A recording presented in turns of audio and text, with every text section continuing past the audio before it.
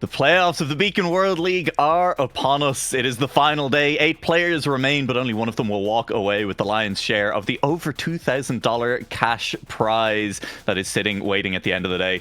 We are looking forward to what should be some fantastic matches. There's some very good players coming in today to bring you the action. Kicking things off, we have, of course, the familiar face of Boney, and joining us for the playoffs, we are also joined by a very, very sleepy Bren, current world champion, winner of the Deep Dip 2 race, and I think most importantly, also quite a good surfer. Bren, how are you doing today? I'm doing really good. I have my Red Bull ready, so not even sleepy. I have a few hours ahead of me. I'm happy to be here. Thanks for inviting me. It should be some sick matches, so it should keep me awake as well. That's really what we're hoping for. If the action isn't good enough, then the Red Bull might come in handy, but I think the action today is going to be enough, hopefully, to keep all of us awake for this one. And I think the only thing to do is to dive right into it and start talking a little bit about some of the players that we have playing today. We'll start by bringing up our playoffs bracket to remind you of exactly who the players are that will be competing for the title of the Beacon World League Season 2 champion. In the winners bracket final, the two favorites, I think, coming into today, Epos and Stuffed, will kick off today, battling things out. They're joined by Grenady, who was well clear of 4th place Bozbez, who is the 4th player to round that out. In the lower bracket semi-final, Wizzy, Massa, Tween and Ender will be looking to make the deep run. And I think it's very interesting to look at that one. And in fact, I'm going to kick things off talking down about that match, Bren, because Tween in particular, I think, is a player who could surprise some people today. I'm kind of rooting for Tween, like in the whole tournament. I'm expecting him to do real good, especially on the last day of the tournament. I'm expecting him to have some sick times being cooked offline. Of course, anyone could do good. The maps in themselves are pretty tricky, but it's also a reason for anyone to show up and do amazing on a specific day. But yeah, I'm expecting Tween to do amazing and probably reach the grand final, and I'm expecting him to maybe surprise maybe the clear favorites that we can draw for now. That could be Epos and Stuft. But yeah, I'd say Tween can be really, really strong and maybe compete for the win. We'll see. It'll be interesting to see when we get to that point of the day. I mean, before he even gets there, Boney, he does have to go through some relatively strong opposition. I mean, Wizzy ended up a single match record off of being in that winner's bracket final instead. And I think Massa, for me, remains a bit of a question mark in this lower bracket final as well. We know earlier in the season, he talked about how he wanted to do well in the Beacon World League. And if he has trained a bit coming into playoffs, if he's put the time in, he's definitely a contender. Yeah, I think in that regard as well, he mostly has been surprised, as we already saw in the interview, just, seeing some of the performance coming in from the players, not even those in. I think Josh was the one mentioning, right, just barely missing out by a point. But at the same time, just seeing the pace, seeing the speed people have. And I think at the same time as well, I think he wasn't fully clear on how match records, for example, were working. So he was, very much getting experience and whatnot, perhaps, that coming in, wanting to get that win. Makes sense as a contender of his caliber, but at the same time, perhaps not fully understanding the full scope of what it was that was expected here in the Beacon World League. On the same side, though, Wizzy just barely missing out on that winner bracket final spot by a singular point. Such devastation. It was, it's really a spectacular match, but just falling off short, but it's just making the journey that much more impressive. Yeah, and look, I don't want to be down on any of the players that have managed to make it to the top 8, any of the players that are in the playoffs, but there is a 4th player in that lower bracket final, and if we pull up the league table briefly, if we have a quick look at how Ender managed to lock his spot in, I think it's fair to say that going into the final day, he probably didn't expect to be here, because if you look at the player right below him, Boney, Josh1248 finished a point behind him, with 2 last places and no match records on the final day. And I think we were watching that, and that was a surprise even at the time. Yeah, we were already discussing somewhat how volatile that top 4, let alone top 8 was, and that potential situation for Josh, right, to end up in a position that he is in right now. But yeah, it just seemed like the day wasn't his, not a singular match record, just not getting the positions in. I believe at one point double last chance as well, and just barely missing out on a 3rd spot. Which would have been enough, would have been fine. But, perhaps it was nerves, perhaps it was just jitters, maybe, didn't eat something, didn't fall too well, whatever it may be. Just so close, yet so far. Yeah, and I mean, look, credit to Ender as well. I mean, you can see in that last match, came second, picked up the 9 points with 3 match records as well. Did do enough himself to get himself across the line. But Bren, I'm going to ask you to speculate a little bit then on how Ender is feeling coming into this match. Because again, I think it's fair to say he probably didn't expect heading into that last playday to actually end up in this playoffs position. Is he going to be more motivated, or maybe is he just happy to be here? Well, motivation is a part of it for sure, depending on how much you want to practice for a tournament and how much you want to be ready for the match you're going to have to play. It also depends on his opponent's practice as well. But I'd say not coming in a match with too much pressure could be a massive help when you want to play good. Sometimes it works for people. Sometimes some of them need that extra pressure. I'm thinking maybe Chefs want to have some pressure on himself to perform good, if I want to speak about another player. So I'm expecting Ender to do good if he is entering the match quite laid back. I feel like he's a bit of a troll sometimes, so maybe the more relaxed attitude could be a bit easier for him to perform. I'm expecting him to drive quick. I've seen him drive some sick times on Trackmania in the past, so why not today? All in all, I mean, among the 4 players of the semifinal, or the 8 players in total, anyone could do good. I'm looking at the list right now of all the players, and there's no single name that I could consider worse than another. Of course, you can draw some clear favorites and maybe some players that you expect to do slightly worse, but all in all, everyone can do good. Again, the maps are tough.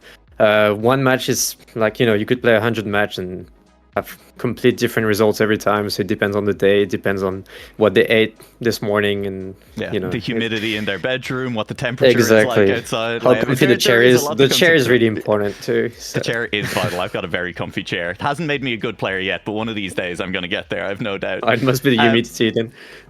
Exactly. It's the lack of humidity in Ireland. We have not had the sun yet. We got to talk about the competition more though. As much as I'd love to lament how I have not seen the sun in 8 months, let's talk a little bit about that map pack, because it is one of those things that is incredibly important, and these are maps that demand you put quite a lot of time into them in order to be able to perform consistently well on them. And Bren, we're going to take a look at Xenogen, the Vixa map, because I'm particularly interested in your thoughts about, Vixa and Mephisto. These are a lot of mappers who map for a lot of other competitions as well, and any differences you kind of see between their map style for Beacon and maybe what they've mapped for other competitions in the past. Yeah, well, I know for a fact that I love Mephisto's maps. I love Vixa's maps. Like, they're clearly some of my favorite mappers in tournaments. I've always loved playing the maps because they don't get tiring. They don't get boring to drive and practice. So they're quite easy to spend time on. I'm used to Vixa being a bit nerfed by the constraints that he could have on the map. I'm thinking of that TMGL map with the 2 pipes at the end that was just Landbug Fiesta, and even though the map was so good, it made it quite unplayable and always getting banned. But yeah, I think Vixa might be one of, if not the best competitive mapper in my opinion. He's doing so good every time. I've had a look at the map he built for Beacon.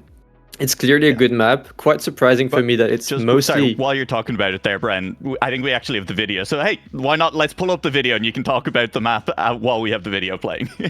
Yeah, sure.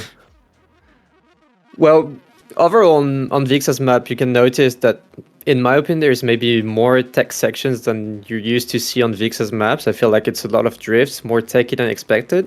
I was actually expecting Kerberos to map to build something a bit more like this, but surprisingly it was Vixa having this task. So basically it's just few drifts, getting lots of speed out of the exit. You can see in the first turn it's one big drift that you need to snowball all the way to the second drift. I feel like all the rounds should be pretty close. The dirt section seems pretty easy as well. No tricky outside line. You just want to keep your speed, not mess up with your gears.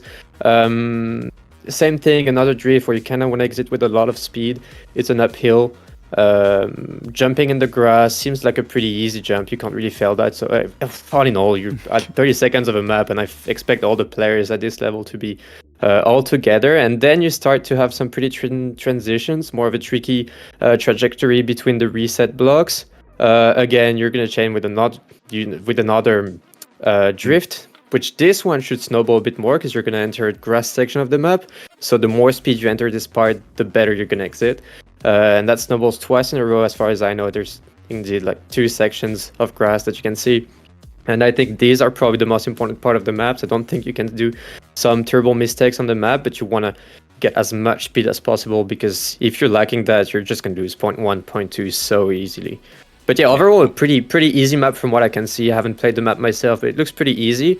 but you want to know how to maintain your speed to just snowball on small details. And if I have to say, because there are so many drifts, I don't think Epos is going to pick this map. I think if Epos needs to stay away from one map, it has to be this one. Yeah, I think that's particularly interesting because you've mentioned Tween as a dark horse for today, and that is one of the only maps, I think it is the only map currently in the pack that does not have a Stuffed to Repos online world record. I mean, Stuffed has held most of the records throughout the competition. Tween took the Xenogen world record online during the course of the week as well. So if Tween does get into a position where they're in a match against Epos, I do see Epos potentially looking to ban Xenogen away over the course of the day. And in fact, let's take a look at that winners bracket final. Let's take a look at what the pick ban order is, because of course we've mentioned the maps are important. The order the players get to pick is also important. Stuffed has been first pretty much all season long in pick ban order in every match that he's played for the playoffs today. Epos has done a little bit of grinding. Boney, he is sitting there first in pick ban order. He will have the advantage going into this match and get to pick or ban first. Yeah, curious to see as well what that will lead into. Thus far, in most matches, really, it's been about, just getting that ban off, just making sure that you can shape the map pool to, not have that one track you're not looking forward to, right? And if that Xenogen is that idea that he may be looking forward to, getting out, he does have that potential. He has that opportunity to make that happen. It's a lot of power, right? It's a lot of power to have to form your race, not just because of that map pool, but also we're gonna go back to that map, right? It's if you pick it first or you ban it out, you're giving yourself an edge either way. I'm very curious to see what Epos will be picking into. I mean, Maharaga has been one of those maps that I believe he has banned a couple times, but I think he's been picking it later as well. It's been a bit of an interesting one.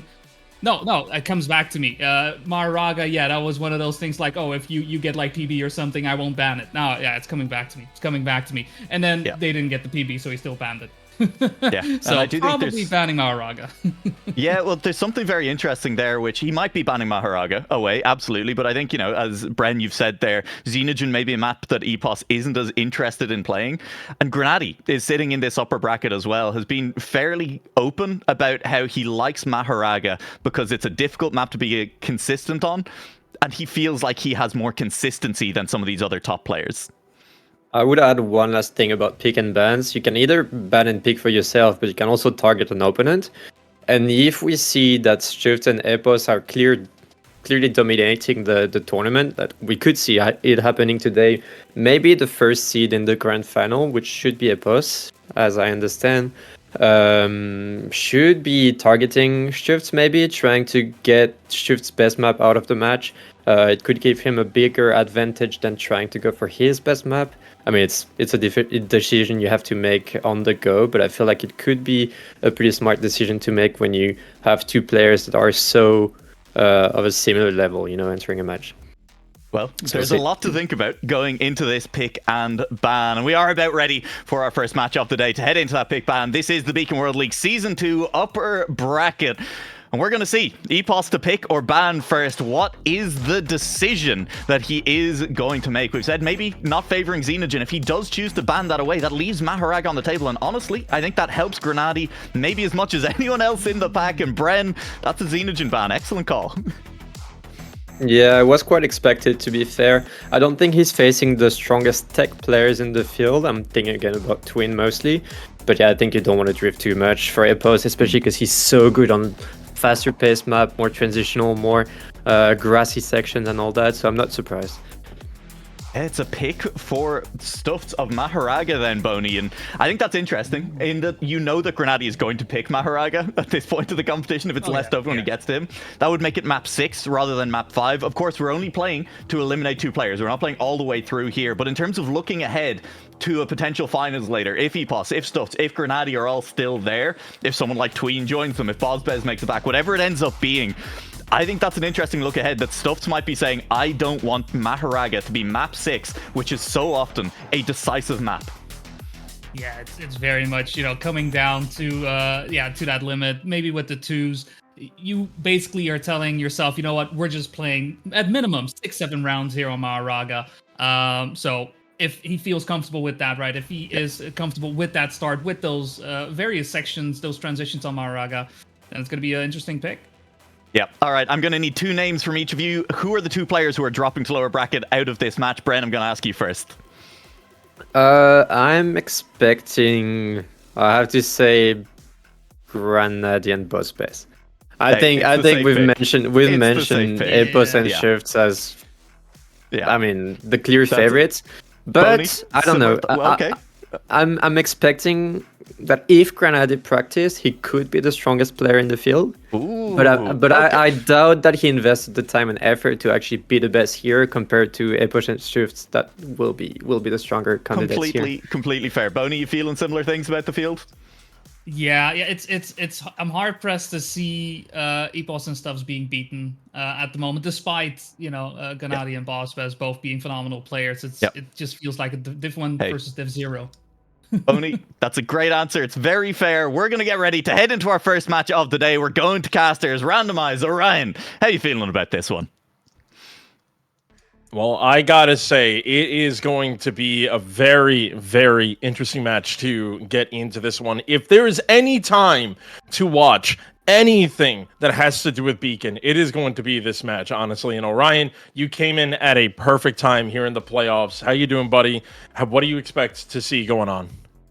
Yeah, I'm all good. As you say, we are now at the sharp end, and we've got the 4 kind of main protagonists in a match together to see really who is the best of the rest, or the best of the best, sorry. Epos and Stuffed, obviously everybody is talking about them, and you would say, if you're a betting man, you would imagine that they would go through. But, Grenady and Boz, we don't know how practiced they are. Bren was saying if Grenady has really invested the time, he could be up there with Epos and stuff. So it will be a really interesting match to see kind of how it pans out. I think we'll know pretty soon, whether there is kind of the gap separating the top 2 from the bottom 2 that everyone is expecting. But it might be quite an even playing field. I'm really excited to see how the dynamic is going into this one. Yeah, no, I'm definitely interested to see this. I mean, it's come full circle for me. Like, way back week 1, I got to cast the match with Grenady on Maharaga, and everything was going wrong. So I'm really curious to see how they do on this one. So with that being said, let's check out Maharaga. Oh my God. Let me show you what I got. Oh my God. Is that bullshit? I think not. Let me show you what I got. Hey, yo, who made it? I think God. Oh my.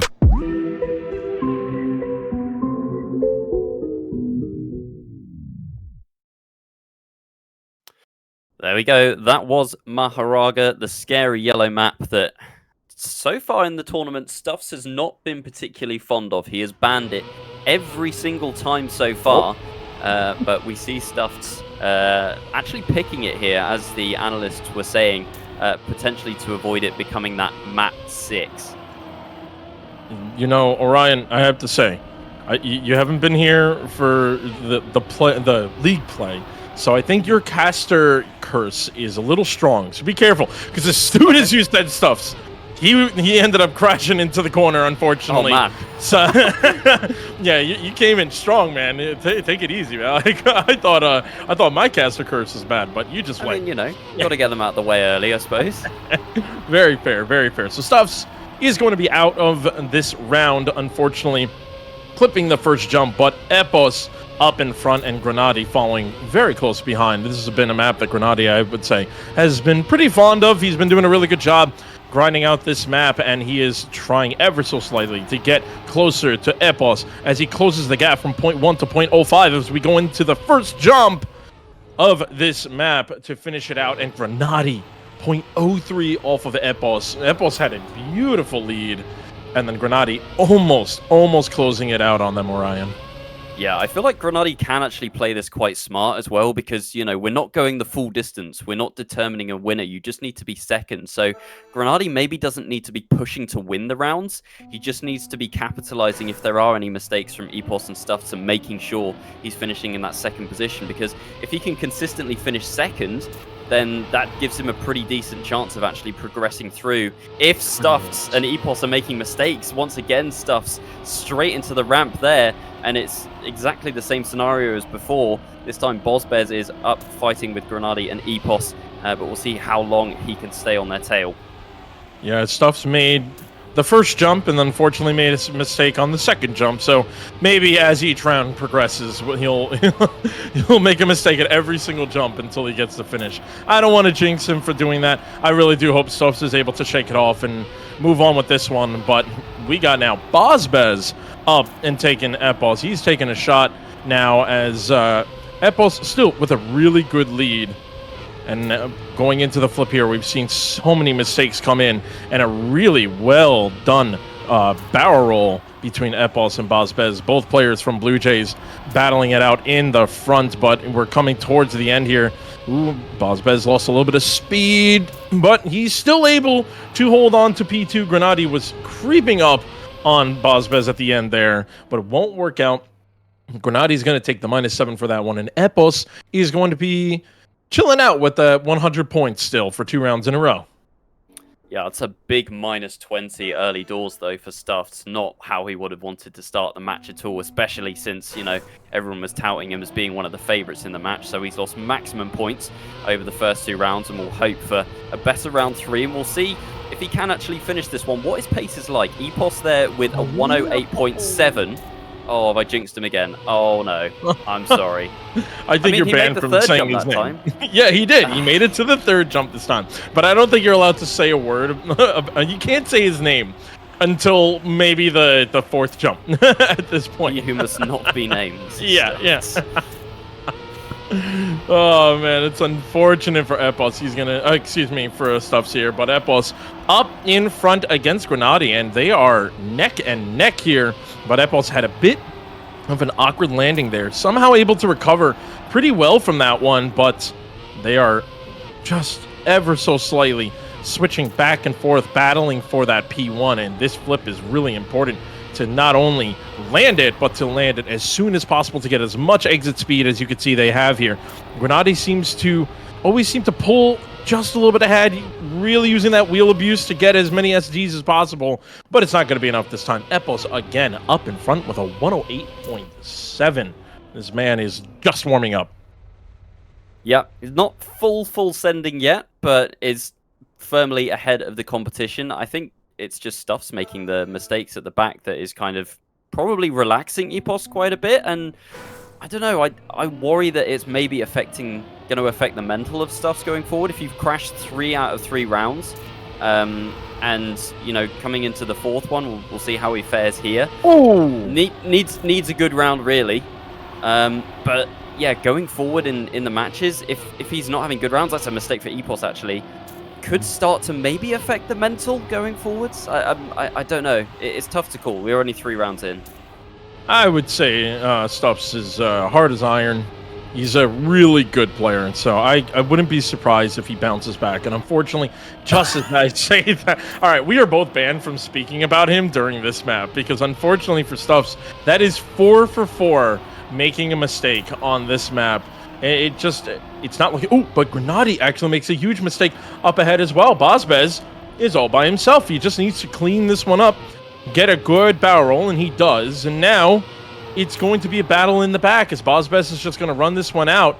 Stuffs, even though he made that mistake, he's in 2nd place. This is huge for Stuffs. He needs to be able to bounce back, and it's looking like it's going to be here as long as he can make the finish line, which he will.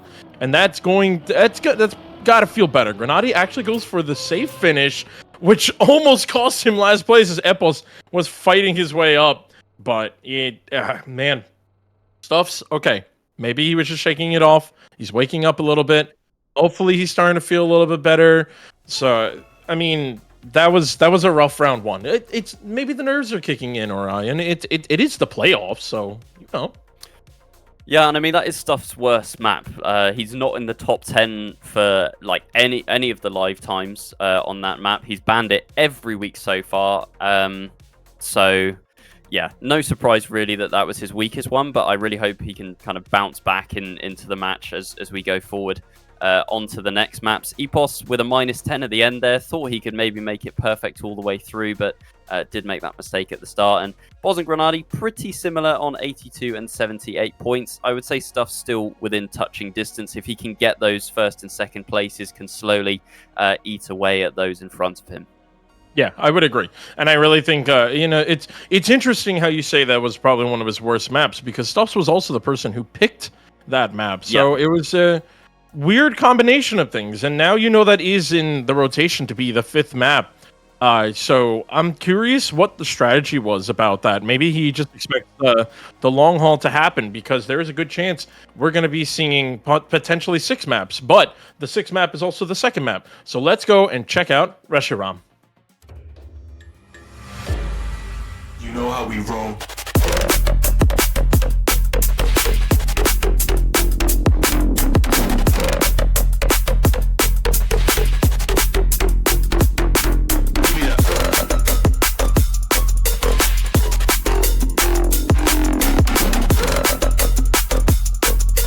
Straight up madness, you know how we roll.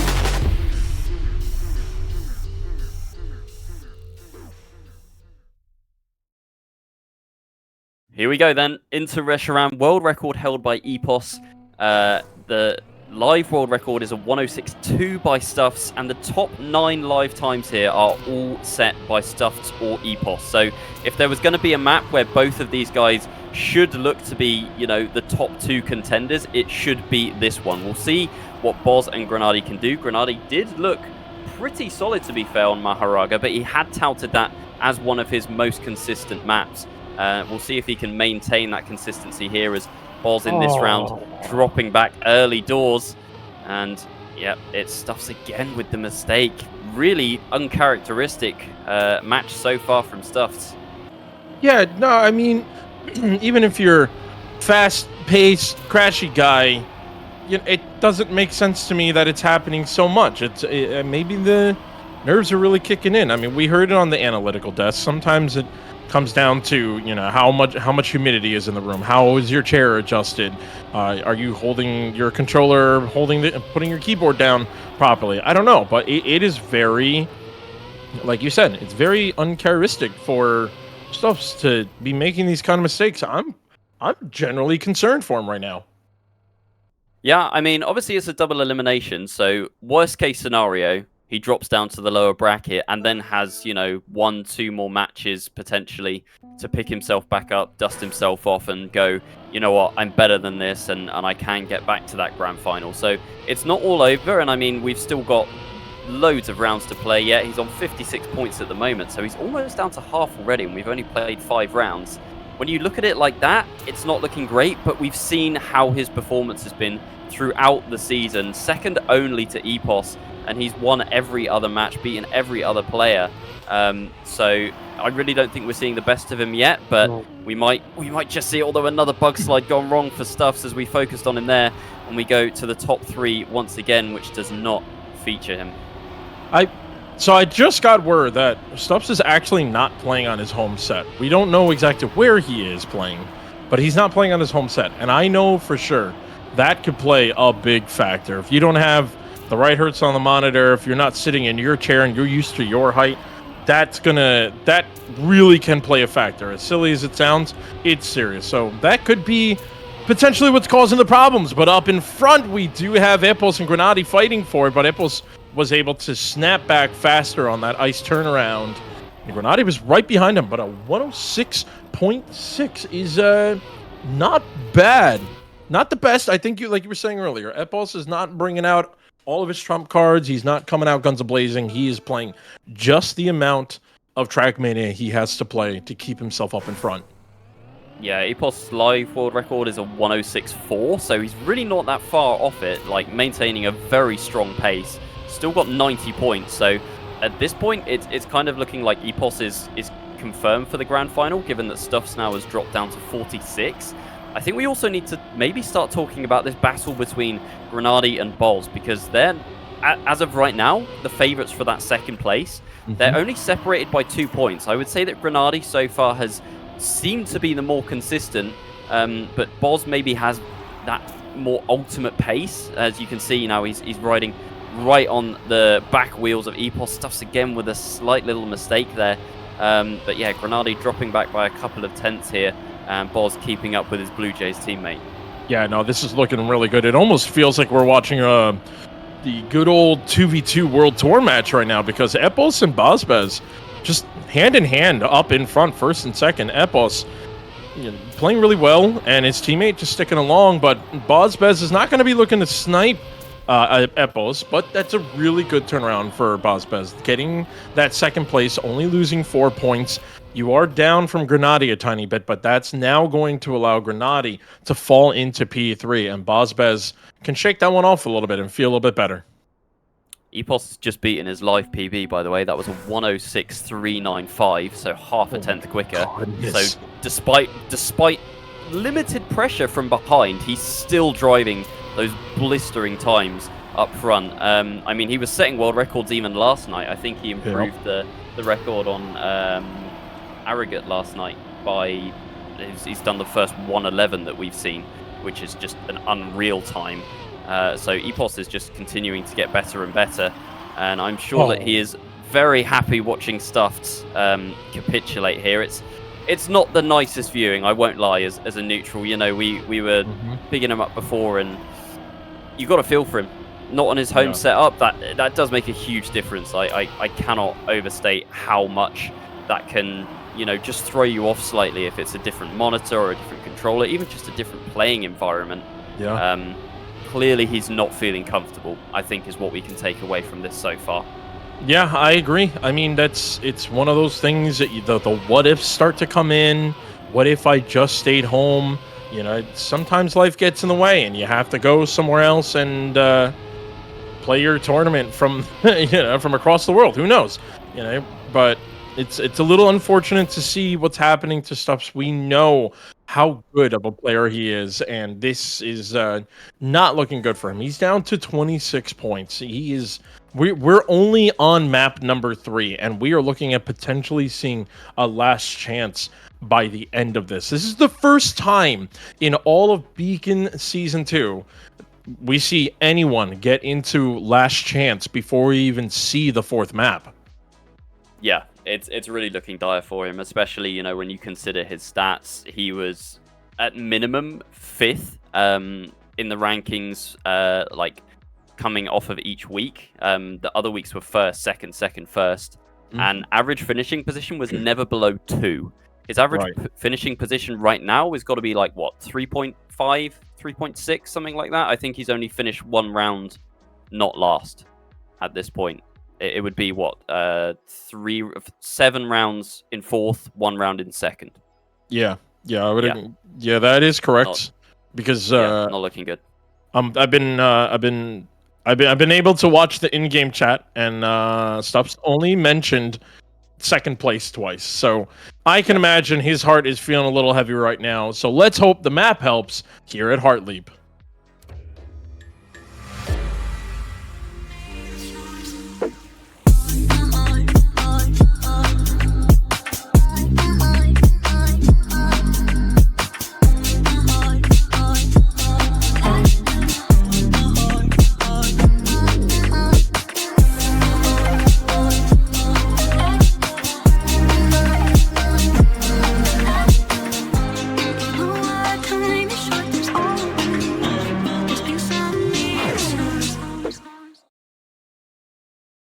So the 3rd map in the rotation, picked by Bozbez. World record here is a 110.884 by Epos, and the top 10 live times have all been set by Stuffs or Epos. Stuffs holding positions 1 to 6 in the live time rankings, Epos 7 to 10. Stuffs has got to turn around his fortunes. 26 points feels like the turning point. If he's getting -10s here, it feels like the beginning of the end. Grenady on 59, Boz on 57, both very evenly matched. If Stuffs continues to make mistakes like that, then it feels like we could have a showdown between Boz and Grenady for that grand final. That would be quite the turnout. I mean, everyone was just so focused on these two because of how well they've been performing all throughout. I mean, EPOS, no surprise there, but Boz and Grenady, nobody was really talking about them enough. It's just been this performance from Stuffs that's kind of allowed them into the conversation here. As of right now, who would you say the stronger has been? Who would be the most likely to get into that grand final? I mean, it's very obvious for EPOS to be the one, but out of Bozbez and Grenady, when it comes to experience, I have to give it to Grenady. Grenady has, even if he hasn't trained the maps as much as everyone else, he just has that experience, that composure, being able to stay calm under pressure. And even after that last round, we see Grenady is able to take P2. So I would have to say the player from Big, you know, there's a reason why he gets the paycheck from Big, and it's because he knows how to make the play. So we'll just have to see, and you know, anything could happen. I mean, Orion, do you agree or do you object to what I say? I think I agree for the most part. Obviously, you know, seasoned veteran, Trackmania World Tour player. He's experienced pressure at the highest level. I have to say, though, Boz just does not feel pressure, like, ever. I've never known Boz really have a particularly bad day from, you know, 2 years of casting BITM. It's always been Boz and EPOS up the front, and one day Boz would win, one day EPOS would win. I think EPOS has definitely kind of overtaken Boz for the most part, but you can never count Boz out. That is one thing that I've always learned. Even when he maybe looks to have having a little bit of a wobble, you shouldn't count him out. Okay, I'm with you on that. I really do think Bozbez is a really good player, and as we could see, that Bozbez is actually pushing up ahead of Grenady right here at the end of this map. Ooh, but he takes a little bit of air, but somehow holds on to that by 7 thousandths of a second. Grenady almost took back P2, but that wasn't gonna happen. Bozbez, you gave him the buff, you gave him the compliments. He goes, cool, let's do it now. And Bozbez was able to bounce back on that one, closing the gap again. 2 points between Grenady and Bozbez. Stuffs, unfortunately, down to 6 points. At this point, it's second or better just to survive another round, but it's not looking like it. Unfortunately, Stuffs makes a very, very early mistake. He's out of this race. I would not even be surprised if he unfortunately DNFs towards the end of this one, because he is struggling back there. But we got the Blue Jays up in front again. EPOS and Bozbez battling it, while Grenady is just behind. Any mistake happens, Grenady's there to capitalize.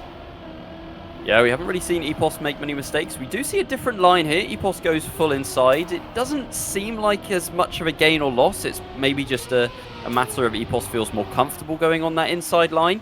We'll see if Grenady is able to catch Boz here, although he is driving a very solid round. I am very curious to see what this time from EPOS looks like, because he is miles in front of Boz right now. He drove a 1:11.2, which is definitely in the top 10 live times in the previous round. Could this be a world record? It's a 1:11.011. That is live world record by a 10th by EPOS. Wow, that's insane. He didn't even need to drive that, and he just play again. EPOS. Sometimes I feel like he forgets he's in a match, and he's just like honestly just chilling there, vibing, maybe playing some good EDM music, and going, "Let's get a world record today." Like, he wakes up and says, "I'm gonna have my name on every leaderboard," and just the way he drives sometimes, it doesn't look like he's getting pressured. Like you were saying, like, you know, you were saying Bozbez doesn't feel pressure. I feel like EPOS doesn't even know he's like playing a tournament. Like I said earlier, it's incredible how consistent and how well EPOS can play. I think if I remember correctly, EPOS has made one mistake this match, just one. Yeah, just one. That's it. It was a big one. It cost him 10 points, but yeah, every other round he has finished first. One fourth every other round first. That is what we've come to expect from him during the league play. At the other end of the field, we didn't think we were going to be saying it, but Stuffs on last chance is surviving for the moment, but I've cursed him enough this match, so I don't want to do it again. So the less we talk about him, the better. It's Boz with a mistake about a second back, and Grenady, I thought he was actually pulling out a bit of a gap. He might here, as everyone does make the finish. A 1:11.0 again from Epos. It's like crazy pace. Stuffs does survive this map and will go on to the 4th. Yeah. So, okay, we didn't get a new record of earliest elimination in Beacon World League. So it would be such a bummer to say like one of the top 2 best players in all of the season sets the record of being the fastest eliminated. So good thing there. It's a good thing there. But as you said, Stuffs survives for the next map, and it is looking scary because you start to get that flow when you're playing that map over and over again, and now you have to kind of reset that. Luckily, they get long warm-ups, but you have to reset that and regain a new flow into the next map and not get eliminated. He just has to avoid 4th place, which has been very difficult for him. For whoever gave him the setup that he's playing on right now, crucify them, because we need a better setup for stuff so that when he travels, he can still play at his peak. Because it's so unfortunate to see him playing like this. Yeah, it's depressing. I can only imagine what he's going through, but he's still on last chance, and he will we'll see if we can survive over on the next map, which is Arrogate by Kerberos. Welcome to the age of cybernetics.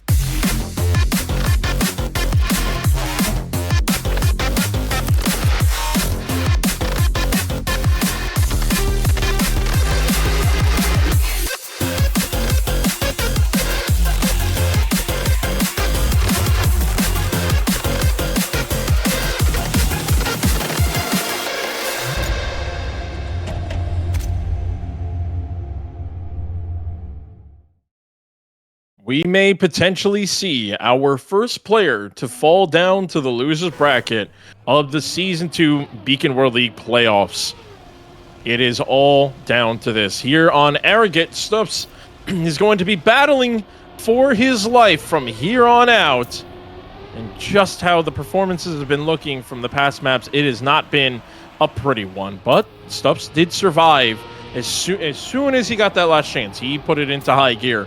And we see him in 2nd place, and unfortunately, just like that, falls down into 4th gear, makes a big mistake, and it's a very, very bad recovery for Stuffs as well. So that is more than likely it for him, unless someone makes a major mistake. But Epos, again, up in 1st place, dominating the competition. More than likely will be dominating the rest of this tournament, in my opinion. When we were listening to the analytical desk speak earlier, they were talking about all these different players who could probably win this tournament. I have all my money on Epos. At least I have all of my pick'ems on Epos. So we'll have to see if Epos could do it. I would be so happy if he dominates. I have to agree with you now. Like, given that was close. Given Stuff's performance today, whether it's out of his control or not, he no longer feels like a genuine contender. And my condolences to him. He does fall to the lower bracket, and it's so sad to see him drop down because we've seen in all 5 play days how good he's been. So yeah, it does feel like a strange way for him to drop out here. But we do have an exciting competition still left, and it's looking like it's going to be Grenady versus Bozbez for that 2nd spot in the semi-final. Epos looking locked in on 90 points. Bozbez currently on 25, Grenady on 30, so there is all to play for going into the grand final. I will say that we have seen some crazy comebacks during the season. Players like Epos is definitely not one of those that we've seen in those comebacks, but we have seen it because now that there's only 3 players, as a reminder for people, even the 1st player is going to start to bleed a little bit with a -2 in 1st place, -6 for 2nd, -9 for 3rd. So this is the time where everyone will start to drain a little bit. But I would say 90-30. We don't have to worry about that for quite some time. But Grenady up in second place. We've seen him almost snipe Epos in the past round. But Epos with a good lead ahead, 0.37. Yeah, as we go into the longest risky final or finish I've ever seen in a map. But Epos actually bumps. The man can bleed, and he hits that finish line. Grenady goes for a big snipe, and that's going to be a -6 on Epos. -6, but the only points that he has lost for, 12 rounds now, I want to say. So he can bleed, but, he's just kind of put a Hello Kitty plaster over it and gone, I'm okay, I can get up. I'll go again, I'll live, Yeah, very true. But speaking of living, Ozbez getting close to the end of his lifespan with points. Currently in third place and looking to try to fight his way into P2. Grenady not letting that one happen early on in this round. Very close lines as they are coming around those corners. Ozbez is really starting to try to push this one. Grenady released early, but was able to still push through the moments where you have to release a bug slide from 2 out of 3 players. Epos gets a really beautiful bug slide, which put him a little bit farther up ahead, but Grenady is starting to capitalize in. And just like that, Epos takes off even farther with the best exit I've seen for these 3 rounds, and Grenady falling a little bit farther back, but it's really going to come down to Ozbez if he can push this last bit. Don't lose any grip, but you're going up against a wheel player. Grenady's not going to make those mistakes. Ozbez is going to take third place again. And that's 112.1. Man. Beats Stuffs' live world record by 5 thousandths. I told you, he's not competing. He's just doing TA right now. Epos is just chilling up in front. Epos, okay. He wasn't showing all of his cards, but now he's starting to show them off a little bit. Intimidates the competition, I would say, Orion. Yeah, I mean, if Stuffs isn't going to be in the grand final, then it's going to be Grenady and, people are saying potentially Tween. They're going to be watching this performance now from Epos. Maybe not this round. We can ignore this round. But in general, from Epos, and going, how am I going to beat this guy? Like, what on earth do I need to do? The majority of the times that Epos has been driving are faster than Grenady and Boz's live world records. Like, and he's been doing it consistently. It's insane the level of performance he's able to maintain. And you can't really see much in terms of, like body language or how a player's feeling, but you're totally right. You can just see that he's vibing. He's so comfortable. I remember as well watching the Trackmania World Tour broadcast when he was on LAN, and he's literally sat on the stage with his headphones on, just like bopping along, like, yep, I'm driving world record pace. This is sick. Yeah, that's how he is. He's just a vibe, and unfortunately, Epos will make a mistake. And if I remember correctly, this is his second major mistake, I'll say. He made that one silly one at the end in round 3, but that was his second major mistake. And it's typical. Get a PB, everything goes wrong the next round. It's just Trackmania tradition at this point. I feel like people start to do it on purpose. Just how many times that happens, especially when you get a world record. You get a world record, you definitely crash, and you bump out completely. So We'll see as we are now back on the top of the map list. We are back in Maharaga, which we saw kind of a back and forth between Grenady and Ozbez. And Ozbez, he's down to 1 point, no matter what. This is the last round before Ozbez goes to last chance.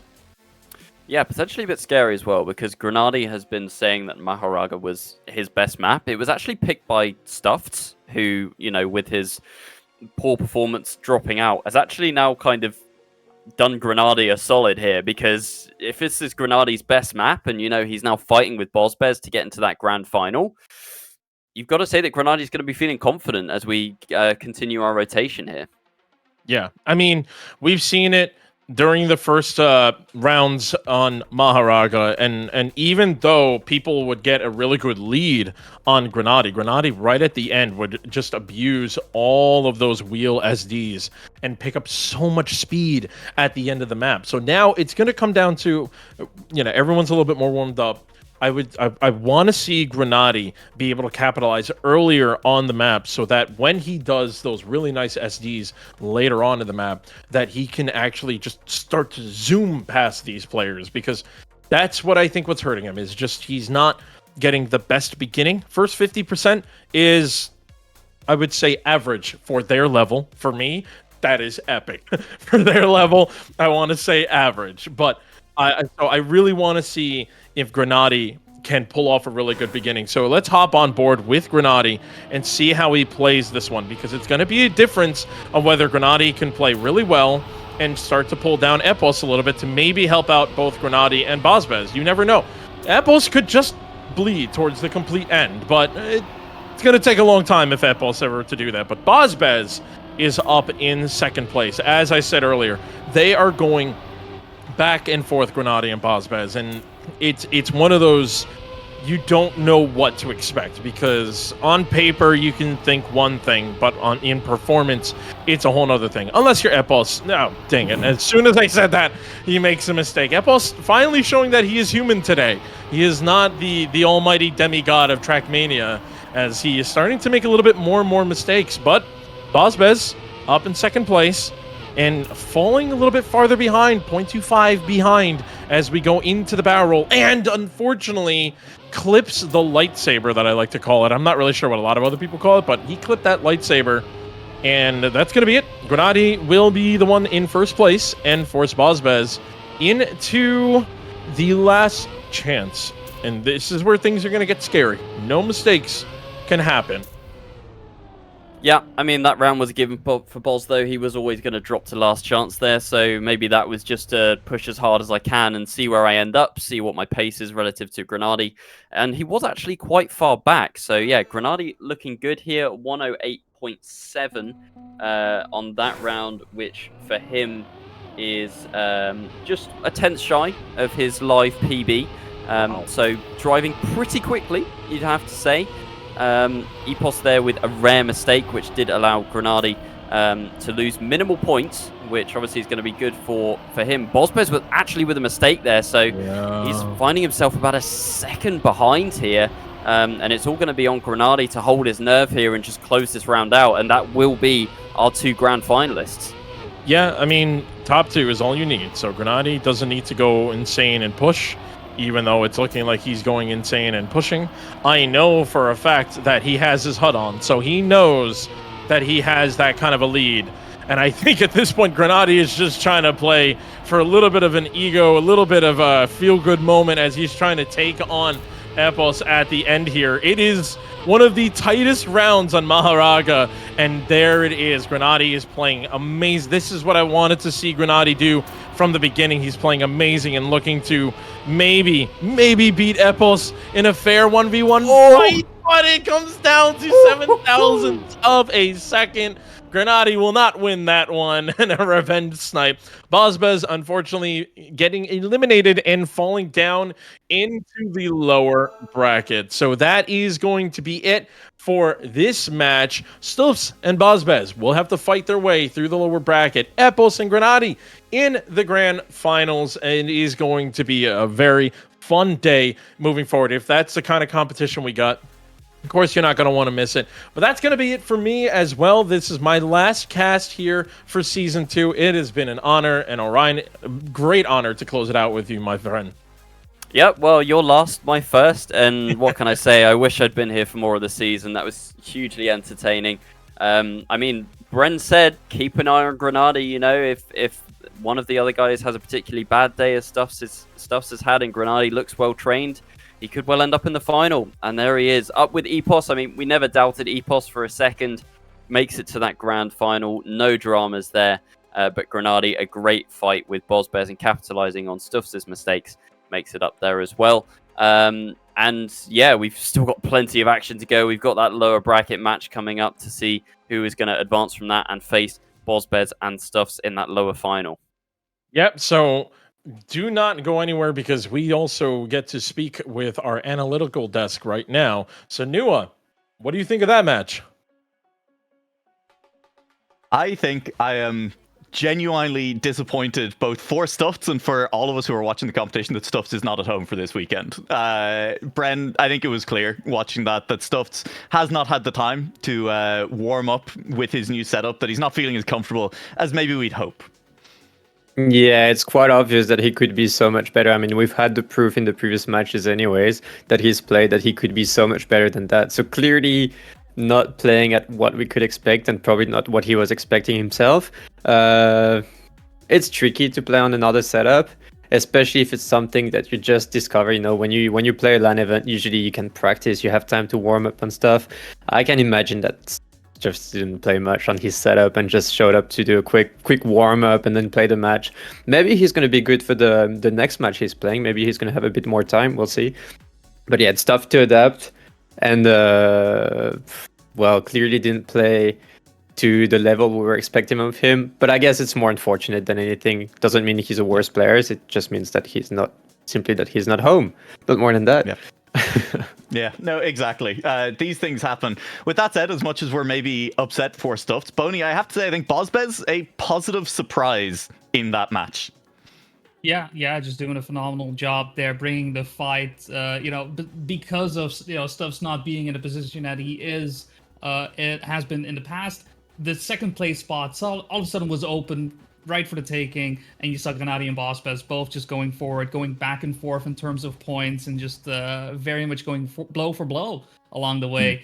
I mean, it's unfortunately came down to Maharaga, the funny yellow map, to unfortunately, end his run and send Bozbez down to the lower bracket. But despite that, giving us a good idea on what to expect, and not looking to make things easy on our opponents. But yeah, close fight. Granati came out on top, but I think just a couple more rounds, maybe things could have gone a bit differently as well. Yeah, and I think it's particularly interesting. We've heard rumors, and I think they're probably true, that Bozbez is maybe not as practiced as some of the other players, hasn't put the amount of time into the maps. And I think in particular, I want to highlight Arrogate for that, where we saw every other player in the match at least going for the bug slide line, and Bozbez isn't even attempting it. He hasn't even tried to go for it once, which I think is a sign that maybe he's not put as much time into that map, and by extension, probably the rest of them as well. And so, Bren, I am just going to ask you, how scary is a player that you're like, oh, this guy hasn't practiced and he's still this good? As the day goes on, he's going to just continue to get better. I mean, it's always impressive to see someone do a different line than what's supposed to be conventional. I think Bozbez did super good in that match. As you said, it could have gone either way at the end. The main difference is that Stuffs literally didn't play a single round in the match, unfortunately, which means that they keep losing points at the same pace between Granati and Bozbez, because Epos was just destroying the match. And then at some point, as soon as Stuffs is out of the match, it all comes down to who gets last in that between these three players. On top of that, we saw Epos doing a little gift to Granati at that finish line. Like, he just bonked the finish, which made it even more difficult for Bozbez. But yeah, it could have gone either way. And just clear domination by the good old Epos. And I guess it could have gone between Granati and Bozbez, but Granati maybe a bit more pace, a bit more consistency, which made the difference in the end. Yeah, and well, hey, speaking of Epos and his gift to Granati, we are going to be joined for an interview by Epos, who has now booked his spot and the chance to defend his Season 1 title for the Beacon World League in that grand finals. Epos, thank you very much for joining us. Congratulations on making it to the final. Would you like to maybe speak a little bit on the round where you, in fact, gifted a round win to Granati and made life more difficult for your Blue Jays teammate? I mean, the serious answer, mate, is I saw that I had like a 40-point gap or whatever, and my brain kind of went into time attack mode. I just wanted to set some good times, so I want to go really far left on the fin. And so, yeah, I was a little bit silly, made life hard for Boz. I'm sorry, Boz, but, it is what it is, man. It is what it is. Well, I have a little question for you, Epos. As you said, because you went a bit time attack mode. Obviously, maybe you were expecting Stuffs to play a bit better than that in his match. Considering you were so dominant in that match, clearly winning pretty much every round at the start, did you feel Like you had less pressure and just decided to go for 6 times because you beat you did some insane rounds during the match? Or did you still focus on just clearly being consistent, winning the rounds and just get the job done? I think, to be honest, I was focused until we got to Arrogate. When we got to Arrogate, I think that's sort of when I switched off the focus a bit. But the first 3 maps, 100%, I was just trying to win because it's so easy for a match, I'm sure you know, just to flip like this. And so as soon as I got the really, really big point lead, then I sort of thought, all right, I can take my foot off the gas, just jam to my tunes and, have a bit of fun, which I did. Okay, well, it makes sense. It makes sense, anyways. It's what you're supposed to do when you're that good on pretty much every map. To be fair. Thanks. It's really that as well. Like, speaking into every map being good, we've seen you in the past ban Maharaga. This time around, going in with the Xenogen ban. I'm very curious to hear. I mean, I don't want to go too deep into it because maybe this will influence your choices going into finals. But for you, is that very much the part where the match starts, where you are very much considering who am I playing up against, and considering the times that you have gained allow you to have that first pick and ban? Does that very much influence, whether it's going to be a Xenogen ban or Maharaga ban, maybe even Restaurant ban, or do you already have that set in stone for yourself, not worried about who you're playing? I mean, it's a good question, but for me, the league was sort of experimenting to see what maps I was good on, right? So on week 1, I played Xenogen, and I was crap. Then on my second match, I played Stuffs again on Xenogen, and I was terrible once again. And so I thought, you know what, we'll switch the script a little bit, and I'd try Maharaga, and I just found it so much easier for some reason, which is, I don't know, it's kind of opposite to what you think, but I found more consistency in Maharaga in comparison to just, I don't know, kind of a tech map, I suppose. But my tech skills are clearly not up to par, so yeah, I decided to do some transitional stuff. And yeah, I just prefer Maharaga much more to Xenogen. I don't mind saying that to people. They can sort of guess the band that I'll go for in the finals. Yeah, that's completely fair. We do have to say that we got Bren on today, and the first thing he said, watching Xenogen back, was doesn't look like an EPOS map. Yeah, definitely not. Well, it's clear to me because I have played against you a few times now, and it's clear to me that if I have to face you, first I'm not gonna focus the tech maps because I know either they're getting banned or if there's no ban, I should pick them. So yeah, you're clearly so good on any map that doesn't require too many turns where you have to hold break. But when you have to just be transitioning, keep speed on grass parts, dirt, outside lines, and all that, you're just. I mean, I'd say you could be the best player, to be fair, in the field. Like, not even speaking Beacon, you're just terrifying when it comes down to just keeping speed through every turn. But yeah, I was expecting you to not go for that tech map, especially considering you are with people that can actually drift really good. It makes sense. I'm too predictable, man. I'm too predictable. I don't know if the answer is to flip the script and leave Xenogen open in the finals, EPOS. Yeah, I might have to now. Just to stick to them. I do have one final question before we let you go here, which is obviously, unfortunately, Stuff's not playing from home this weekend. He is playing on a different setup and he's not looking as strong. I'd love to know what the emotions are for you with that. Were you looking forward to playing Stuffs again on these maps at full power, or are you kind of happy there's an obstacle out of the way? Nah, I'm not satisfied at all. I mean, Stuffs through the league was my main competition, and I've sort of seen Stuffs for the past year as my rival, so the fact that he can't play his best is a little upsetting, I suppose. But I mean, what can you do? He's on holiday, he's having a good time. But yeah, I don't know. I'm sure we're going to play each other in future, so it is what it is, man. But I would have loved to play fully focused Stuffs. I mean, he's so good. I mean, I said it to him in DMs. I think when he's feeling it, he's unbeatable. I think he's the best when he's feeling it. I don't know. So I would have liked to play him at his best and beat him at his best. But, it is what it is. It's going to be for the next final, and the next final, and then the other next final, and then the future final. And maybe. That's it. Beacon World League Season 3 and every other competition that happens in between. We'll have to wait and see. EPOS, thank you very much for joining us for an interview. I'm going to let you go now. Get ready, because we have to go and prepare to watch the lower bracket final. Yeah, I'll be watching to see who I'm playing. Cheers, guys. Excellent. Looking forward to that. Thank you, EPOS. And I think we're just going to head straight to a quick break. We'll be back to break down the lower bracket final, lower bracket semi-final, excuse me, that we are heading on directly into. We have a little ways to go before lower bracket final, and even longer before the grand final, where it all gets decided. This is Playoffs Freaking World League Season 2. You won't want to miss any of it.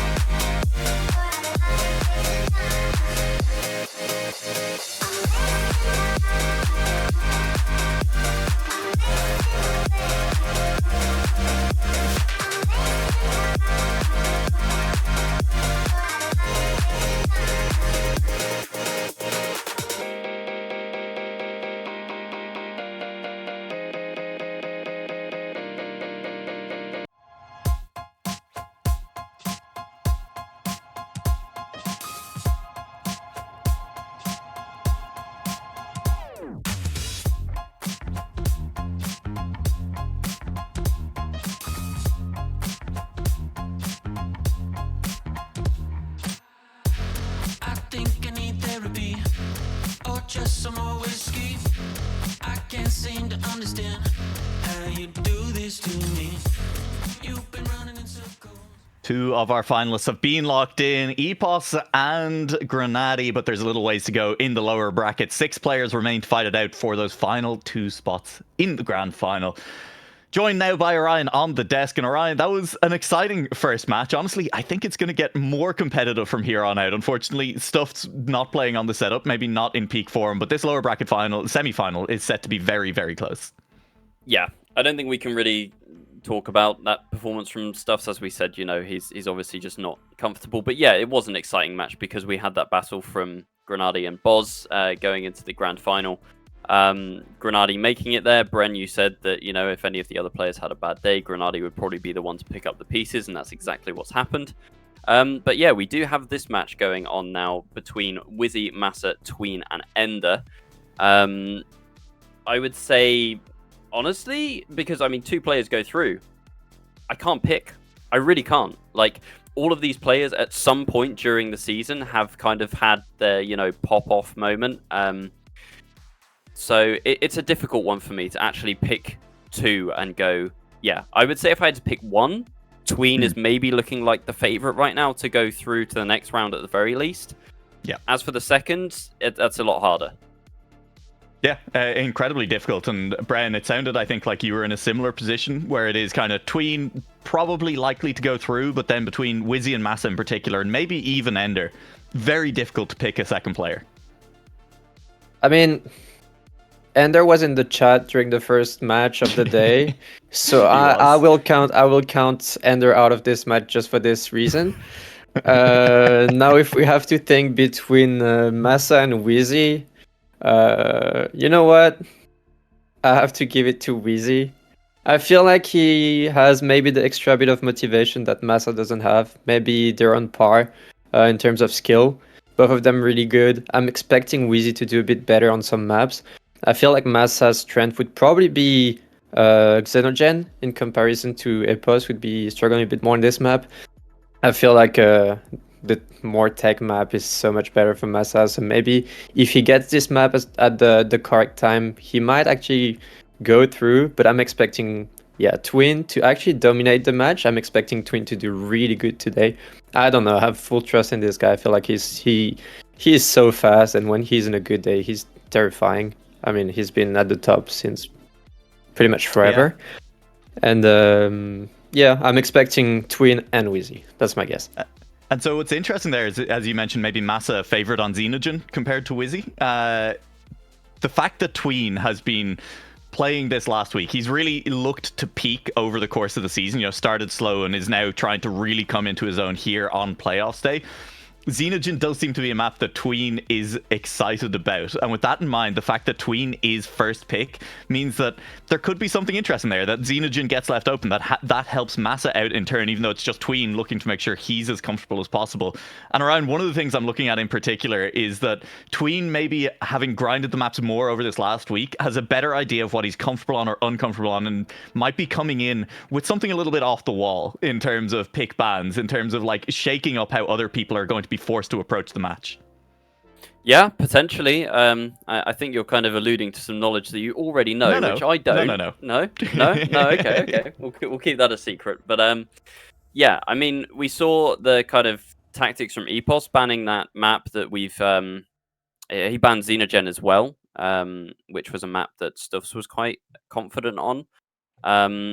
So yeah, Tween could throw a spanner in the works with that, but I mean, Bren said earlier before we went live, like every tournament that he's played, afterwards he thinks he has a good time, and then Tween comes out with all these offline records and just completely blows the field wide open. Like he always has the fastest time. So if Bren is, right there, then yeah, we definitely could see. And like Tween didn't start off the best. Let's hammer that home. He finished 4th place in his first match, so the fact he's even managed to get up into the top 8 is quite impressive. But he has definitely kind of improved as the competition has gone on. And I think someone said earlier, like, he was just trying not to get burnt out and wanted to peak at the right time. Now is the day to peak. So if we are going to see peak Tween, it's going to be today. Yeah. And while we're just waiting for the pick and bans to finish up on this one, I mean, Ender, you can type one in Twitch chat if you want, but we'd prefer if you typed your pick or ban into the Discord channel that's, reserved for that purpose. Bren, I do want to ask you, based on the performances we saw in the upper bracket final, I mean, obviously we haven't seen any of these lower bracket players yet, but how good do you think Grenady is relative to the strength we're likely to see in the lower bracket? Is this a Grenady who's in a position to finish top 3 in a grand final, to maybe even take the 2nd spot?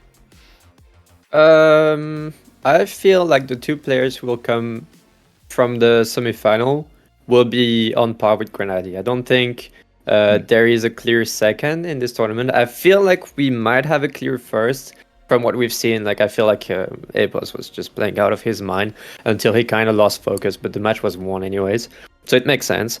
So yeah, I have a feeling Epos might dominate the grand final, but then for the 2nd place it could literally be anyone, and that's considering that it could be literally anyone going to the grand final in the first place. So yeah, so for now I feel like we could even see a Stoops comeback later on, by the way, if he feels like he adapted to his setup and maybe gets untilted a little bit.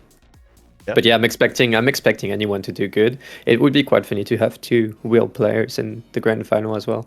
We'll see. Yeah, could be exciting. Wizzy has a long way to go before then, and it'll start here as we get ready for the pick and ban for our lower bracket semi-final. It is Tween with the first decision to make, and we said it, he's been practicing a lot during this week. Xenogen may be a map that he's interested in. Does he feel comfortable on Maharaga? Heartleap and Arrogate, I think we generally haven't seen much targeted towards Reshiram in a similar boat, but it is Reshiram that gets banned away, Orion.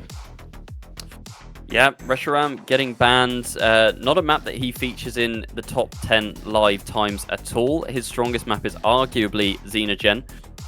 So we'll see if any other players are willing to pick that. We will see it though. Obviously, it just depends what order. Massa picking Arrogate, Wizzy picking Maharaga, and one map left. Ender picking Xenogen, and then Heartleap will be number 4. And there's something so interesting about Maharaga in these pick bans, Bren, because while it's been the map that gets banned the most, whenever it gets picked, it ends up in the first 2. Yeah, well, if I have to be completely honest, this is clearly not the pick and pass I was expecting. I was actually expecting Twin to pick Reshiram. I was expecting Massa to pick Xenogen.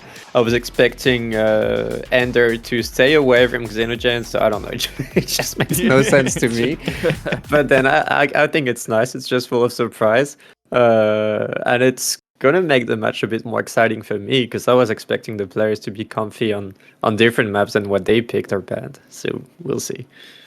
Yeah, it's going to be super exciting. Now, listen, I think we've already had predictions a little bit. We're all expecting Tween, I think, to make it through this one. Bren, I'm going to ask you for one more name. One-word answer. Wizzy or Massa to go through?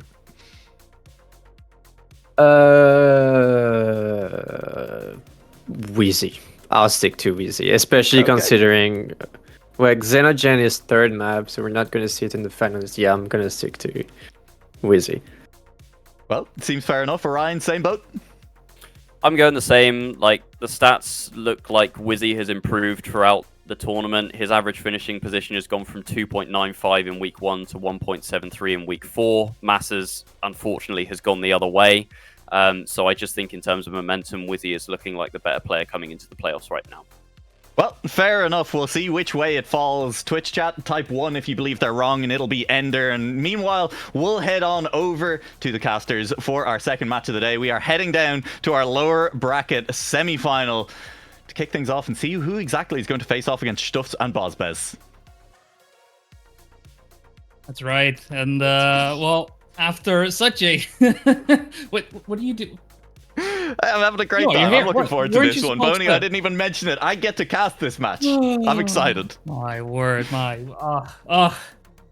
just I'm looking forward to it. We've only been able to cast one so far, so hey, we'll make it a 2-peat. Who knows? Maybe even a 3-peat. Just maybe alluding to things. Who knows? I've read the script. I've seen the script. I have not written the script, but hey, I am as much part of it as you are. But yeah, with this lower bracket semifinal coming up, I mean, where we saw Stuffs and Bozbez go out in the winners final, they still have that second chance, right? They still have that potential to come back. For these 4 players, no such thing, right? Their performance in the league wasn't good enough to land them that spot in the winners final, and because of that, they are set to be eliminated if they end up in 3rd and 4th in this match. And I mean, we got some good names on the block.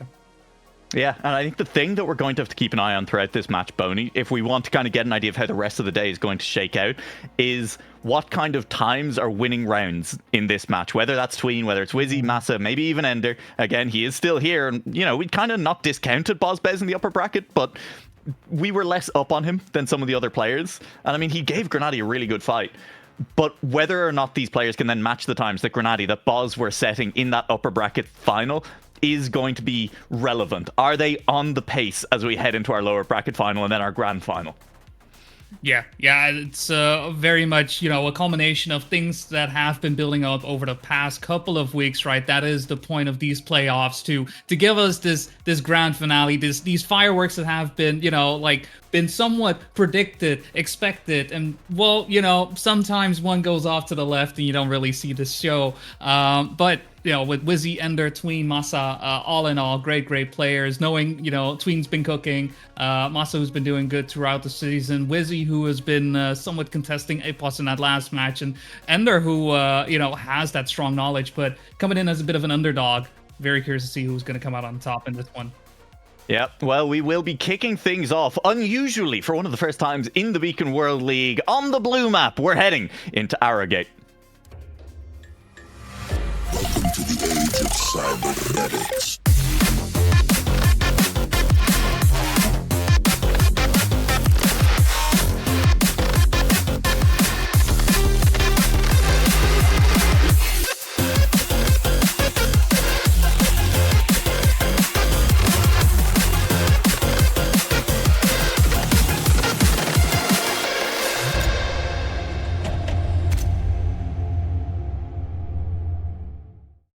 Bit of an odd one to start things off on, but because of the Reshiram ban, it's going to be Eric at our first map of the 4 to be played. Everyone off the line once again, going through Ender, Masa, Tween, Wizzy, just ready and set to get themselves a spot to fight against boss bets and stuff. And I mean, right now Masa already strong off the line, but everyone else very close to him. Yeah, and I just do want to go back to that pick ban for a second while we talk about it. Unusual to have Arrogate this early. I think that's Reshiram's first ban in the entire tournament, Really? which is wild that it has taken the playoffs to make it happen. And Tween, as we said, has been grinding this week and maybe just a little bit different in how he's been thinking about things, what he's been prepping for this weekend. He got very close to the inside wall in that no-break section. And we head then into this bug slide for the first time. Wizzy not even attempting it. Is that just a decision he made in the moment? Is that going to be consistent throughout the day? We'll wait and see, but for the moment it's Masa from Ender and Tween sits in third. Yeah, Tween having a bit of an issue with the bug slide right there. Does mean he falls behind, but recovers from it beautifully throughout the grass section, setting himself up in the second place. Masa miles ahead, really only to finish that may ruin his opportunity. So engine off we go, going down, going up, around the bend and across the reset block. It is, oh no, Wizzy looking to, make that third spot happen. But once again, the finish line, not quite a line you can just drive through. There is still that arch that will ruin dreams. And in this situation, Wizzy losing 10 points instead of a possible 7. Yep, this Arrogate finish line and of course the Xenogen finish line angled in such a way as to make life just difficult, just kind of painful for the drivers, and has caused issues in the first round there for Wizzy. We said we'd keep an eye on the times that were being driven as well. It was 1:12.7 to kick things off for Masa. That is a solid time. Now look, do I think it's going to beat EPOS? Probably not. Do I think that puts him right up there in terms of, what Boz, Grenady were driving in that upper bracket final as well? Yeah, absolutely it does. It won't be a 1:12.7 for Masa in this round, who was clipped on the exit from that dirt and is now driving recovery lines towards the back of the field. But Wizzy, recovering from the previous round, is in the lead, leading from Ender, who's had a decent start to it here if he can just clean things up a little bit, and Tween, who is chasing down through the bug slide. All three of them looking okay, but Wizzy did end up in the air on the inside, and he'll drop to third. Yeah, was able to actually set up for the bug slide, so it must have been that first round. Just wasn't feeling too good, wasn't happy about the approach, and did go for it this time, but just ending up a bit too far on the inside, right? But with Ender crashing out right before our jump into our final sector, it does give Wizzy a bit of room to breathe. He's looking for, second place right here with Tween coming in with a 1:12.8 thus far. The pace not going too much higher, and Masa just getting away with murder right now as well because of his early mistake. Was quite far behind, but Ender having some issues with the finish does mean that he gets away with a -7. Yeah. Look, that was not the closest we've seen to someone crashing the finish line again, but if Ender had crashed again there, that was a DNF, and that is the full -12, which you want to avoid that where possible. Do not get -12 points. It makes your life an awful lot more difficult.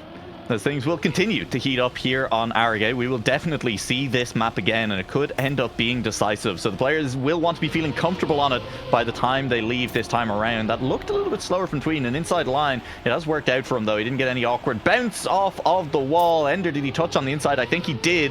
With the reactor on, it's not the most punishing touch in the world, but he has dropped behind by a few tenths. Yeah, it's fortunate for him that the reactor boost was still going. Unfortunate for him, though, the line, that turnaround on the dirt not going as smooth as well, so it has fallen behind even further.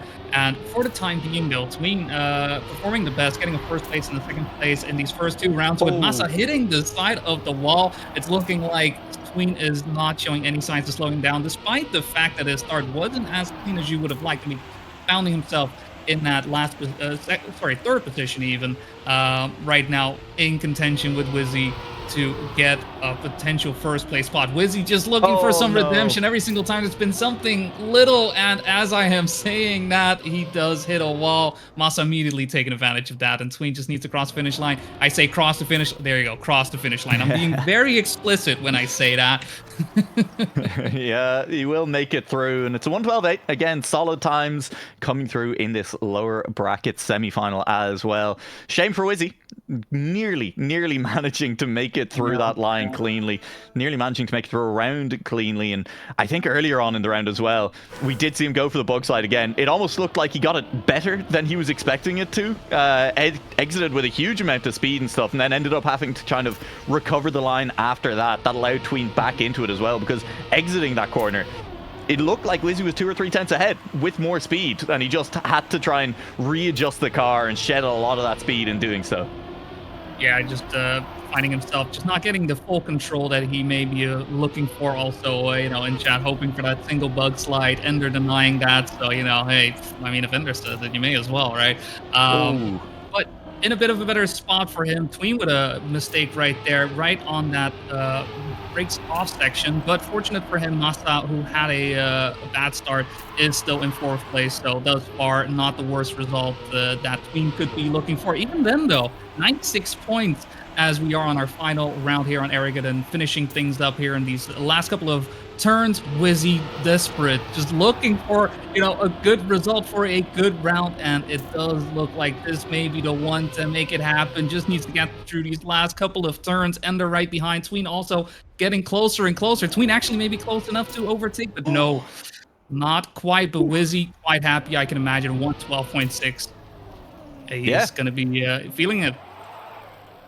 He got a great bug slide. He asked for one in chat in the lobby, and he delivered, right? He was neck and neck with Ender through that round until the bug slide, when Wizzy absolutely nailed it. That is the advantage to be gained in that section. It has to be said, the bug slide is risky, but there is a gain of 3, maybe 4 tenths if you can absolutely nail it over the safe line.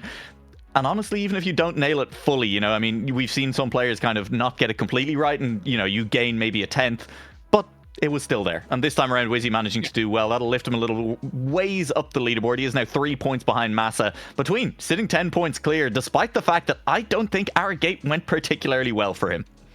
No, it didn't necessarily feel like he was either dominating or anything along those lines. I think everyone in that match was doing quite well, and it did come down to, a couple mistakes here or there.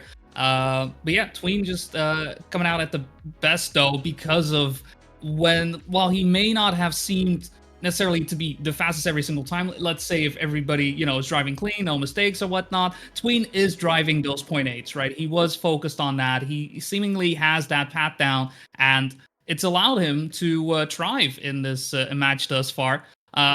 Very curious to see, though, if that will continue as the Funny Yellow map is back to perhaps ruin or make some dreams. It is Maharaga. Oh my god. Let me show you what I got. Oh my god. Is that bullshit? I think not. Let me show you what I got. Hey, yo, who made it? I think not. Oh my.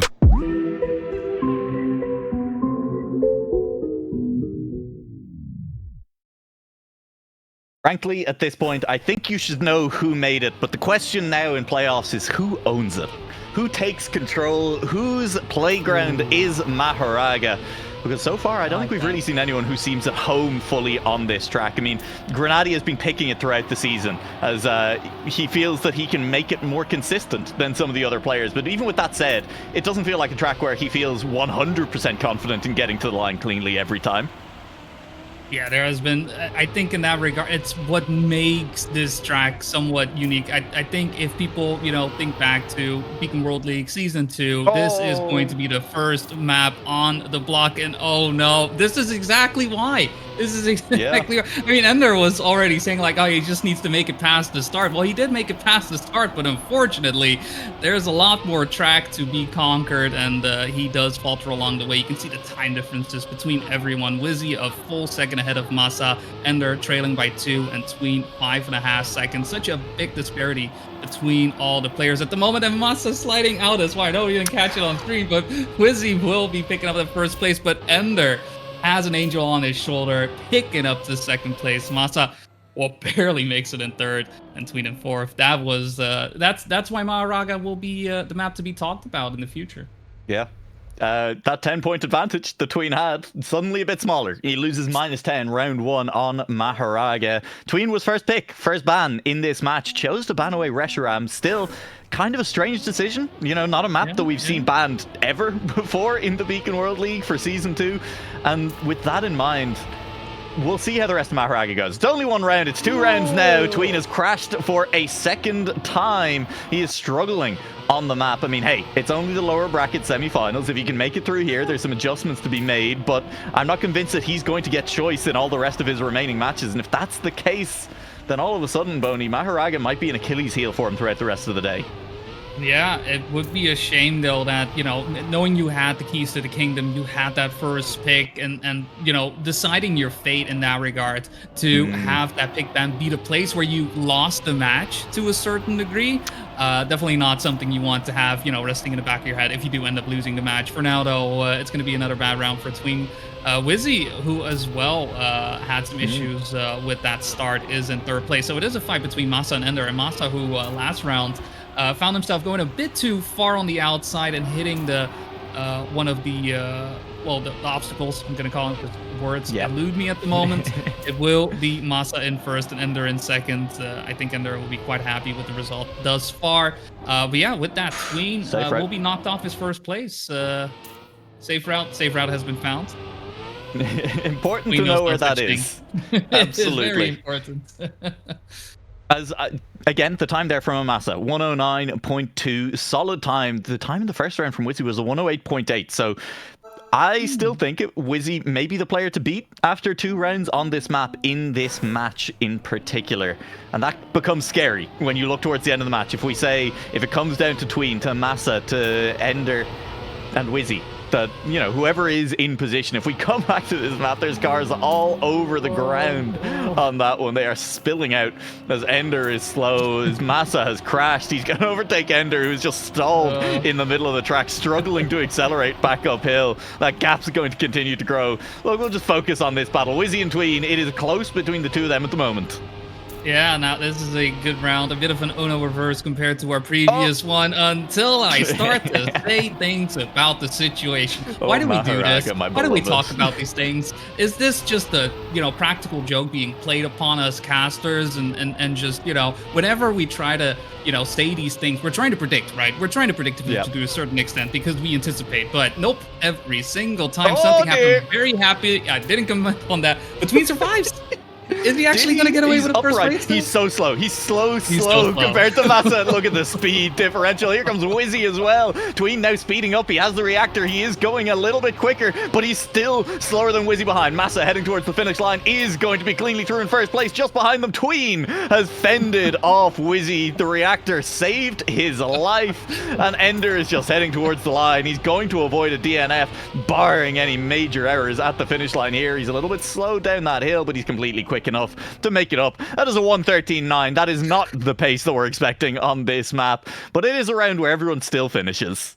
Yeah, it's I mean, look, I couldn't drive those times in general, right? And I've accepted that. I know that is what it is. This is simply too hard for me, and I will tolerate that.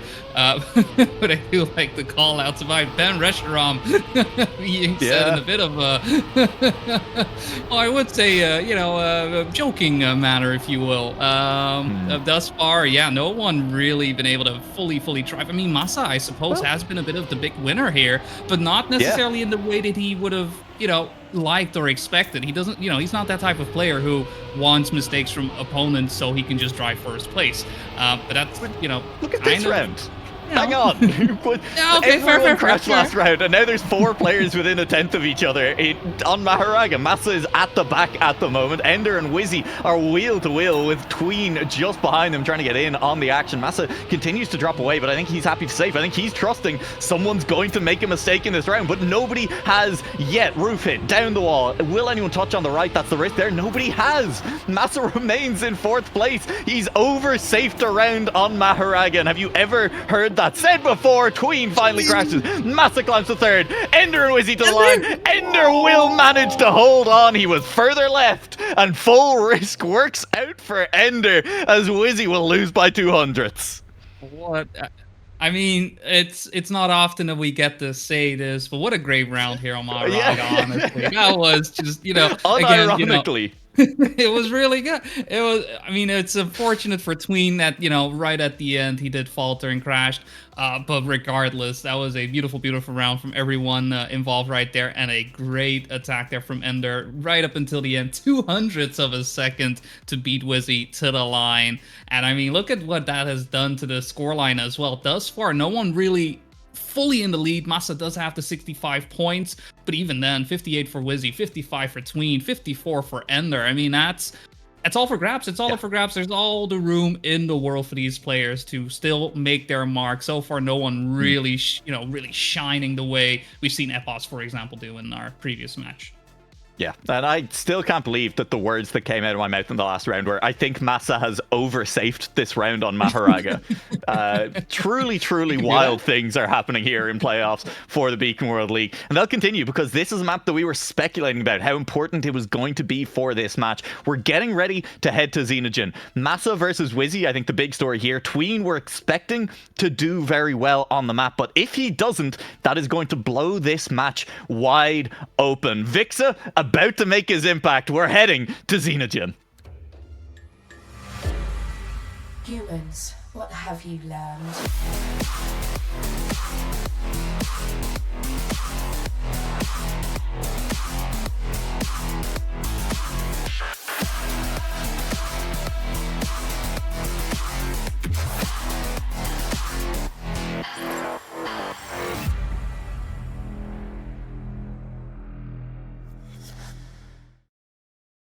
Well, I will say for those who perhaps found last match, it was a bit of a masterclass from Epos, but could be, not looking for the tension, the excitement that some may look forward to when they tune into a Trackmania match.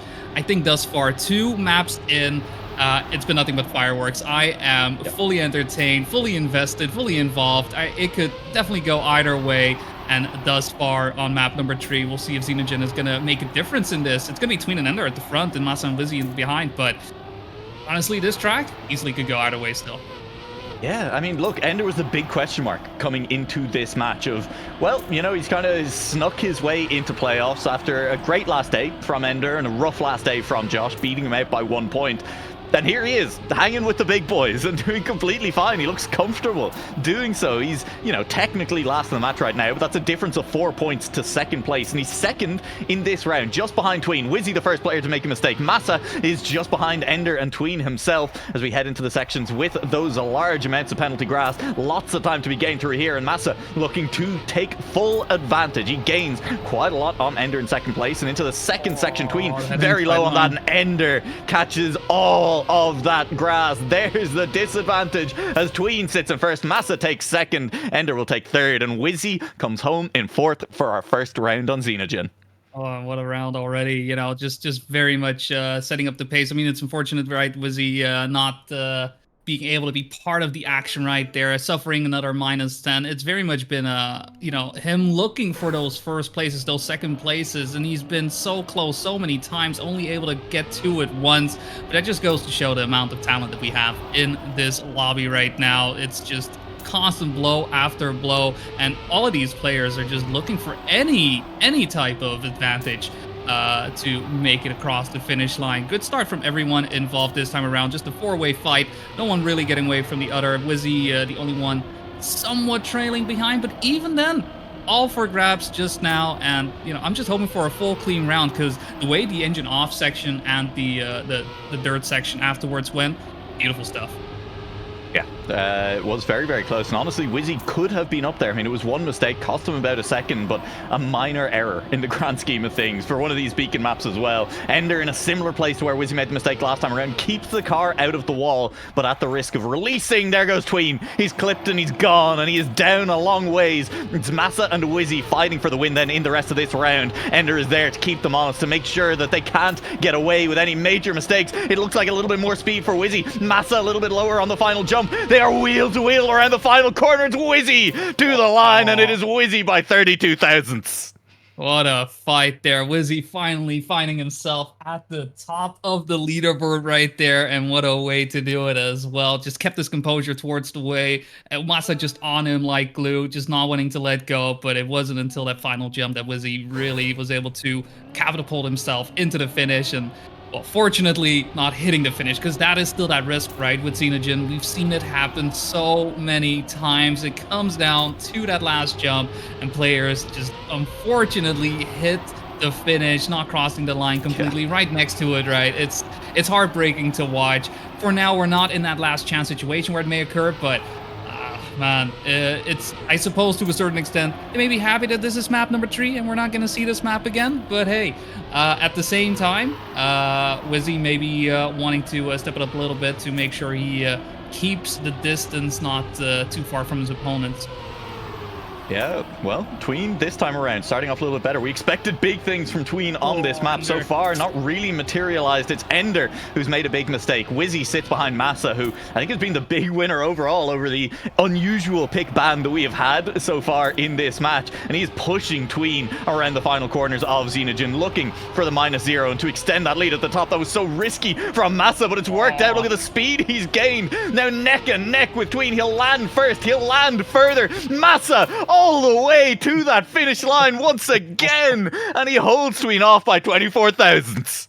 Yeah, just Masa full risk right there at the end. Not just, you know, that jump that he had second time, so close to the cinder blocks, but barely making it past pixel perfect.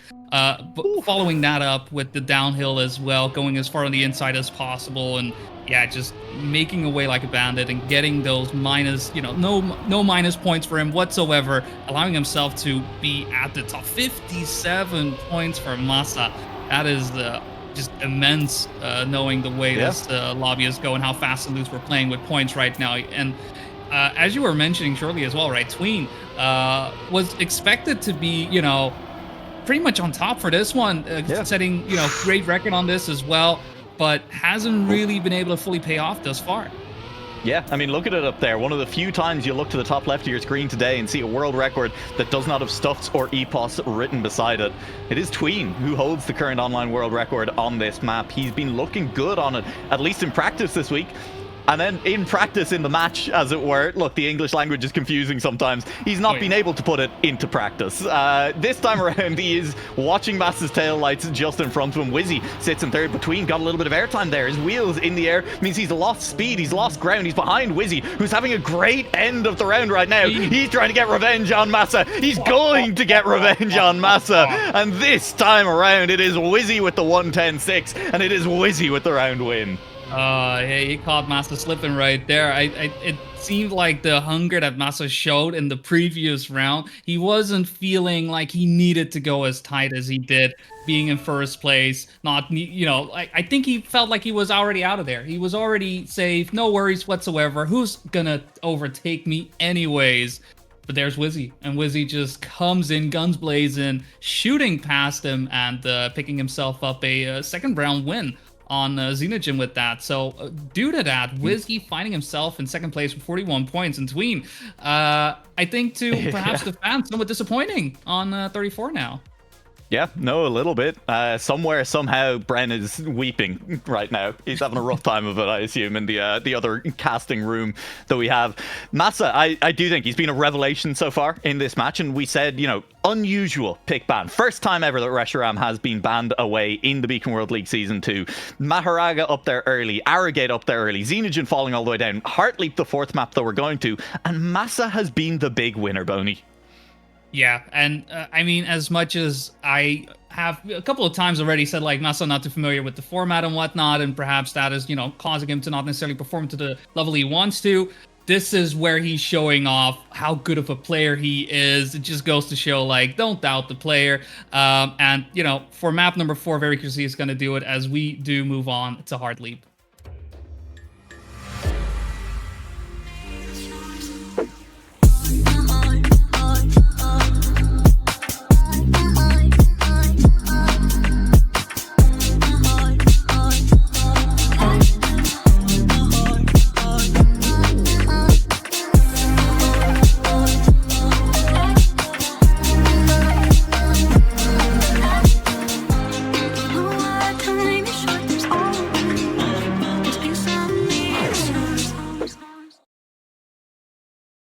Well, we are at that point, Boney, where every single round now matters. Ender, if he gets 2 fourth places, that's it. Last chance. This could be the end of your tournament very, very soon. Tween's not far off that, and the battle between Tween and Wizzy remains fierce. Massa has, you know, Twizzy. There's a 12-point lead for Massa, but that is fragile in this format. That could vanish very quickly.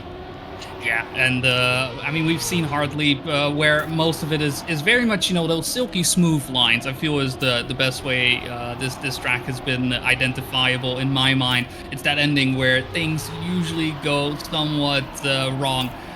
But thus far, everyone, you know, following those conga lines, following each other, Massa trying to make sure he keeps hold of his lead. No difference in lines on the grass thus far, so interesting to see that everybody, you know, decides to go for those outside. But Massa miscalculating the turn right there, crashing into the reset block, and just like that, there is room to do damage right now. Tween in the lead, Twizzy and Ender right behind, making their way to the finish line. Is it going to be a conga line? Is there going to be a mistake along the way? Ooh, Ender maybe a little bit more speed. No, it will be Tween, Wizzy, Ender, just like that. And Tween will be quite happy knowing that that 34 will stay on the board and Massa dropping down a little bit more. Of course, this end, you can risk it. That final wall on the right side, you can try and get high on the dirt, go for a little bit of a no-slide on the exit, snap your steering back, and you get a lot of speed towards the finish line then. It is very, very quick. It is very, very risky as well. I can barely count the amount of times we've seen people touch going for that risk at that finish line there. And Ender got close to it and potentially could have looked a little bit harder for the snipe if he wanted it there. But I think Ender at the point where he's willing to settle for a third rather than over-risking to try and get a second, because all of it just keeps him that little bit further away from last chance, and it's knocked Massa a little bit further down towards the rest of the field. Yeah, looking to make sure he doesn't drop any more points at the moment. 13, that could easily go wrong in just 2 rounds. Thus far, though, heavy fight between him and Massa, Wizzy, and Tween, just having to play second fiddle for the time being. But even then, if there is any mistake, they are ready to pound, ready to take advantage of that situation. Thus far, again, no real changes in terms of lines haven't been seen. Massa last time around faltering on this section. This time will make it through.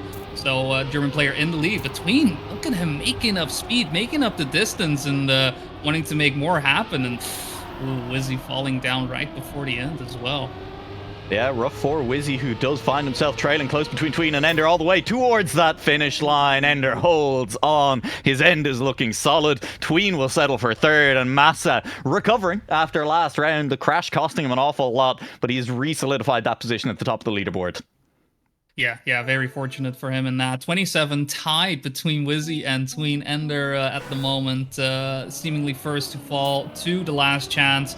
But this is, if he does fall to last chance, I think a better situation for him, knowing that Tween and Wizzy are, I mean, 27 points, that's doable. You could definitely sing out just a couple of rounds and make sure, you know, both players end up in last chance, right? That is the big difference between an elimination match versus a league match. You're not just playing to try and get a couple more points, you're playing to eliminate players. And Tween right there faltering, and Massa as well, and Ender as well. What is going on? A massacre. It's already a red track and there's blood everywhere. There are gremlins out on that track right now. Half of those touches barely looked real. There's just something inside the engine switching them off. Ender is carrying speed through. He'll overtake Tween. Massa sits in second. Wizzy is untouched up at the front at the moment. We'll see how long that continues for. Somehow, some way, this has turned into a close round between Ender and Massa. Ender is fighting for his life out there. He won't be last chance unless he crashes and ends up behind Tween. But Wizzy is looking clean. He's looking safe up at the front. He loves a -0 at this point of the match.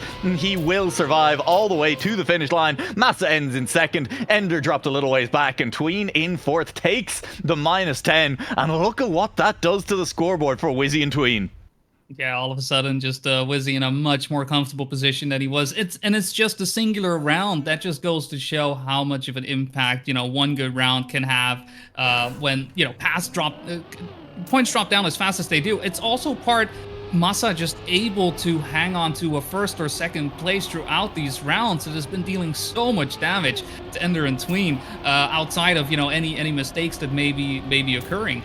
It's really given a bit of a boon to Wizzy, right? It's not just part playing your best and making sure you set the best times. It's also okay, can I make sure the match leader in this situation stays along with me, because that way I can get rid of the competition faster.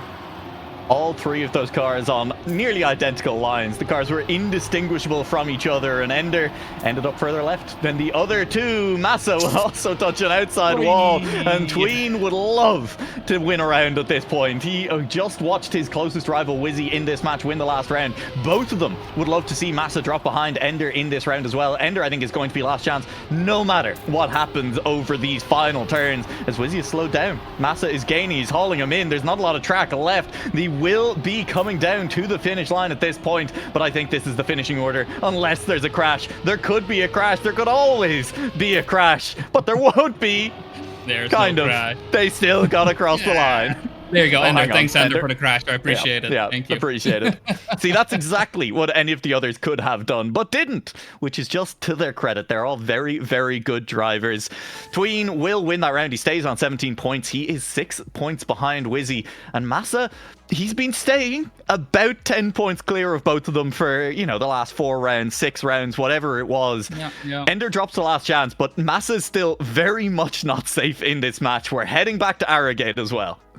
Yeah, it's in that regard definitely a tough match for him, and I don't believe Massa was performing too well on Arrogate either last time around we went through, and that will be a bit of a cause for concern. It does seem like he had that room, he had those opportunities to really get away from the competition and solidify his spot in the lower bracket finals, but while he is in first, it's not convincing enough to me. Wizzy is 9 points away, but 9 points is simply one bad round, and you're tied up just like that. At the same time, though, very curious to see how Ender will deal with this last chance position situation. Does he feel like, really throwing a curveball, right? Just making people lose points. Like, it's not just about making sure you stay in the tournament. I think for with Ender, right, just getting into a seed, perhaps somewhat unexpected, right? As we mentioned, Josh being the sore loser in that regard.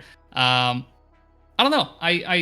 I'll see. I'm very curious to see how he handles all that.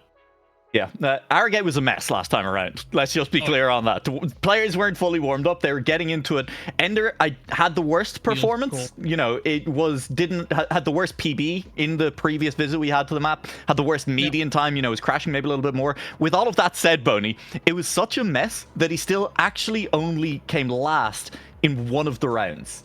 Yeah. And that's dodgeable, I mean, if Ender can pick it up doable, just a little bit here, those aren't bad odds.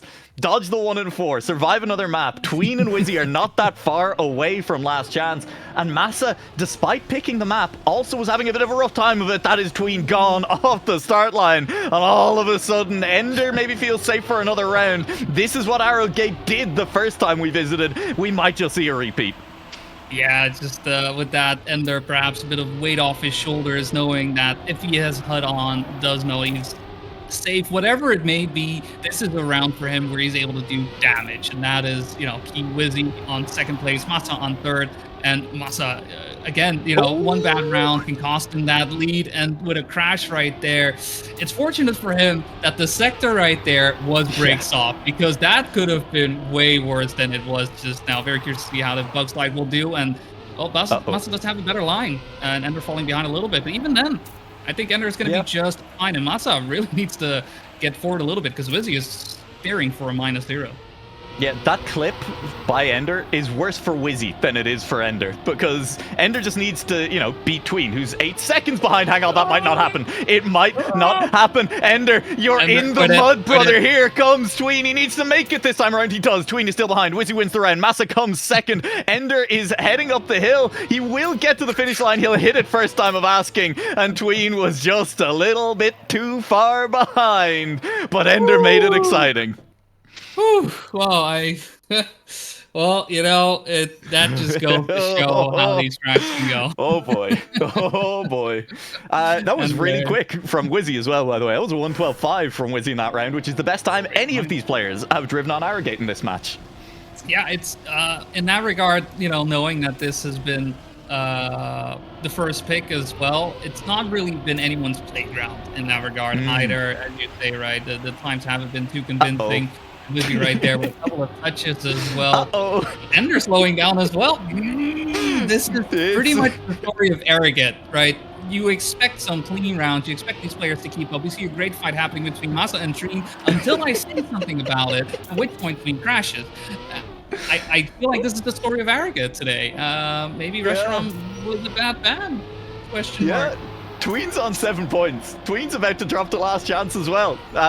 Barring massive errors in front of him, or he gets a great bug slide, gaining back on Wizzy a little bit. He will still remain behind him. Wizzy catching that acceleration a little bit quicker, staying out in front of Tween, looking around this grass corner. It's still Wizzy in front. Ender had a disaster of a time on this jump in the last round. He cannot afford it this time around. Needs to hit it. First time of asking, will do so. Everyone does so. Tween has made his way past Wizzy. That still means last chance for him unless someone else fails the finish, and nobody will. And Masa wins the round. Tween drops the last chance. Wizzy loses 10 and he's on 13. Yeah, I think even with Tween dropping down into last chance, this is probably the best case scenario for that situation. Wizzy 13 points away does mean that there is still that last chance. I don't know, somehow it's a very apt name. Who would have thought, who would have known? And yeah, Wizzy just wants to knock people out, right? Now we have 2 last chances. We have 2 players to get into, you know, to figure out a way to not be last. That's all they need to do. That's all they need to do. Yet somehow there's these players called Masa and Wizzy who don't want this. I don't know. It's kind of weird. Well, yeah, I mean, look, at the moment, Wizzy is dropping towards the back, and if he comes fourth in this round, it's 3 points. He's close to last chance himself. Tween leads the way. He does not want to go out first in this match. It would be a disaster, given the work that he's put in this week, how hard he has worked to try and make this playoffs competitive. There goes Masa. Masa is gone. He's in the wall. He has no speed, and now everyone else just needs to survive. Wizzy would still like to finish as high as possible. He'd love to put himself in a position where he's safe from last chance for a couple more rounds. Ender and Tween just need to finish right now, though. They'd love, I guess, to keep Wizzy down. They try and get as many points off as possible from him, but they just need to make this jump. That's the most important thing. Survive, and they will do so. Through the air they went. They've landed cleanly. The finish is failable. Ender got so close to the wall. Ender is wiggling. He's grasped. He's grasped. He's over. How has he made it over that wall? He should not have made it over that wall. He should not have made it over that wall. I mean, I guess that is just, you know, what you were talking about. He's allowed to get last place 1 out of 4 rounds. This simply was not his time, all right? Masa was there. Masa was, you know, he made a big mistake, but he was only 2 seconds down. If Ender has to respawn, it's all the way at the bottom of the jump. He's gone. Would have been over. And he got a leg over that wall somehow. That was me climbing out of a swimming pool levels of ungraceful, inelegant, but he made it. It's, I mean, it's very odd as well, because at the end of that, it doesn't seem like anything really changed, other than Masa losing a couple more points, because that's really what it came down to. But for Ender and Tween, they just need someone else to fall down as well. They need to pull the crabs back into the pool. And with Masa crashing again, it's fortunate once again, right? It's not the worst They timing. need to slow down anyways. Yeah, it's not the end of the world for Masa, but he's in the same position he was in last round, where he is behind. This time he's closer. If there is a mistake from Ender like there was last time around, or from Tween, where they lose a second, they are going to lose, as Masa has done a great job of reclosing that gap. It should have been bigger, you feel, but he has pushed all the way back up. Wizzy is delighted with how things are going. He's locked in on 13 points for the last couple of rounds. Masa is overtaking. Masa has the most speed up this jump. Ender's in danger, but Masa touches. Masa has hit the wall, and Tween and Ender survive again, as Wizzy will now be ahead of Masa. He has hauled him all the way back in, and Masa, one more fourth, joins for a triple last chance. It's... I mean, Pony, with 2 Pony, players... do you remember? Do you remember what's about to happen? I know. I was leading up to... Again, I don't know how many times for a track that has been buying, what was it again? 29? I want to say 29 times, you know, give or take. I can tell you now. Yeah, it's a lot. Solidly 29 times for a total of 71% of matches, including the match that we just played. So it was slightly higher than 70% of the time. Well, and somehow, some way, I don't know why this keeps happening. This track keeps being a decider in so many of these matches, and once again, we're finding ourselves going to Maharaga. Once again, the Funny Yellow map is going to give us, the fireworks that we're looking for. Masa, who has dropped down from that, somewhat precarious first place, now in second because of a couple of bad rounds. Ender and Tween just holding on for dear life. And Wizzy, I think he's just enjoying the show at this point, honestly. I know I would. I know I am. Wizzy had the best time by 3 or 4 tenths the last time we visited this track, I feel like. It might be closer to a tenth and a half that he was faster than anyone else's best time. But nobody was safe from the crashing. What does that mean, Boney? Frankly, I'm not sure. It could mean that Wizzy is the player to beat in this match right now because he's got the pace, but he was as prone to crashing as everyone else. I think we're almost at coin flip territory. That's not quite true. This is still, Maharaga. It's still skill-based. These players can drive consistently. But then, we saw Masa looking, I think, more consistent than most of the others. And then there was the final round on the map where Masa was maybe too safe, where everyone else just had a great round. And you're just like, well, that's the situation we're in. Anything could happen at this point. Their destiny is very much in all of their own hands. Ender and Tween stay on last chance. Masa cannot afford a last place. He will drop the last chance as well. Wizzy on 13 is the only player who could even be remotely described as comfortable. Eyes open right here. This is where things can already go poorly, and we see Wizzy with a bit of a bad landing, but still alive, still in the running. I mean, that's very much it right there. Are these speed checks that are in the track that you want to make sure you make. Also with a bit of an awkward line on the dirt, will still make it. Barely enough to jump above crash out. He's going into last chance, triple last chance, perhaps. Who knows? We're not quite there yet. We know what Maharaga does. It giveth, it taketh, and for the time being, it's taketh away Wizzy. Last chance players in the lead. The 2 last chance players, the cars in blinking red, are sitting in the lead. Wizzy was slow up that hill, but I don't think he's going to be slow enough to drop behind Masa. Masa would need to overtake Wizzy to avoid last chance himself the next round. This turnaround could be dangerous for the 2 players up front. In the distance, you can see they both made it cleanly as Masa and Wizzy are still out on tracks. Ender and Tween, they just can't afford to crash. Ender's going slow. Ender's going slow, I think. Is he okay? He's okay. He has the speed to make that jump. I thought he could on the outside. Ender was so low. Oh my lord. There are so many scary moments in that finish. Masa's overtaken Wizzy, who made a mistake at the end, and so Wizzy finishes in 4th. Masa sits on 1 point. You give this boy 100 points. He's going to use all 99 of them to his fullest advantage. And this is Maharaga. This is life. This is the game we're playing right now. 1 point for Masa, 3 points for Wizzy, and Ender and Tween are like, just get down to our levels. Just come down here. It's great. Water is great. Don't worry about it. Just jump right in. And somehow, some way, it's just not happening. Again, the start is where we need to leave things look out, and no one thus far failing. We've seen it happen. I mean, pretty much every round except for one on our first pass through Maharaga. And with Ender going quite wide there, he does barely make it in between in the danger seat with a little bit of a crash right there. He's going to have to hope for a miracle right now. He needs the crash. He needs it up front. The 2 players who still have some points remaining are sitting 1st and 2nd. They aren't anymore. Masa has lost a lot of speed. Tween is there. Masa clips again. He's heading to last chance, and Tween is heading off into the distance. Wizzy is leading the way. That could leave him as the only player left in a match with 4 players still remaining with any points at all. He just needs to get to this finish line.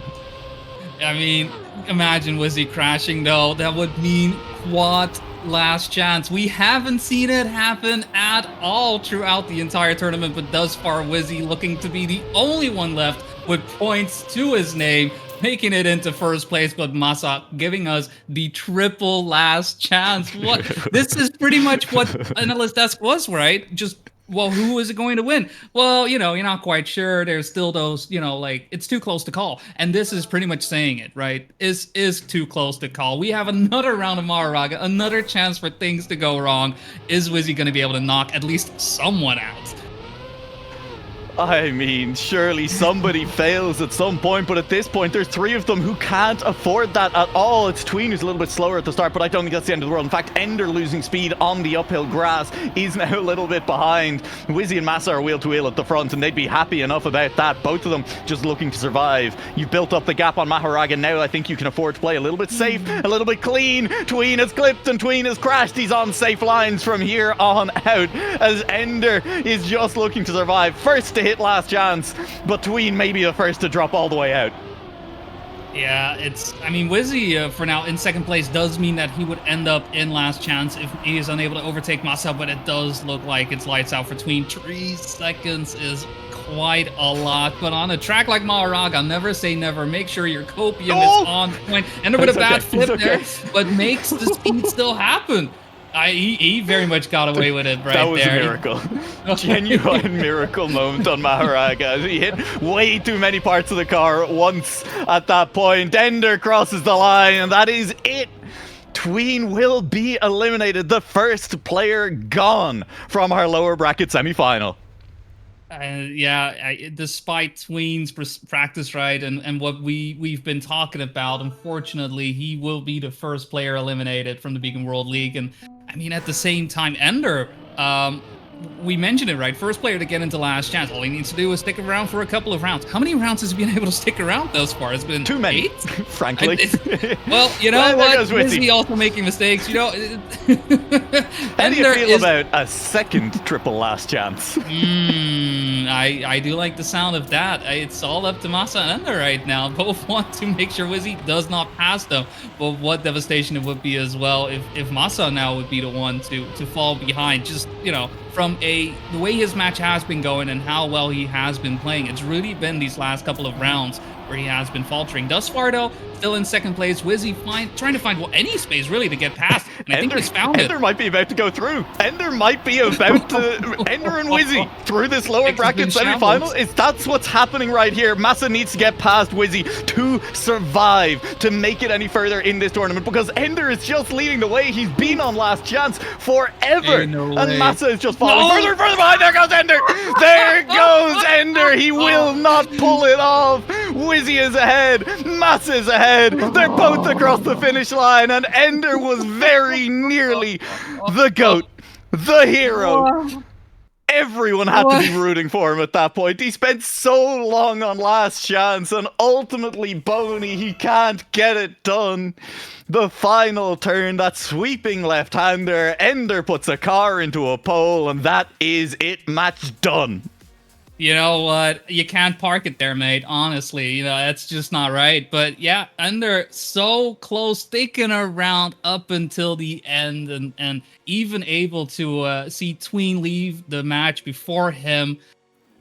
He had it all. He had it all. Yet, hey, that's how it goes. That's how it goes. And for now, Ender, keep chatting. Keep chatting. I like it. I love it. You've played amazingly, but it's just too little, too late. Yep. Well, we're going to head very quickly back to the analyst desk. That match ran long. Boney, we'll see you in a second.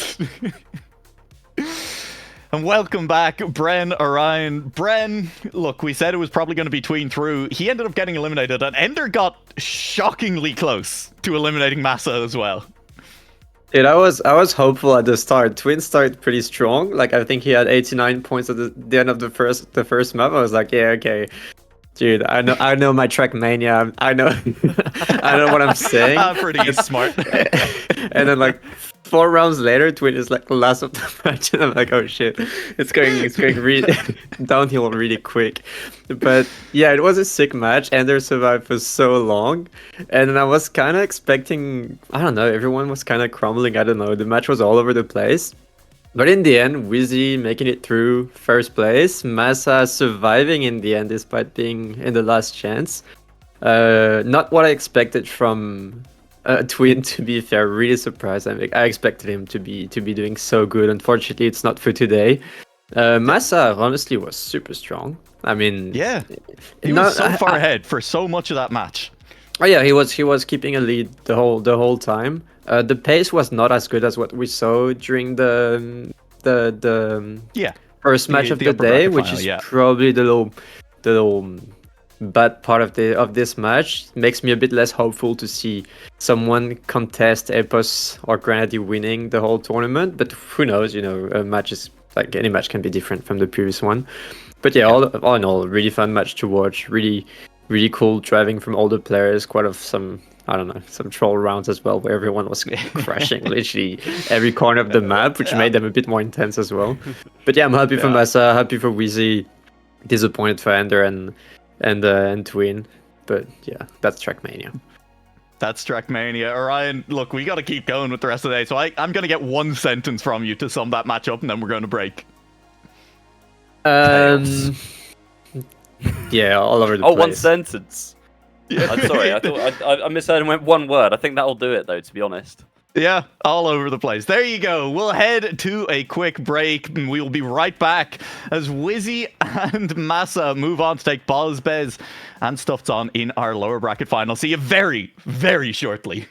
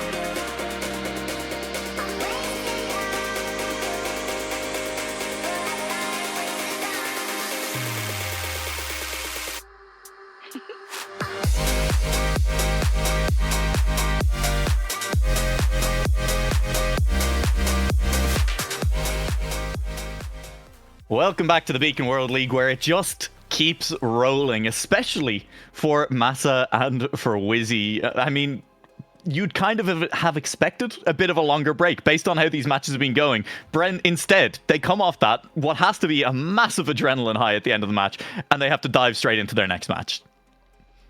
Yeah, it's not easy to do that, but I don't know. We've had proof in the past that it could also be a massive help. You just come out strong. You know that you can do good on the map.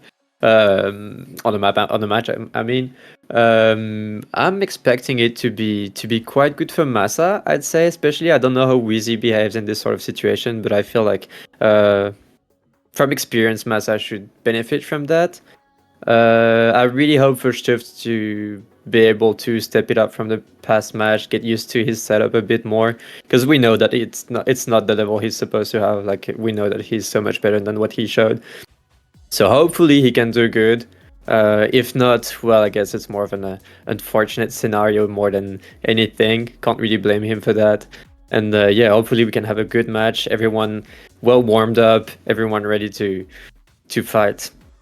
Yeah, Boney, Stuffed, I think not playing to his level. And with that in mind, if he wasn't feeling confident going into the last match, I think the Maharaga pick early can maybe be reframed in a little bit of a different light, of Stuffed maybe saying, well, I'll throw Chaos at the wall and see what sticks, and maybe that's my path through today. And with that in mind as well, Stuffed is going to be first pick in this next match.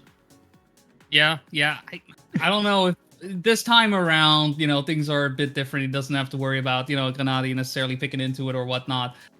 So I do think that he will pick into something that is perhaps more to his strengths. He's had an hour to, perhaps figure out his setup and see where things may have been going wrong for him. Hopefully, he will be able to show off more of what we expect for him, right? Because every single one of his other performances we've seen thus far, speak towards his talents, and it does seem like simply a situation of just playing on a school laptop, as somebody in chat said, being the limiting factor in all that. They're just playing against stuffs with his weights on, right? It's like Dragon Ball Z. He's got the weights on, and everybody is just because of that running laps, but he's unable to drop those weights. So I do hope for him, because it would be unfortunate to see a season like his go as end as poorly as it could. Yeah, absolutely. Well, we'll have to wait and see what the decision is from Stuffed in this one, as he will be first pick in this match. Those combined the combined match records, combined PBs, that's the word I'm looking for, are still very strong from Stuffed, whatever else has happened there. And so the decision is going to be up to him as to what he wants to do first. I think it's very interesting as well that Bozbez, fourth in the league overall, dropping down from that upper bracket, is the fourth pick in this match. I mean, really has not put the time into those PBs compared to a lot of the other players in this top 8. And that is him then in fourth. Massa will get second pick, Wizzy in third. And I don't know, I mean, Xenogen was the map we were talking about in the last match. It was Reshiram that got banned away. It's all still, I think, up in the air. That last match has shaken my confidence, Bren, in predicting anything. But it will be a ban on Xenogen by Stuffed. Yeah, I'm not gonna guess anything, to be fair. I was just completely wrong before. I mean, I guess I was right in saying that Wizzy would get through. That's probably the only thing I got right. But yeah, we can see Xenogen being banned by Stuft. I guess it makes sense. He doesn't feel comfy today playing. He's facing Massa, who's arguably, I mean, he's done a good match before on that map. He was pretty consistent, driving pretty well. So it's fair. It's a good decision. And then I'm clueless. I'm literally clueless. I guess Argate by Bozbez makes complete sense. I think he picked that in the previous match as well. Yeah.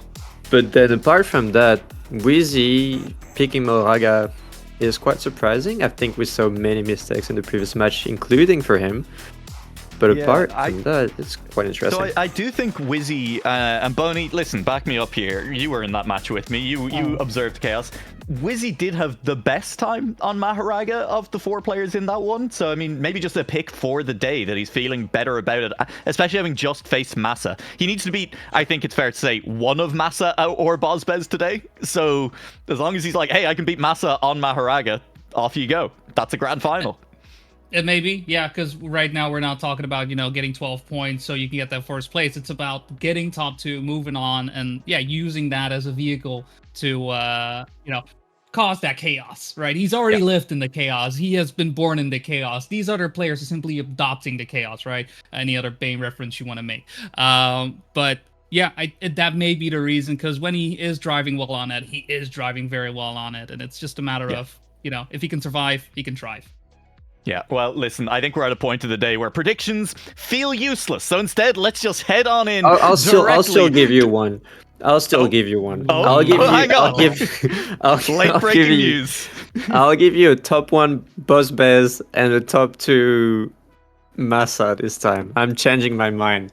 I'm going. Wizzy won the last match, but he's about to get eliminated. You heard it here first. No more explanations. We're done with that. Casters, take it away. Well, will the chaos continue, Boney, or are we going to have a return to normality here? What do you think? Look, after a match like that where chaos was introduced to me, I kind of want more. I got a taste for more. I've developed a bit of a taste for it. Yeah, you know what? Yeah, let's, who cares about predictions? Who cares about who could win or not win? Let's just throw everything at the wall, see what sticks, and, along the way, we'll see funny crashes happen on funny yellow maps and funny blue maps and funny whatever maps, really. Either way it will go, I'm just looking for a lot of fireworks. Yeah, I mean, we are talking about this match in a very different way, because obviously we have Stuffs here who nobody expected to be here, obviously through no fault of his own, at least we assume, playing on that Scuff setup. But There was one, just- though. let's- Just a quick interrupt. Carl Jr. did predict this. Just say, and he's the Really? GOAT. So. Yeah, he did. Yeah. that's insane. The GOAT of both Trackmania and Trackmania predictions. Can't beat him. He just But yeah, I knows. was gonna say, let's put ourselves in a situation where maybe Stuffs is now comfortable on his setup. Like, we're not talking about him. Are we completely discounting him? Like, that's it? Like, he's going to be fourth? Or is there a world where he's sorted out his issues and, like, he can actually compete? We'll see. I'm excited to see if he can actually do that. It's a good question. Yeah, it really will have to come down to when we round, because at the end of the day, right, proof's in the pudding. He had his first chance in winners round. This is his second chance, and well, this is technically his best map, but we'll see how to go. Moving on here into Reshiram. You know how we roll.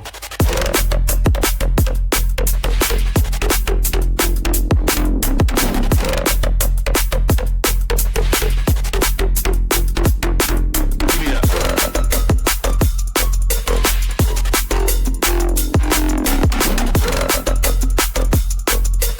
Straight up madness, you know how we roll.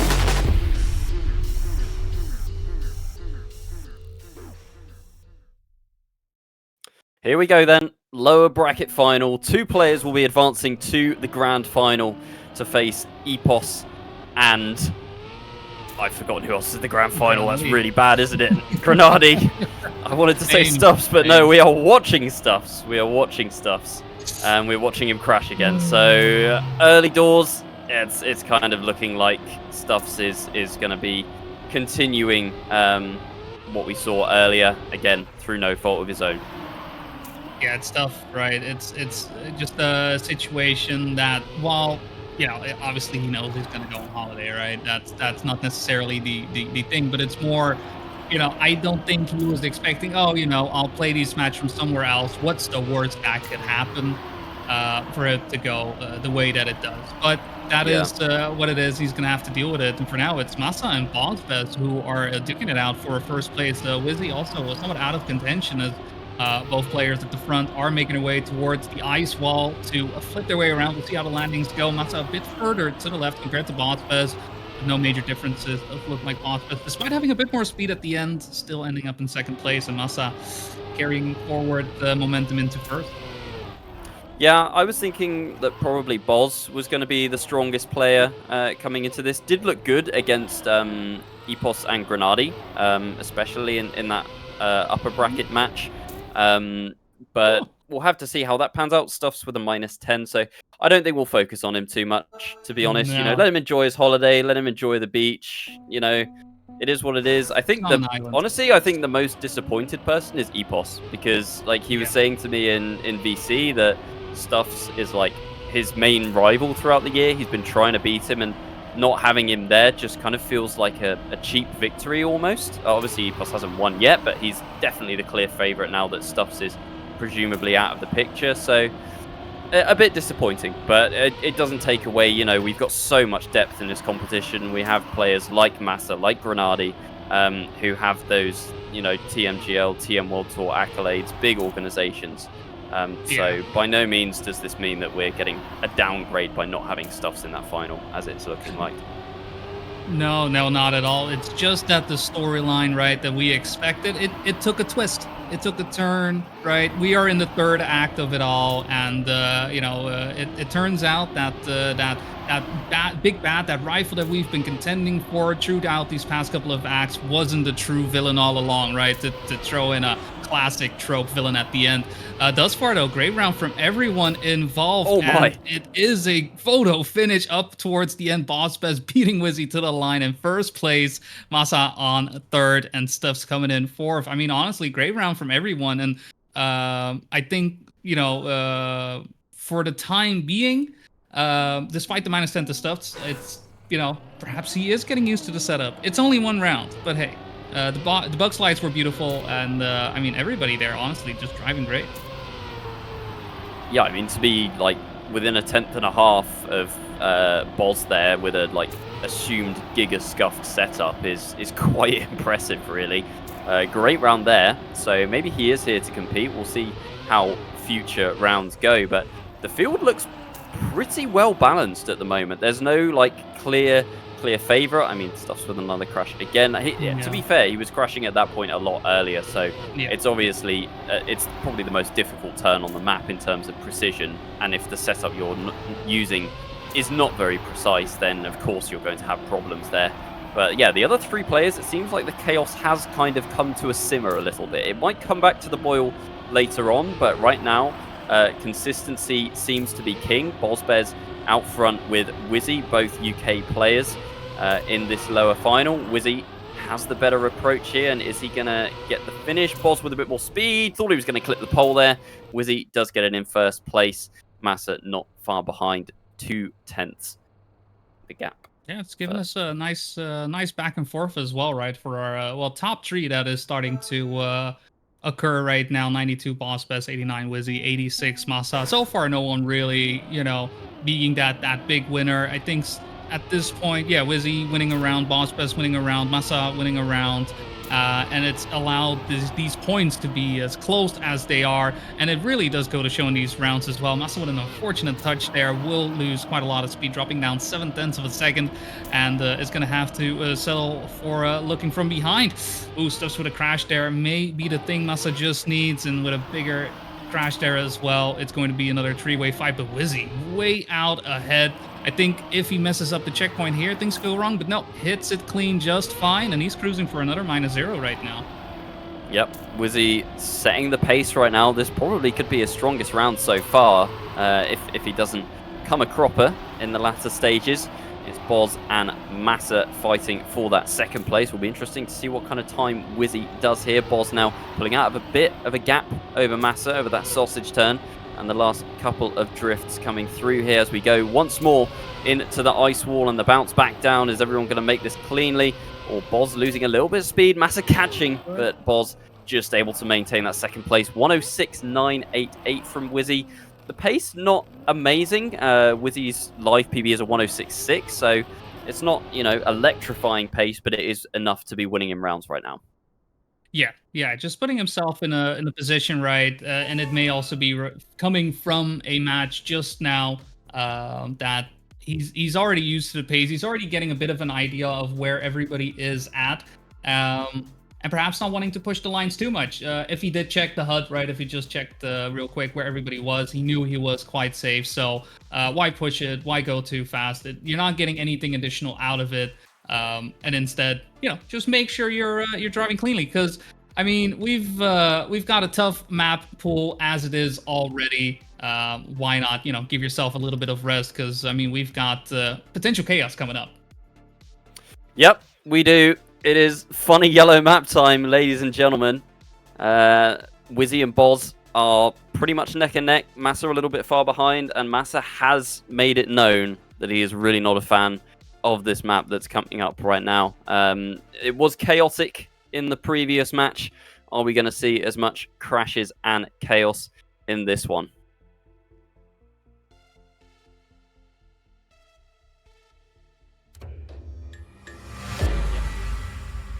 Oh my God. Let me show you what I got. Oh my God. Is that bullshit? I think not. Let me show you what I got. Hey, yo, who made it? I think God. Oh my.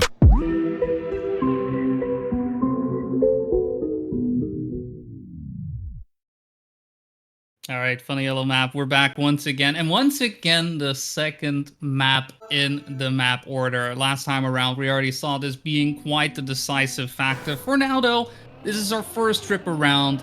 We'll see how our players will manage with just the start alone, because we have seen players falter too many times already. Keep your eyes open, keep your eyes peeled. Does anybody fall out of the line? Not thus far. Massa with a bit of a wider line does mean he ends up in 4th place, but still quite in contention. 0.2 of a second on a track like this is very much possible to overtake, but Stuff's going a bit too wide, hits the pole, and is out of the running. Another 3-way fight on our hands. Oh, Wizzy. What was that touch? Is he able to make it? No, he has to respawn as well. 2 left on the chopping block. Maharaga, here we are. Here we are. Chaos has firmly continued here. Wizzy all the way at the back fighting with Stuffs. Massa has somehow inherited the lead here. I don't think he's made a mistake just yet. Boz maybe a slight touch somewhere that's put him about half a second behind as we go into the turnover here. Didn't see too many mistakes here earlier. It tended to be the start of the map, and Massa is getting through that cleanly, maintaining the gap to Bozbez. Really needs to try and eat away at Wizzy and Bozbez's points here, does Massa. And despite saying that he didn't really like the map, he has got a first place, -0. Perfect first round for Massa. Just a bit of sandbagging, I suppose, right? Just playing the mind games. No, I don't like this track, guys. Could we do something? No, and then he just drives to first place. Because despite, having some sections where he may be driving a little less clean that he would like, so far, honestly, he's been able to drive through the track, I think, as one of the best we've seen thus far. Unfortunately, the start is still the start, and he does mess up that opening right there, that drop down. It seems like it should be straightforward, but it is nothing of the sort. Stuffs once again with a crash, though, does mean that Massa is going to have to settle for third place, as Wizzy and Bozbez for now are fighting out at the front. It is the Blue Jays versus Wild. Wizzy versus Boz, a tale as old as time. These guys have been racing each other in the British leagues for 2-3 years now, it feels like. Boz typically has had the upper hand, but Wizzy has really been grinding the, TMGL, TM World Tour maps. Ever since joining Wild, has looked like a completely different player, and does seem to have Boz's number here. I mean, we did say earlier that Boz perhaps is not as practiced as Wizzy, as he makes a catastrophic error there on the turnover. But yeah, I really think that Wizzy has been grinding these maps. Epos earlier was saying that he's been practicing a lot with Wizzy as well. So yeah, maybe it's just the time being put in is being reflected here with Wizzy getting the better of Bozbez. Yeah, and saying that as well, right? It's been throughout the Beacon World League. We've seen Wizzy versus Bozbez during round 5 as well, Battle of the Brits, if you will, with quite an interesting match. And it was really Wizzy, the only one who was even able to, touch Epos on some of those rounds. It really goes to show like how good of a player he has become, because as well with Bozbez just looking phenomenal in season 1. Season 2 hasn't been as convincing, right? Hasn't been as much part of the conversation as some of the other players, and yeah, Wizzy has very much taken away that spotlight. This time around, though, a bit of a role reversal to our previous round. Bozbez in the lead, Wizzy on second, and Massa trailing behind by about 7/10 for the time being.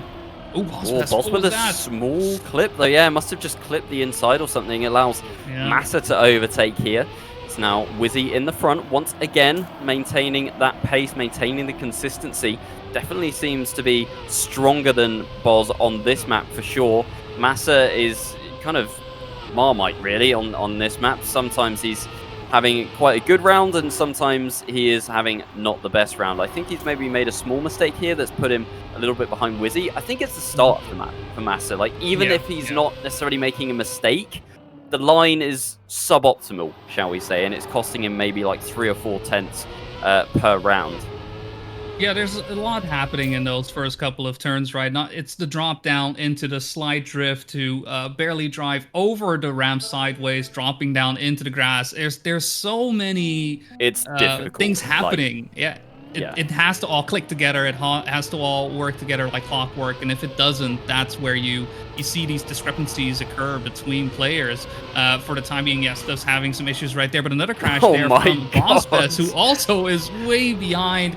Oh, we see another reset happening from Stuffs there. And where is everyone? Wizzy also having to respawn on the checkpoint, right? What is happening? What is ongoing? I mean, at the same time, I was asking for chaos, and I have found it here. I don't know. This could easily turn into like 2 DNFs. I'm calling it right now. I don't know who, but it's happening. I mean, Stuffs is 10 seconds behind. Wizzy 7. I don't think a DNF is possible because, Massa maybe will clip as well, and they'll have a bit more time. But yep, this is funny yellow map, guys. Isn't it funny? Why aren't you laughing? It's so funny. I'm having a great time. What are you talking about? Great jokes Yeah, here, I'm having a good honestly. time. Great set. Be sure to, tip your waiter and, any drinks. Feel free to get them at the bar because this is a great comedy show, honestly. No, all serious. It's such a hard track, right? There are so many moving parts here that can go wrong, and especially if you're playing this in rounds, it can feel devastating. Any small mistake on another track will cost you half a second to a second, maybe 2. This track, it is brutal, like -4, -5, -6 easily. Yeah, as you say, it's the fact that everything kind of flows. If you get it right, it's a fantastic map. If you get it wrong, the map just kicks you in the face. Unfortunately, that's just kind of how it works. But that is the level of competition. We don't want these maps to be easy. We need to challenge these players and really kind of put them to the test. But after facing that test, the leaderboard is still looking pretty close, to be fair. All players equally inconsistent. Wizzy, I would say, was the biggest winner, is now on 75 points. Massa 71. Boz dropping down into 3rd. Stuffs, we don't need to talk about Stuffs, do we? It's just unfortunate at this point. Exactly. The less we say, the better. We know the situation. We're aware of it. I think the main thing that it is doing, though, is because of him, getting these last places. Sure. It does mean that the point loss can't be that big. I think that is the main thing. That damage is, limitation. What it does. Yeah. So because of that, we do have our 3 players, quite close to one another, and it's allowing them to have potential to come back, but. Yeah, it may only occur once Stuffs, unfortunately, will be out of the picture. And we'll see if that is going to be the case here on map number 3, Arrogant. Welcome to the age of cybernetics.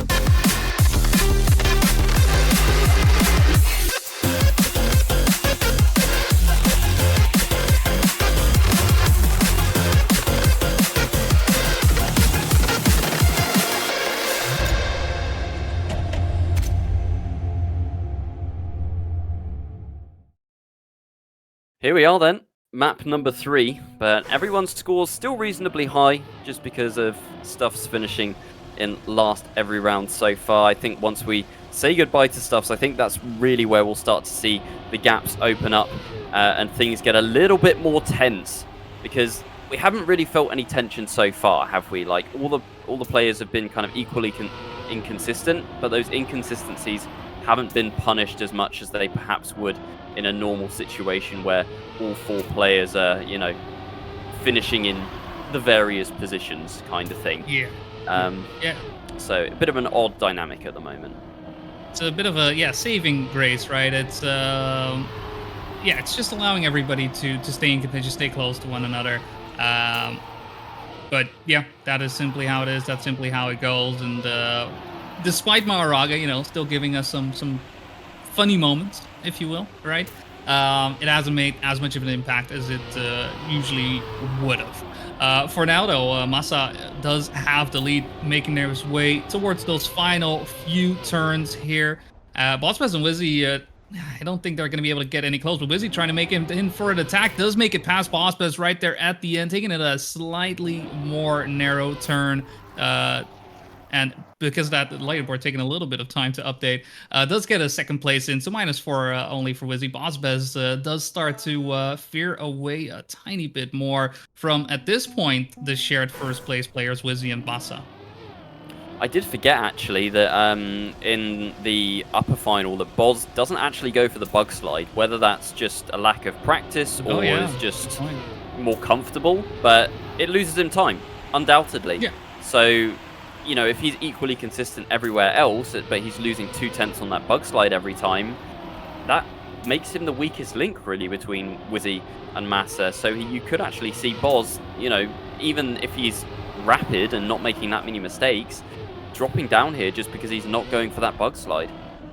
Oh, definitely. It's a big detriment that pretty much puts you in the situation of you're just hoping for your opponents to fill the bug slide. Once again, does not take that line, and Wizzy and Masa both taking it beautifully. And you can see the gap already growing further and further away behind by half a second, despite that first half of the track. Pretty much all within contention, right? Just within throwing distance of one another. And we've turned this three-way fight into a two-way fight. Wizzy and Masa, with Wizzy at the moment in the lead, but Masa with a mistake right before the jump does clip. And now only Wizzy to overtake. I don't think Boss is going to be able to do it, but okay, come on, Wizzy. Do not give me a heart attack. The finish came a little bit in the way right there, but Wizzy still gets first. Boss Best on second, Masa on third. Fortunate for Boss Best, damage has been, somewhat lessened right there, and Masa taking a -7. Stuff's right there on last chance, and no round has been looking too good. I think for him, look, as much as I would love to see him win, I think it's fine if he can just go and enjoy his holiday. What was that? Wizzy, what happened? Wizzy did not have all four wheels on the track as he left that jump, so did a nice little barrel roll there. Did not fancy completing the rest of the map. Turtled, so has had to respawn. And Stuffs maybe might actually survive the round. This would be the first round that he would not have placed fourth, and I guess it couldn't have come at a better time. Wizzy, though, 4 seconds behind here, really needs to pray that Stuffs keeps up his consistency and makes another mistake. We'll see how this line differs here between Boz and Masa. It doesn't seem like it's bleeding that much time. It's hard to tell. I guess it all depends on how good the bug slide is from the other players. No, definitely. It can make a big difference between a good bug slide and a bad bug slide, but even a mediocre bug slide is faster, right? If not on par. So it is still that, a bit of a detriment for Boss Best. Ooh, Stuff's clipping right at the end. And Wizzy does manage to take their place. So even with around possibility for Stuffs to stay in, he's gonna have to go out. He's leaving the tournament. I think for those who are unaware, their pick'ems is in shambles. His Stuffs is going to be number 6 out of the Beacon World League. But hey, I hope he has a great holiday. And yeah, as he's already typing in chat, he's supporting his teammate Wizzy to make it all the way. I did wonder, I saw that they were both teammates, and I was like, is Stuffs really going to make Wizzy lose more points than he needs to here? Questions. Put the tin hat on. I don't know. Who knows? Yeah. I'm not going to... But I could see the... whatever it may be. See the logic, right? Yeah, definitely. But I think even then, right, with the way Wizzy has been driving, it's nice and all, but I think Wizzy could definitely do it on his own, if not just, make sure this is a three-way fight and just keep it a three-way fight. For now, though, Bosbez not getting the bug slide, also making some mistakes along the way, stuck in third place, so a fight between Masa and Wizzy for now, and Masa taking over first place right before those last couple of jumps, so Wizzy's gonna have to really push it if he wants to still make it into first. We'll see how close he's gonna take these lines. No big differences between the two players. Finish line, no changes at all. No one crashing into the finish, and Masa with a 1:12.5 there as well. Solid time being driven there from the German player, and because we are with 3 players, he does still lose 2 points, but that's nothing compared to -6 and -9 for Wizzy and Bosbez. Yeah, I said at the start of that map that Boz not going for that bug slide might cost him a little bit, and it definitely has. You can see a gap now has opened up between Boz and Wizzy, 16 points separating them, and then only 4 from Masa to Wizzy. I believe it was Wizzy that took the win over Masa in the lower bracket semi-final. So we'll see how it will go between those two. Boz, might have some strong maps come back into it. I still couldn't call a winner, but obviously it's only the 2 players that go through. Yeah. Where are your thoughts at now? Do you think it's going to finish like this? Masa and Wizzy advance and Boz eliminated, or do you think Boz maybe can mount a comeback from this point forwards? I mean, to me it seems that where Bosbez was able to really make it a close fight still in his earlier match, it's just a bit harder, I think, because of Wizzy and Masa. I think the level that they are bringing to the table, despite them ending up a little bit lower on the league rankings, I think he's going to be the underdog. He's going to have to deal with it. And, well, you know, we're going to have to do it on the map that no one wanted to pick, but we're still going to anyways. It's going to be Hard Leap.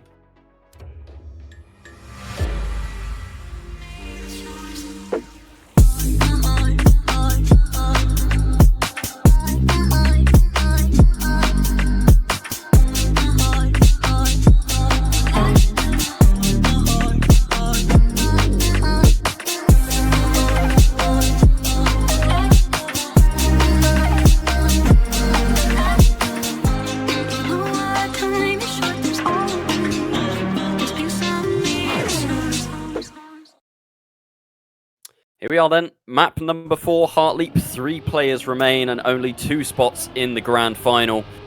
Masa currently on 62 points, Wizzy trailing by 4 points, Boz on 42 is going to have to make some gains in these next few rounds if he wants to try and close that gap up and put himself in with a chance of making it to that final where Epos and Grenady are awaiting. Masa, I'm sure, would love to have his teammate in that grand final to back him up or potentially back each other up. You could even see some tactics coming in there. It would be really interesting. Yeah. I mean, it's something that I did have on my mind, and it was something that, because of the way our previous match has unfolded, we're left with Blue Jays, we're left with Big, and we're left with Wild here in the Beacon World League. And it's 2 players from each team as well. We've lost one of them thus far in Stuffs, so Wild only having Wizzy to represent them. But who knows? We may have a full elimination of Wild, but at the same time, Blue Jays may be flying high. For the time being, Wizzy trying to catch up to Bozbez, who very desperately is trying to protect the point loss that he has been suffering throughout the previous track, and it does look like he's going to be able to clock in with a first place. Was very close to crashing out there, but hey, you know what? Very close to crashing doesn't mean you're actually crashing.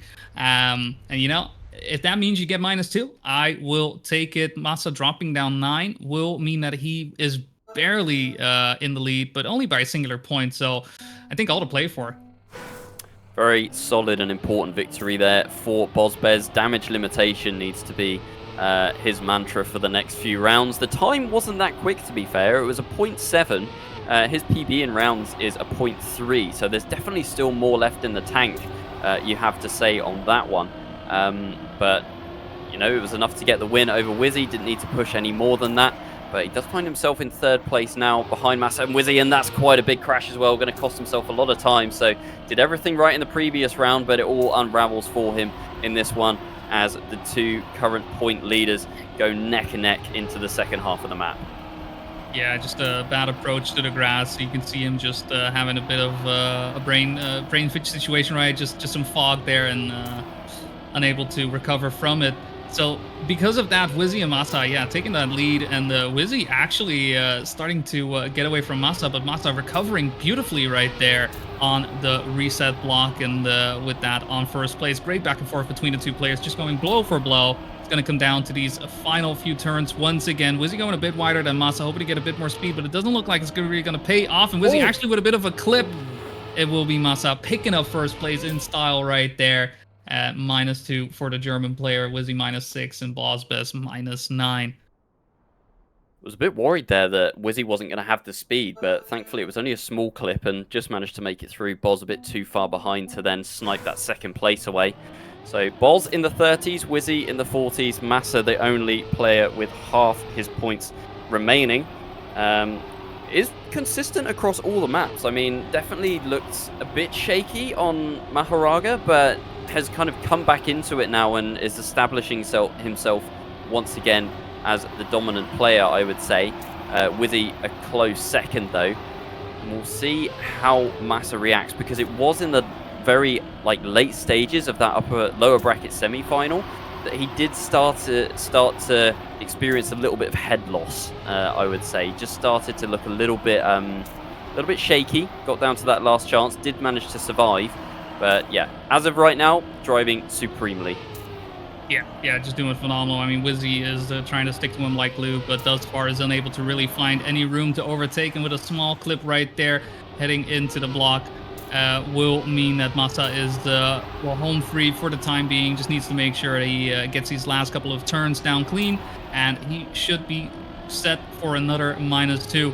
Bospez, unfortunately, just drawing the short end of the stick on this track several times already, just unable to really stay close to his competitors. Another -9 to him, putting himself on 22 points. And yeah, if this is the way the rounds are going to go, where, you know, the situation where it was a three-way fight, but there's a fourth player in the map, is no longer there. The point differential is going to grow bigger and bigger if this is the way it's going to keep going. If he keeps losing to Wizzy and Masa's, at this point, superior consistency, really. It's not really the pace that I have necessarily seen the issues with. It's been mistakes on his end.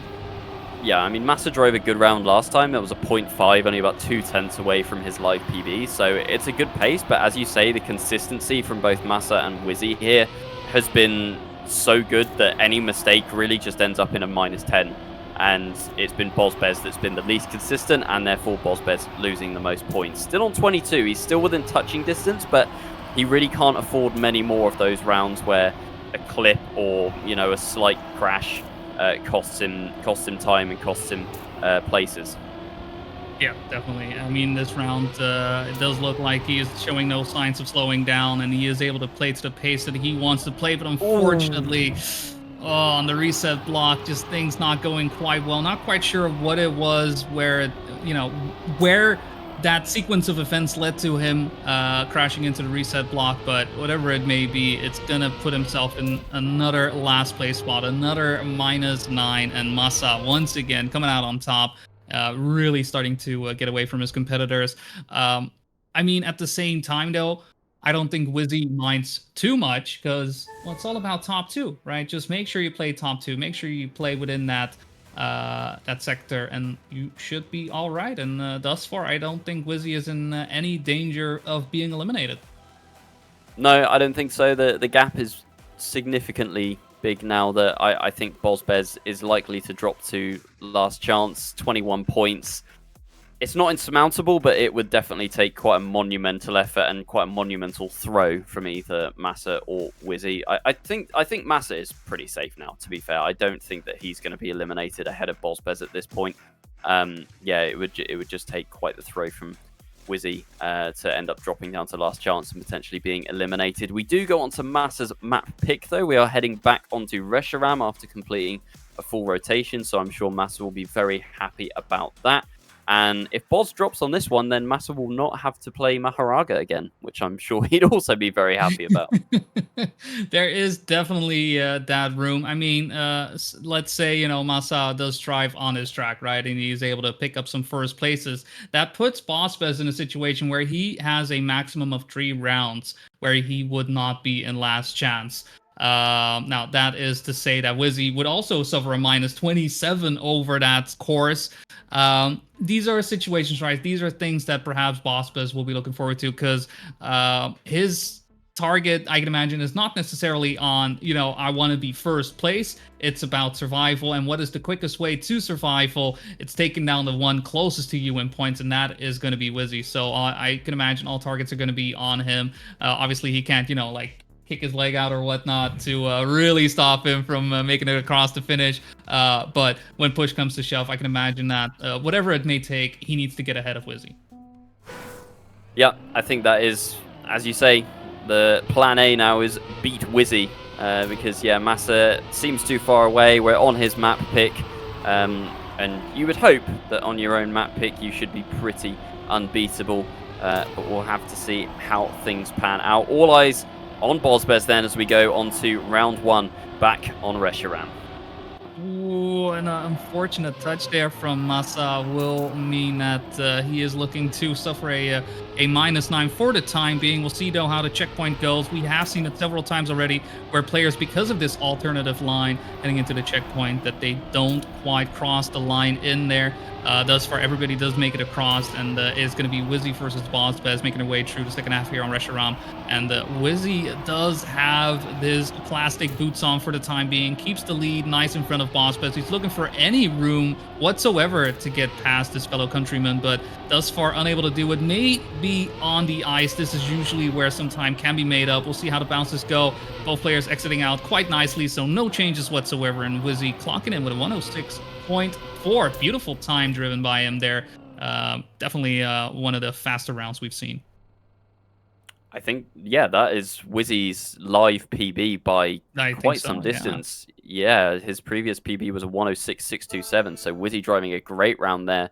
Boz as well, very close to his live PB, if not beating it. I didn't quite catch the time, but 106.5 was his previous live PB. So, yeah, both Boz and Wizzy driving exceptional times. Massa with a bigger mistake, finishing in third in last for the first time in quite some time. 38 points brings him a bit closer to Wizzy. Obviously, not going to matter first and second. It's just going to be about if they can eliminate Boz, or if Boz can actually manage to stake a comeback here and claw back those points against his competitors. Ooh, and that bug slide made a big change in the positions, and with that as well, BozBez unable to tread the needle after that jump. He is dead set for last chance because of that. Wizzy looking to make sure he doesn't drop too many points to not give BozBez too much rope to hang himself on. And it's going to be Massa, who at the same time, though, you know, he still wants to win, right? It's still his map pick. He still wants to make sure he gets those -2 points. For now, though, Wizzy looks to be out on top, driving another beautiful round, makes his way along the ice, and Massa actually falls off. I mean, BozBez is way too far. Boz miles behind. Yeah, BozBez is way too far. Way too far. It's yeah, just a big distance between the rest of the players. Wizzy with a 106.5 this time around. Just keeps driving faster than his previous live times, which was a 0.6. So I think Wizzy, you know, this is his second match in a row. If he keeps playing like this, making his way into grand final seems to be just you know, just another stepping stone, really. Yeah, Boz on last chance then, see how long he can survive for. Massa and Wizzy both on 30 plus. It's going to be quite a few rounds that Boz is going to have to survive here, and Wizzy and Massa are both driving pretty well, I'd say that. Massa crashes, and Boz has one of his 9 lives taken away there. 8 chances remain. I think that's mathematically how many rounds it would take as well. Yeah. I think at most we have well, from this point on, this being round 3 out of 4 on Reshiram, technically we could go up to, I want to say, round 1 of map 3, if somehow, some way, everyone who is able to, you know, go down, in this case BozBez, who will make it through on this one, as long as he's played safe. I was about to cast curse him. I'm sorry. I didn't mean to. I didn't. See, you're fine. All right. As long as BozBez stays in, which I can say now that he's crossed the finish line, I think that's how far we could push it. Massa, though, definitely not eating good on his own track, even saying it in a game chat as well. Not too happy about his pick. But at the same time, Wizzy, once again, just 106.6, does slow down a tiny bit, but the pace is great. And I do think that this, you know, I think he may be thinking already about, all right, how am I going to do things in grand final? Yeah, I was just going to mention that as well. You know, they both know at this point that they're pretty much set. And Wizzy, I would say, is driving much better in this match than he was in the lower semi-final. Much less chaotic, much more calm, consistent, keeping a cool head. So going into that grand final, I think we all know who the favorite is, right? But you'll want to be placing as high in that grand final as you possibly can. So Wizzy is maybe going to be eyeing up Grenady as a potential competitor, and that would mean 2 UK players, first and second, if Wizzy is able to overcome the 2 players from Big. That would be quite the result. Be quite interesting indeed. Yeah, for now, Blue Jays looking to lose a player of their own, while the favorite may be the one in the grand finals. Ozbez is just unable to find any space to get ahead of Masa or Wizzy. Would Maharaga be the saving grace? It doesn't look like we're even gonna make it there, as Masa and Wizzy hand in hand making their way across the finish line, eliminating Bozbez in the process. GG's to Bozbez will be a 5th place spot, but because of that, barely missing out on the grand finals. And I think to a certain extent, a bit of redemption for Wizzy, who during league play was so close to getting a 4th place spot, missing it by a singular point. I think he was able to not just get that back, but at the same time, perhaps a bit of retribution for his teammate Stuffs, right? He will be carrying the banner high for Wild here. Yeah, it is a shame about Stuffs, but I mean, he gets to enjoy the beach wherever he is, so I'm sure he's not too disheartened by this result at the end of the day. He's on holiday, you know, he can relax. He's shown us what he's capable of, both in this tournament and all year long, so everyone knows that this is, like, you know, not the Stuffs that we know and love. Epos, I mean, has even described him as being the best player in the world right now, so yeah, an unfortunate one to lose Stuffs. Bozbez also dropping down. Wizzy and Masa going through. Great story for Wizzy, who didn't have the best start to the league with 2 third places in a row, but then picked it up first, and second in his last 3 weeks, getting some fastest laps in there as well. So he's really warmed up. You can tell the training, the work that he's been putting in. And Masa as well. Masa, like, peaked in week 2 with a 1st place and kind of started to drop off, but it seems like he's managed to, you know, bring himself together here and get a really good result going into that grand final with his teammate. But that's all from us, casters, and we'll be throwing over to the desk now for them to digest that very interesting match. That was a very interesting match. I mean, in some ways, slightly less close even than the lower bracket final was. And Boney, I think it's fair to say, watching that it sure feels like the lower bracket semi-final players, that 5 through 8, came in today just a bit hungrier to make it all the way than, you know, I mean, obviously Stuffs with the issues that he's had, but I mean, definitely more hungry than Bozbez was in that match. Yeah, it definitely does feel like they're coming in, you know, with something to prove. The chaos, the fireworks that we saw during that match, I think very much attributes to that. It's such a big difference to what we saw for that winners final, right, where Epos was just taking everyone out, taking names, doesn't really care what's going on, right? Just in full prac mode. What we've seen happen here are hungry players, right? Everybody just going forward, really pushing, giving it their all. And I'm looking forward to see how these 2 players who have made it all the way from that lower bracket semifinals, Masa and Wizzy, and bring that energy into grand finals. Absolutely. Bren, I mean, looking at Masa in particular there, a little bit of a behind-the-scenes look. He wasn't delighted to be playing Maharaga for a second match in a row. Despite that, he's looking very solid today. I mean, he's playing better than I was expecting, to be fair. Again, I was not even sure if he was making it through the previous match, but surprisingly doing really good. I was expecting Bozbez to do a bit better than that, coming from the upper bracket and showing honestly a good level in the previous match as well, fighting it off with Granadi. But all in all, just good consistency from Masa and Wizzy, making the best out of it and just kicking out Bozbez out of the playoffs. But yeah, overall good level so far. I'm curious to see how it's gonna go in the grand final, how it's gonna unfold, and see if they can challenge the strong Epos that we have. Yeah, well, I think none more curious about how that grand finals will go than maybe the players themselves, and that includes, of course, Wizzy, who is joining us for an interview after 2 match wins in a row, managing to make it all the way into the grand finals through this lower bracket. Wizzy, congratulations, and how are you feeling? Hello again. Yeah, thank you very much. And thank you this time. I'll say thank you to everyone, because I almost missed you last time. Yeah, hey, you got me, and I appreciated it. Yeah, no, I try. No, thank you. Yeah, no, it feels good, obviously. But of course, it's also really unfortunate for Stis.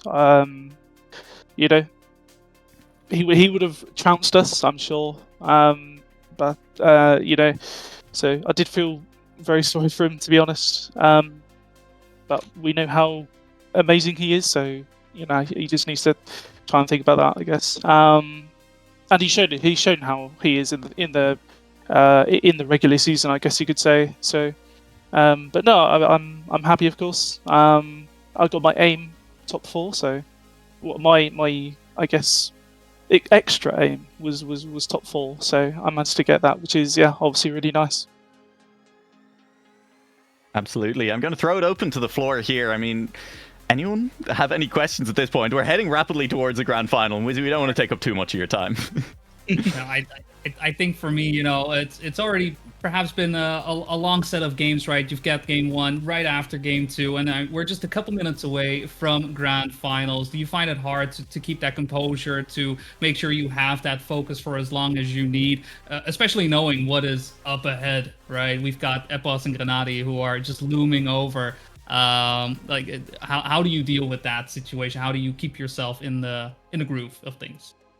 For me personally, it's just trying to put music on. I mean, I do this anyway, but I just put music on, and as in during the matches, I just put music on and sing along during the rounds. Or I'm not saying sing well. I'm not saying that at all. I just sing probably very mediocrely during the rounds. But in between the matches, I just try to hydrate and make sure I'm as prepared as I can be. I mean, it's really, really hot everywhere. It's summer in Europe, so just trying to stay cool, stay hydrated. As much as I can anyway. So okay, absolutely. Well, I have 2 questions actually. The first one being, what is the playlist? What are the songs that you're actually singing during the match? And then second question is, Bonnie said that you are indeed playing so many matches in a row. Do you think it's more of an advantage for you to be warmed up entering the match? I feel like it could have made a bit of a difference compared to BuzzBez in the previous one. Or do you feel like you're actually getting exhausted and it might be a bit difficult in the end? I'll answer the second question because that's I'll answer the second one first. I think it depends, because let's say, for instance, remember the Honda Cup. It was match after match after match. 4 or 5 matches, 6 matches in a day. It was. I think when it gets to about the 4th, 5th, or 6th match in a row, that's when the fatigue starts to set in. At least for me, I think. But I think, in terms of carrying the momentum, 100%, there is a degree of that. I mean, I struggled with getting into the match in the first place, and just trying to settle down. So, in both ways it swings. It's obviously good to carry the momentum, to get into the match and feel chilled out, relatively. So then you can just drive your practice as well as you can, but also it does swing the other way, of course, when you start to get exhausted. For me personally, after about four games maybe, but to be honest, I think I'll be quite tired in this game. It's really, really hot where we are, so that's not an excuse. I'll probably just but it's just really hot, so I wouldn't be surprised if I start getting tired maybe near the end. So okay, you can find excuses. It's all good. Okay. I have a list. A playlist? And the playlist, yeah. So I usually alter the one I mostly listen to. I've made a custom playlist, which is just a bunch of Skrillex songs. So usually it's that. So when I say singing to the songs, it's not really singing at all. It's just making really weird sounds, and it's I couldn't imagine what it's like for my parents, who was just walking by my room. Just like Epos in the end. Musical final. Yeah, exactly. Yeah. Karaoke. But I'm going to remind everyone at this point to, of course, follow Beacon on social media accounts, because I can't guarantee it, but we'll definitely try and post Wizzy's playlist at some point in the next couple of days if Wizzy provides us with one, because I think that'd be entertaining. I can organise it. The soundtrack of a finalist. Wizzy, congratulations on making it to that grand final. Top 4 locked in. Best of luck with it. I will remind you before we let you go, you're one of only 2 players to have taken any points off of EPOS in the league stage. So hopefully that gives you a bit of motivation going into this grand final. Again, best of luck with it. Thank you very much. Thank you. All right, and with that, we are prepared then to head to break for a final time before we get into our grand finals. It is going to be a banger, and I don't use that word lightly. It is going to be absolutely wonderful. Top level competition going on. A quick break, and we'll be back to bring you all of the action, to break things down, and to head on into the match. See you very soon.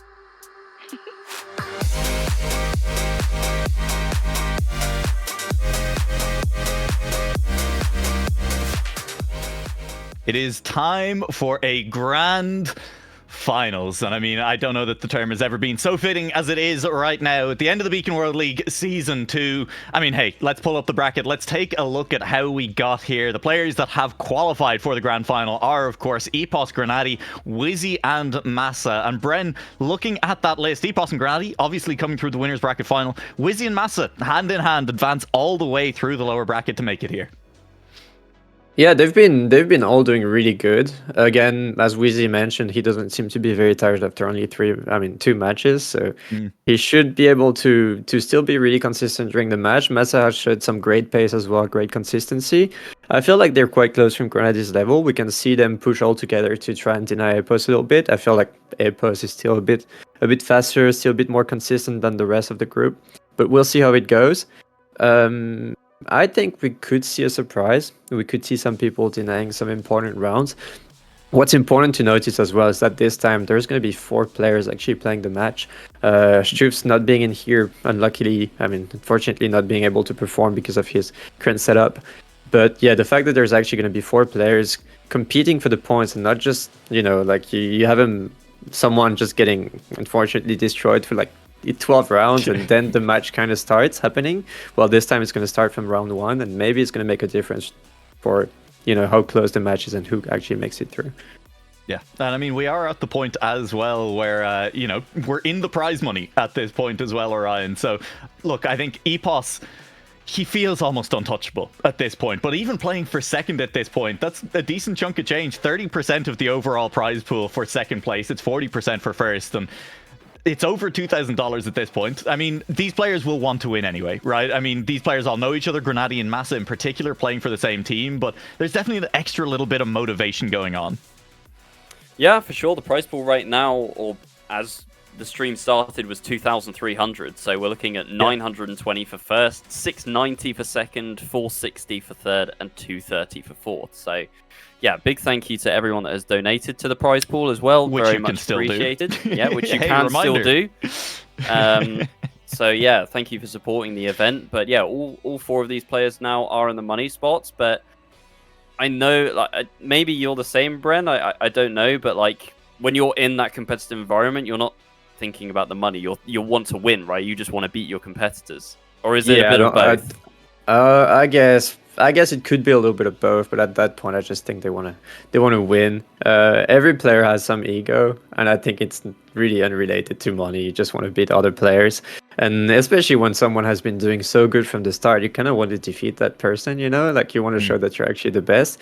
And I know for a fact that in this match, some people have a pretty big ego, and some others have an even bigger ego, but they just don't want to show it. It's just how it works. But you can't just be a good player and have no ego whatsoever. So they're all trying to win, and it's going to be for prestige more than actual money. Even though it's still good to fill in the bank account a little bit. Still nice. Absolutely. I am going to ask before we head to pick and bans, Bren and then Orion, is there a path, and what is that path for anyone in this match to beat EPOS? Bren, I'll ask you first. If there's a path to beat EPOS, it's trying to have the tech map open, which is not going to be happening, I guess, because it's going to be banned by EPOS, in my opinion. EPOS, yeah. And then you probably try to have the most inconsistent map in the finalist round to maybe have a chance to snipe the match. You basically want to gamble the match. You don't want to go for what feels nice for you. You want to go for what feels bad for EPOS. Yeah, fair. Orion, any extra thoughts on that? I would say EPOS is going to be untouchable, and tactically, all the other players should be trying to finish second. I think that is the best that they can do. I know that sounds depressing, but... No. Hey, I'm all for it. And Orion, we're going to head into pick ban. I'm going to remind everyone, last time that Massa and Grenady, the two teammates, faced off against each other, EPOS was also in that match. And as we head into pick bans, remember that last time that happened, Massa was already in that mindset. He targeted Grenady with the pick and bans in that one. He just ignored EPOS, and that meant that, well, he still didn't manage to beat out Grenady in that one. There it goes, Bren, you're absolutely right. Xenogen gone. It'll be Massa second pick. Last time around, I think he went for Arrogate, ceded the match to EPOS, who looked untouchable on that map during league play. This time around, he goes for Heartleap. Well, I'm so clueless about the maps anyways, so I'm just looking at the nice little scene that just keeps moving in front of me, and I don't know what to think. I guess we were right about EPOS. Massa going for a pretty easy and smooth map, which is the map from Roxy, indeed. And then, I don't know, Mao Raga for the map that could be the funniest one just makes sense to me. Again, it kind of aligns with what I said about trying to deny EPOS. I don't know if they're trying to go for the win or just go for second place, but I felt like no matter what, it's the best option. Massa might have just leaned over and punched Grenady. I feel like. Yeah, Maharaga picked in second place is potentially then going to decide the entire tournament. For as much as it has been banned, that could be the final map that we see played. I'm just looking back at the stats for Heartleap for that upper bracket final, and I do think that Grenady was fine on it, but it definitely wasn't a map that he looked very comfortable on. So I think fair to say Massa is trying to target his teammate one more time on this occasion. I'm going to ask then, we're going to say EPOS probably going to win it. Bren, what do you think for second place? Grenady second. Fair enough. Orion? Wizzy. Wizzy for second place all the way through the lower bracket. It would be exciting. It'll definitely be dramatic. For the last time in the Beacon World League Season 2, let's throw it to casters. Well, what a result it would be, to be fair. Hey, look, well, it's not. He's back from the caster's desk, but it's England versus Germany. It is big versus the world. It's an interesting one. It's an exciting one. It's not the way we expected things to go to a certain extent, but hey, what would it be if everything was predictable? If everything was just given to us on a silver platter? You know what? It's just going to be the exact same. I think the only consistent throughout all of this has been EPOS. At no point has he shown any signs of slowing down, and I'd be extremely surprised if this is the spot where he decides to, pump the brakes. Yeah.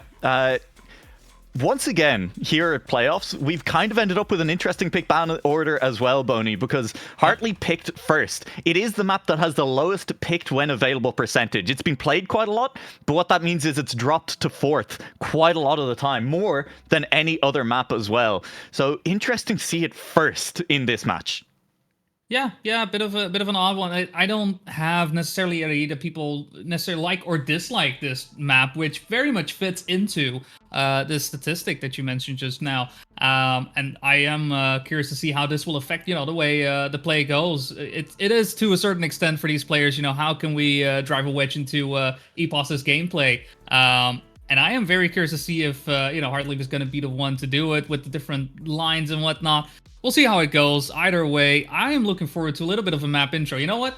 Show me the map. Show me Heartleaf.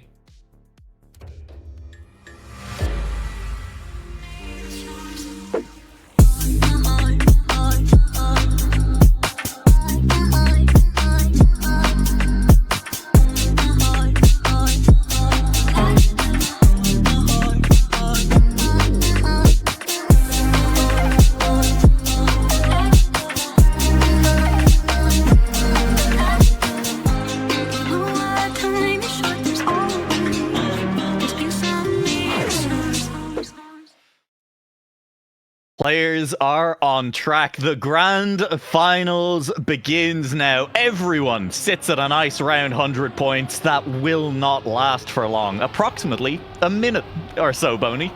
Give it up, give or take. Yeah. Maybe a second or two. Who knows? Who's counting?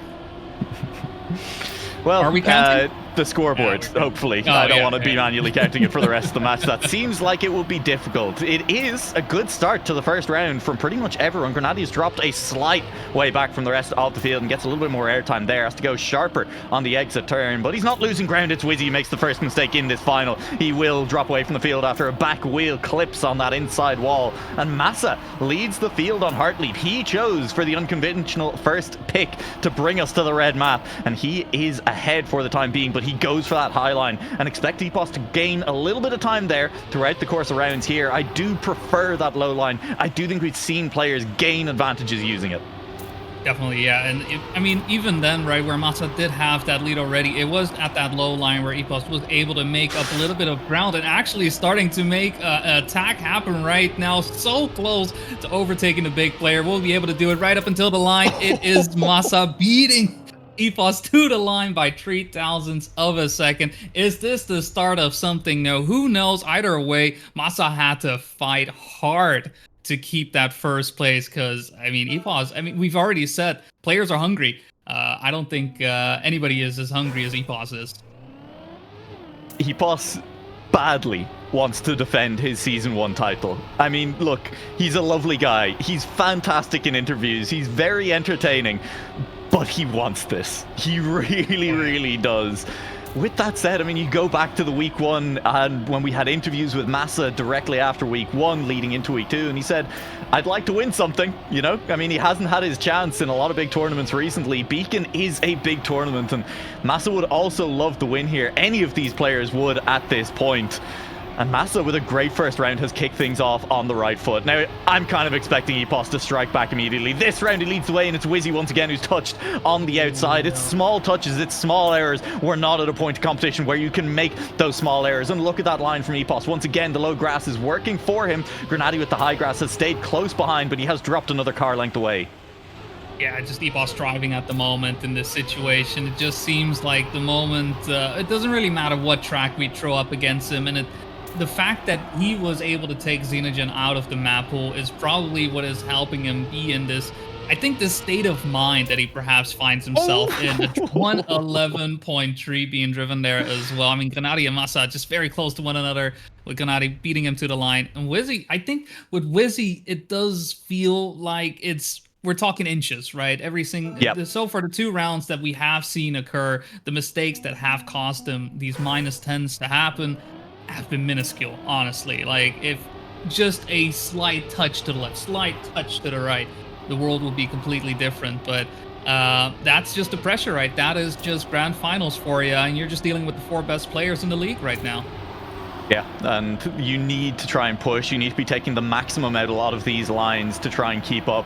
And Wizzy has just taken the maximum and then an extra 2%. And it has punished him twice in the last 2 rounds. He's 20 points down to kick things off. A fifth of his total life force wiped away in 2 rounds. And that is a rough position to be in. But this is a better time of it for Wizzy. He touched on this corner the last time around. He'll survive on this occasion. And he won't lose ground to anyone either. That feels good. 3 players go high, 1 goes low. And Epos once again extends that lead, does have slightly lower speed than the other 3 coming through, but regaining it quickly in the next corner. That low line once again just working for him.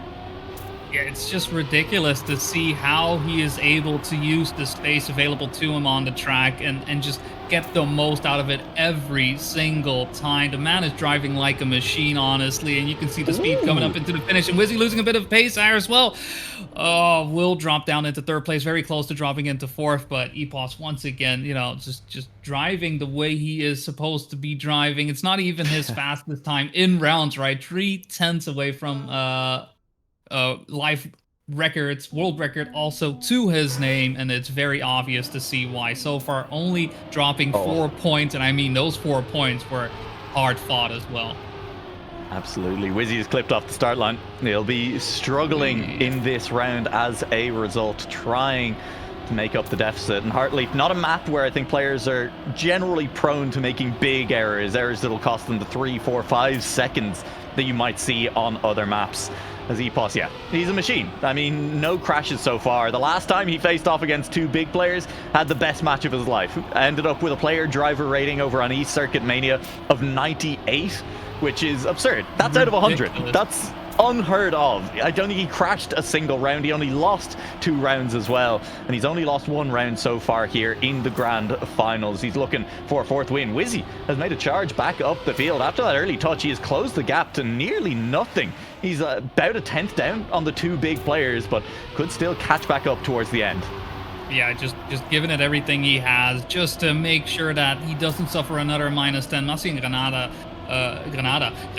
though, staying close to one another. Massa does win the fight until the finish, crashes into the finish. Wizzy getting away with murder right there, making himself -7 instead of -10, and Massa just scrambling to make it to the finish. Still going to be a -10, but it was close up until the end, and an Achman to close out Heartleaf. I think that is an appropriate way of doing it. Epos doing what we expect him to do, in charge for pretty much the entire map. I mean, the fact that he lost 4 points, that was 0.003 of a second. That's what cost him 4 points. Yeah. Which, yeah, I don't think he's just gonna, he's like, you know what? Sure, you can hit me once. You get the first blow. And then he keeps going. And just, I mean, speaking of minuscule gaps, I mean, that round where Massa beat out Wizzy on the final section, just that straight to the line where Wizzy lost a 10th of a second, just with a slightly imperfect end. I mean, that's the difference between Massa being tied with Granati right now, right? That was a 4-point swing for Massa, and Wizzy would be up on 70 points, and those are the margins that we are playing with in this grand finals. I mean, maybe not so much with Epos, everyone else walking a razor's edge, and he's got a highway to stroll down, but these other 3, it is knife edge stuff. They are absolutely hanging in the balance the entire way through. And when you are hanging in the balance, when every corner feels like a threat, when it always feels like the smallest error could make a mistake, well, what a time to introduce the yellow map into the mix as we head towards Maharaga. Oh my god. Let me show you what I got. Oh my god. Is that bullshit? I think not. Let me show you what I got. Hey, yo, who made it? I think not. Oh my.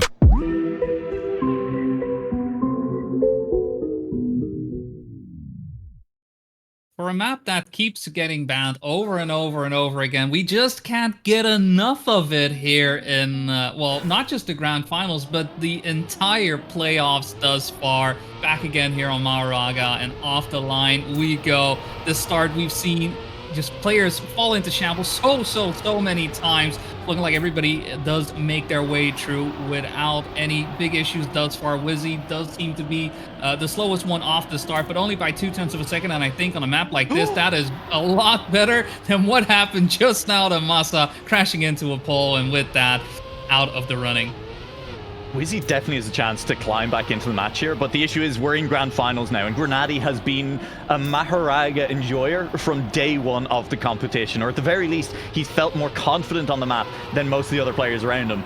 And Epos is just Epos. He looks unstoppable no matter what color the track is underneath him.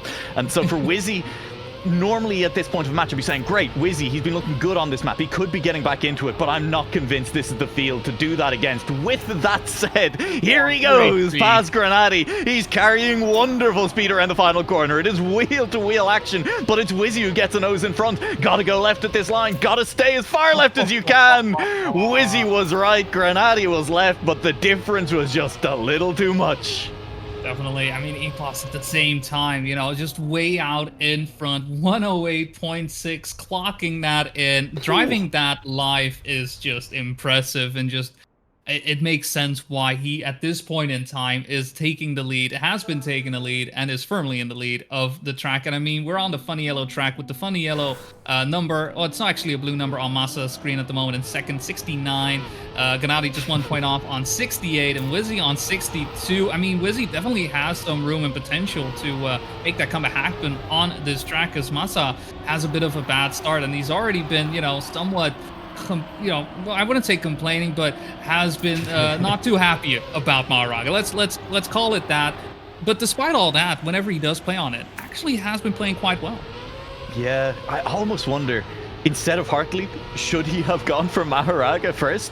Because you know that Grenady is picking it. You know it. This is the finals. We know what he's been doing all tournament long. And at this point, Mahoraga is going to roll back around as map 6 later on, and Masa's going to have to be able to drive it, or he could be in a lot of danger at that point of the match.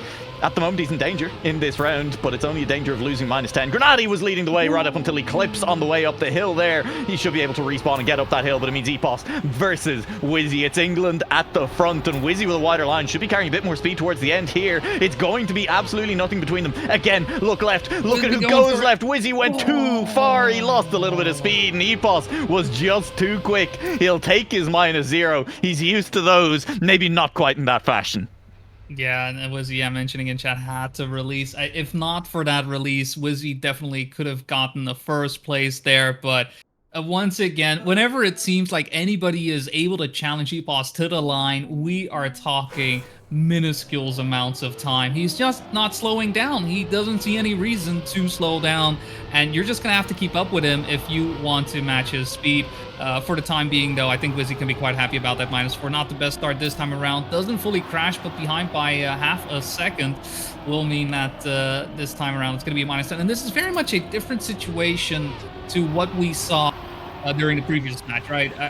I know we've been mentioning stuff quite a lot, but not specifically focused on him, but where you have a match between 4 players and there's 3 players who are consistently in top, point differential isn't that big. This is a bit of a reverse situation where Epos is the one at the top.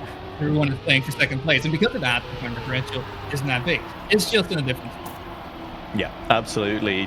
Players take it in their turns to challenge Epos for the win of a round. So far, only one of them has come out on top. It's Grenady's turn to have a go at it, and this time around, he's starting to stretch that lead a little bit. I think he's a couple of speed lower than Epos, but with the reactor coming up, that matters not even a little bit. As Grenady continues to hold on to this lead, the rest of the field is stretched out behind them, and that will be a round win for a player whose name does not begin with E. It's Grenady taking the 0. It's Epos coming in second, which fair enough. Masa will take third, as Wizzy had fallen a long way down. So far, the biggest margin by which he has not been able to win a round, but I mean, it's very hard to question the dominance of Epos in all of this. I feel very bad for anybody who has done their pick'ems on eCircuit Mania and was like, you know what, Epos, he won't make it. That would be a crazy decision at this point in the competition. It does have to be said. Well, but yeah, it is what it is, right? Yeah. And for the time being, I mean, Epos, just doing a phenomenal job. look, EPOS is leading the way again. I don't know if you've ever seen the Street Fighter movie, Boney. The specific line by M. Bison of the day that I burned down your village was the worst day of your life. Yeah. For me, it was Tuesday. I'm kind of getting that vibe off like EPOS fighting for these firsts at the moment as other players take in turn to give it absolutely everything they've got. They stretch it to the limit to set near PBs. And for them, that's the most intense round of their life. For EPOS, that's just another round, baby. Yeah, he's just time trialing, right? It very much goes to show. I mean, when we had him on interview, right, that his mentality goes from focus to time trial. He's just not noticing the impact, and that is usually something that you want to be able to do as a, towards your competitors, to keep them honest, to keep them focused, to really get into it. And what a close finish it's going to be. EPOS losing a little bit of speed, but he still will keep the lead. God, he's so close to Wizzy, but we're talking fourth. 0.003 of a second between Wizzy and Granati. What a great round, though, we've had right there. That is the second round in this match. We've only had 8 of them that was decided by 0.003 of a second for a position. And this time around, there was also 0.04 to another position. EPOS, once again, just another round. Most intense round of Granati and Wizzy's lives. Just another day for EPOS. And he holds off both Granati and Wizzy on that occasion. They separate themselves out, and the points as they stand then are EPOS clear by 40 points. I mean, sure, why not? We've played 8 rounds. That seems fair to me. But Granati, Massa, and Wizzy fighting it out for a second place, and there is only 7 points between them at the moment, Boney. Yeah, just minor differences between those 3 players, and it is pretty much unfolding in the way we are expecting. I haven't even mentioned my predictions right in that regard, but I don't think that whatever it would be that I would predict for second place, I still don't know. I still don't have a clear idea, a clear goal as to, it's going to be Granati, it's going to be Massa, it's going to be Wizzy. It does feel like a coin flip, and it feels like any one of those 3 could be able to do it. It's just that first place just seems to be EPOS's. It does indeed. Massa needs to pick things up. Minus 31 points on Maharage. Can he turn things around on Reshiram? You know how we roll.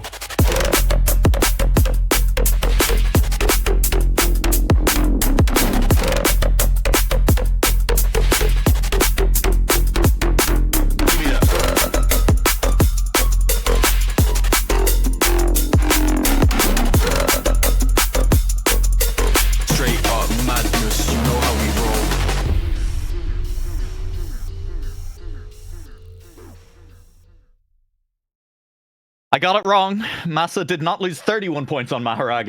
He lost 34, which, hey, it's time to turn things around. Even with a horrific time of it on the map, he's still in contention for at least second place in this match. If he can pick things up on Reshiram, all of a sudden things aren't feeling so bad anymore for the big player.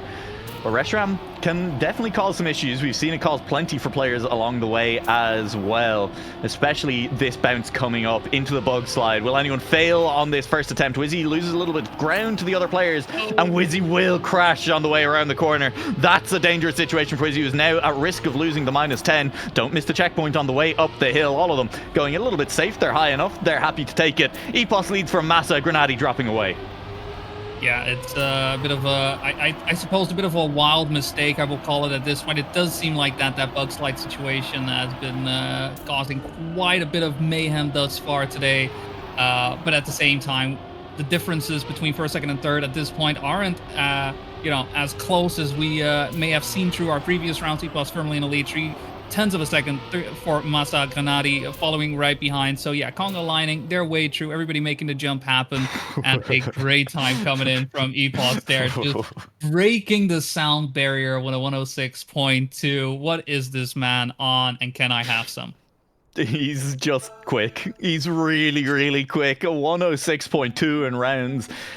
I don't know if he's started to settle into time attack mode. I mean, I think the crazy thing about it, when he said that he'd kind of started to go a bit time attack in that upper rec final, was that he was still very consistent with it. which just makes it scarier. He's looking very, very quick. Of course, behind, the battle does still continue. Massa does close the gap a little bit to Grenady after that round. And Wizzy starting to maybe fall away a little bit. Cannot afford, I think, another mistake, because once again, we're getting to that point of the match, Boney, where individual rounds really start to shape the scoreboard. 2 players sliding out. Both of the big players go. Massa went further. Grenady is seeing the 2 cars in front disappear into the distance. Epos has crashed. This is not a drill. Epos has crashed. He's still not behind Massa, but he is behind Grenady and Wizzy, and this is a great opportunity for Wizzy to climb back up that scoreboard.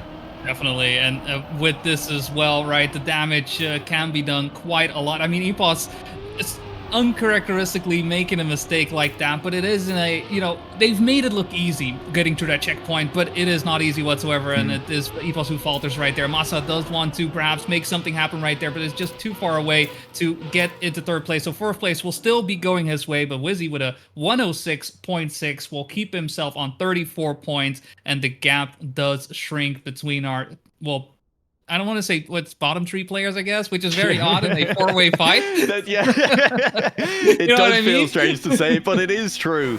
Those are the rounds that I think players kick themselves over the most. I'm specifically for Massa, where, you know, there is someone who's been dominating. Epos taking up pretty much every 1st place possible. And then he finally crashes. He makes a mistake, and it's the one round where you're not in a position to take advantage. You still lose to him, and Massa takes the -10. Those are the ones that it can be harder to mentally recover from, to get up, play the next round, and still give it your best. We'll have to see how Massa does in this round. He seems to have climbed back on the horse well, as he is currently sitting in 2nd, sitting just behind Epos. Yeah, just setting up the chase right now. Everybody following suit. Wizzy and Grenady starting to fall behind a little bit more, but Massa very much having a chance to get closer to Epos. Though it's going to have to come down to some very, very tight lines and very tight driving here, as there are not a lot of turns remaining. 51 seconds already over on round number 3, and Massa just trying to do anything, just trying to see if anything sticks, but sees Epos fall further and further away from him. It's going to have to go through the ice and settle for a -4. You know what? That's not too bad, honestly. We'll take a -4 as Epos just drives a 0.3, because, you know, why not? He's just fast. I mean, this is the issue, is you do need to go very quick. You need to be flawless to beat Epos a lot of the time, and doing that round on round is difficult. Hey, it's very, very hard to be as consistent and as quick as he is. Credit to these players, they've been giving it a good effort a lot of the time, but he's still managing to win most of these rounds. Massa picking up the 2nd place is still big in that round, no pun intended. As I said it, I think, you know, difficult to recover mentally from the previous round, where you get the -10, you see both other players beat Epos, who's finally made a mistake, to pick it back up, to drive a 1:10, a 1:65 on this map, which is also a very good time from Massa. I'm impressed. That was genuinely a good recovery. Definitely, yeah, and it's you know, part of being at this level of play, right? Being in the grand finals, you need to have that mental fortitude to bounce back like that. You can't just let one, you know, a round where things definitely could have been better, could have, should have, would have. No, doesn't matter. Just have to keep going, keep moving forward, and right now he's doing pretty much that. He is following Epos once again, but again, a -4 in the grand scheme of things is a good thing, knowing that he is tied for last with Wizzy at the moment. This is a position for him to deal damage to both Wizzy and Grenady. Just needs to hold on to a 2nd place to go through the ice. Epos making a true clean, as we, well, somewhat expected, and a 0.2 as well. But Massa with a 0.4 there. I mean, in any other match, in any other round, that would have been 1st place. But yeah. It's just the way it is. Oh, does that not make the -10 that Massa picked up in the round where Epos crashed sting even more? That could have been a round win if Massa was on the pace in every other round, and that was the one round he couldn't take advantage of. It really has changed the complexion of this match. I mean, honestly, it'd be much more boring if Massa hadn't crashed that round, because he'd currently be sitting on 33 points. Everyone else would be even lower. But Massa, having come from the lower bracket today, alongside Wizzy the entire way through, I think is looking very good to potentially even pick up a 2nd place. The caveat to that, Boney, is of course that we will be revisiting Maharaga at some point, and that is where Massa might have to get it done. Yeah, there is still that, you know, I suppose that sword looming over his head that will be in the back of his mind. I mean, it's crazy to me as well that we've been going through 3 maps so far. EPOS on 85, I don't think that necessarily, but we have 20s for all other players. 23 for Masa, 20 for both Granadi and Wizzy. Honestly, any bad round could very much do it. We are very much in last chance situation. We could see players drop like flies just like that. It's all going to have to come down to what these players are able to do here on map number 4. It is going to be Arrogant. Welcome to the age of cybernetics.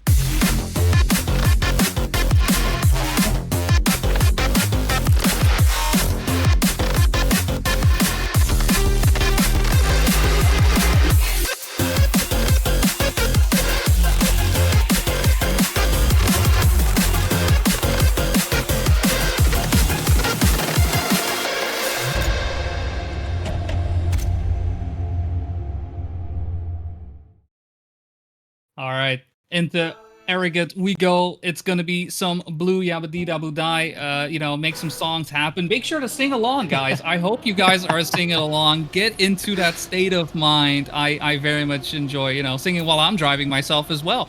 Unfortunately, whatever song Wizzy has on right now is not gonna help him out too much. But Granadi having issues keeping his wheels on the ground. Will be the one to draw the shortest straw right there, falling into 4th place, and we are left with a fight in the front between EPOS and Masa. But Granadi just have to play second fiddle for this one. Masa could knock both of his opponents out before we even get back to Maharaga. Ooh, We're at that position. Arrogate is the map that he picked last time around when he played against Granadi to try and beat him there. Now, it didn't work out for him. He ended up losing on the map, but I definitely think he's feeling kind of comfortable on the map. He chooses to go safe there, not bug sliding. He knows the gap back is far enough that he doesn't need to take the risks. He's settling for 2nd place in the round. I think, look, we've said it, they're all settling for 2nd place in the match, and that is Masa playing to the position he has, playing the map smartly. Ooh, he does have more speed coming out of the drift. EPOS have to go for the safe line. Is this actual point loss happening for EPOS? Masa just needs to make it through this last sector. Does do so flawlessly, making it into the finish. And you know what? Why settle for 2nd when you can be 1st? Despite EPOS, by the way, going for the safe route, still gets 2nd. That stinging feeling that you were talking about, right? That Masa felt, that's Wizzy Granadi right now. Yeah, that has erased it entirely for Masa, who made the smart decision. Again, I want to highlight, went for the safe line. I'm not even sure he'd a touch. Normally we see people go for that on the bug slide where they're going a little bit slower. They don't have the speed for the bug slide. I do think he just decided he had the gap to play it safe. Playing it safe worked out perfectly for him there. He takes 1st. EPOS still takes 2nd. It's a maximum point loss for Wizzy and Granadi, and Masa stays at 23, while Wizzy and Granadi are now starting to look at risk of last chance with 3 rounds to go on Arrogate. Yeah, it could be honestly, any round. Any small mistake at this point is going to cost them, which at the same time, it's not as if there have been that many mistakes, right? Overall, players have been driving phenomenally, right? As we would expect from them in a grand finals. I think for some reason, it still comes down to pace most of the time, and pace just simply being a bit too high. And if a mistake does occur, it is that much more detrimental. We saw just now with EPOS making a mistake, Masa hitting the outside wall there as well, and Wizzy and Granadi right now are like, you know what, Masa, get back to us, come down, come on, like crabs in a bucket, pulling each other back in. They want to make sure they deal damage to EPOS and Masa, and right now Masa looking for a -10. Yeah, that's going to be rough. The round after, it looked so good. Wizzy and Granadi are in front of EPOS. Will it last to the line? It's a good jump from EPOS. He's gaining on Granadi. He's gaining on Granadi, but he's run out of track. It's too close to the end. It's a round win for Wizzy. Granadi takes 2nd. There goes the -10 for Masa, and he is now on 13 points. Granadi is on 9. Wizzy is on 10. And oh my lord, this is going to come down to the wire. This is just ridiculous along the way, right? It's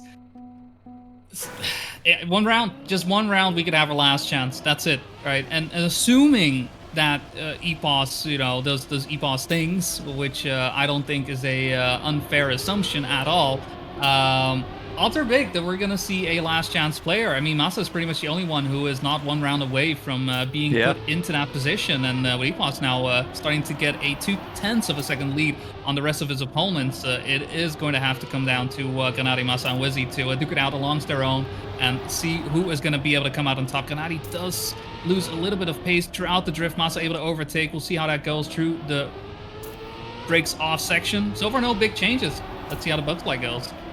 Yeah. Oh, Masa touches. Don't do it again. He touches. He's going to be slower around this corner as well. The others go for the bug slide line. He can't even make the decision there. He has to go safe. And that means, again, probably not a last chance player happening on this round unless there's an even bigger mistake from anyone else. Masa is only a second behind. If anyone crashes the jump, Masa will overtake. But Wizzy and Gennady have both survived the drift. They have speed. They both have the line. They will survive cleanly. Now it comes down to a race to the line for these two. Gennady with a little bit more speed. Wizzy, though, gets the reset, and he will accelerate and stay 100th ahead. He'll only lose 4. Gennady loses 7. He's down to 2 points. Are we gonna get triple last chance in one round? Yes. Is it gonna happen? Wizzy, if Wizzy, okay, let's just assume that EPOS wins, and then if Wizzy comes below second, if he gets third or fourth, we're triple last chance. 1 round, bam, that's it. And all of a sudden, Masa putting in the effort to get his PBs up above Gennady's, to get the pick ahead of Gennady in this match, has become the smartest thing he's ever done, because he does not have to decide a grand finals on Mahoraga. That would be something indeed. I mean, it does look EPOS so far not willing to fulfill the prophecy just yet, but I do not imagine that he is going to take this one lying down. For now, though, in 4th place, not where we usually see the Blue Jays player, but first player down, Wizzy. That would fulfill the prophecy. Wizzy in 3rd and 4th would mean double. Masa's winning. It wouldn't be winning. triple last chance. He'd still have 3 points. He doesn't does not want it. He's not interested. I mean, either of these players, anyone except EPOS coming first, denies us triple last chance. But hey, I can't say I'm sorry about it. Masa has been driving really well so far on Arrogate, and he is ahead of Gennady through this section. The gap is massive. Gennady needs to just focus on not losing to EPOS at the finish line. It won't matter either way. He's going to head to last chance. EPOS takes 3rd. He loses 7 points. But the most important thing is we have double last chance already. Double last chance, and as we are finishing up our rotation through the maps, honestly, I still don't know. I still don't know who's gonna take it. Sure, we have double last chance, Gennady and Wizzy, but Masa just 3 points away from that, and we have seen that he is able to falter. Right, there are situations where things can go wrong. The story of fighting for 2nd place seems to be set in stone. That would be a storyline if EPOS, for some reason, somehow, some ways, you know what? These points? Nah, I don't need them. You can take them. It's fine. No, it's not gonna happen. Oh, this is exciting. Back to Heartleap. Again, unusual to see it this early in the rotation. Masa throws the curveball into our pick ban in the grand final. And last time around on this map, it went well for him. I mean, it went okay for everyone. Everyone except EPOS basically got a 1st, a 2nd, a 3rd, and a 4th. I mean, it was kind of all over the place. I will say, Wizzy, that's not true at all. I lied completely to your face, Boney. Wizzy got 2 4ths and 2 3rds. It's scary for Wizzy right now. It's real nervy times for Wizzy. But Gennady also got a last place. Masa also got a last place. I mean, it's up in the air, but I think Masa is looking like a genius right now in terms of throwing Heartleap into the mix this early. Yeah. This may have been one of those situations where those picks and bans very much will be his saving grace to a certain extent, which is a bit of an odd way to say, but it has been that close, right? As well as Masa has been playing, Gennady has been playing as well, as Wizzy has been playing as well. It would be a discredit to any of these players to say that either one of these have been dominating. It's been so much of a toss-up throughout so much of this race on different tracks. Different players have been driving, but now Heartleap is I do think maybe Masa is the one to be able to do it here. Yeah, I mean, this is it, right? All of these players driving so well. It's 0 points for Gennady, it's 0 points for Wizzy, but it's only 3 points for Masa, and that in and of itself may just save Masa too, because having that one extra round that you can still lose to Grenady and Wizzy needing to be perfect, there's just so much less pressure on Massa as we head back to Hartley. But it's Grenady who's dropped behind already. Wizzy and Grenady, if they drop out here, if either of them makes a mistake, that's it. Their tournament is done. They'll have secured top 4, but they will go no further. Yeah, it's just lights out there for now. The wheel players both just having to struggle to survive. Both players with the red number on their car. Grenady looking to overtake Wizzy on the dirt and is able to make it happen. At the same time, though, Massa starting to fall behind here as well, but let's hold on to that second place, but just barely. I mean, look at that. Wizzy and Grenady having practically caught up to Massa, and it's going to come down to these final few turns once again. Massa, who has had some issues with this turn in particular in previous matches, this time around is looking a lot cleaner and just needs to cash in, and is looking to eliminate his teammate now. Yeah, Grenady has started to fall away a little bit. Wizzy got so close to the inside wall there, just needs to not crash the finish line. Grenady with speed! He's going to snipe him! Wizzy is gone. It came down to the finish. It was heartbreak earlier in the match as Massa sniped him there. It's heartbreak again as at the finish he loses speed and Grenady is able to overtake. Wizzy, congratulations. He made his aim of breaking the top 4 in the Beacon World League Season 2, but I think with that finish, he'll just be wondering, what if it could have been so much more? Yeah, just so close, right? Practically his fingertips to it, but it's missed the finish entirely. Right? He missed the finish entirely. And we've seen it happen. We've seen it happen on this track many times. It's just, you know, for that to happen at such a decisive moment is what makes it such a, such a painful moment in and of itself. We can't, listen, it There's sucks, more. It's over, one of them is gone, but there's still double last chance, and it's the two teammates, Big and Massa and Grenady, out on track. Epos, hey, he just needs to win one more round, and he will have eliminated 2 of the 4 players so far, and Grenady and Massa, they're not going to go down without a fight. Wheel to wheel between the two of them. Huh?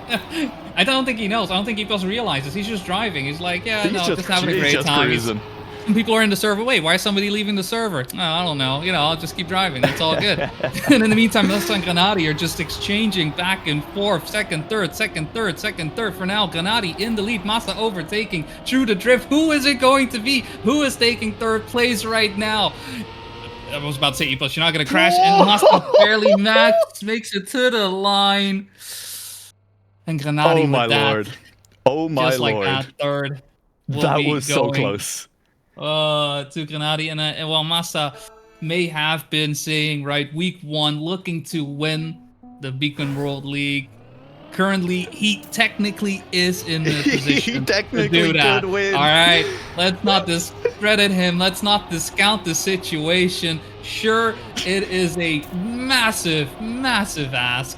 But if there is ever a time to do it, it is now. Hey, you know what? Let's go. This is it. This is the moment. I believe here. Every journey begins with a single step. It begins with Epos heading into a wall once.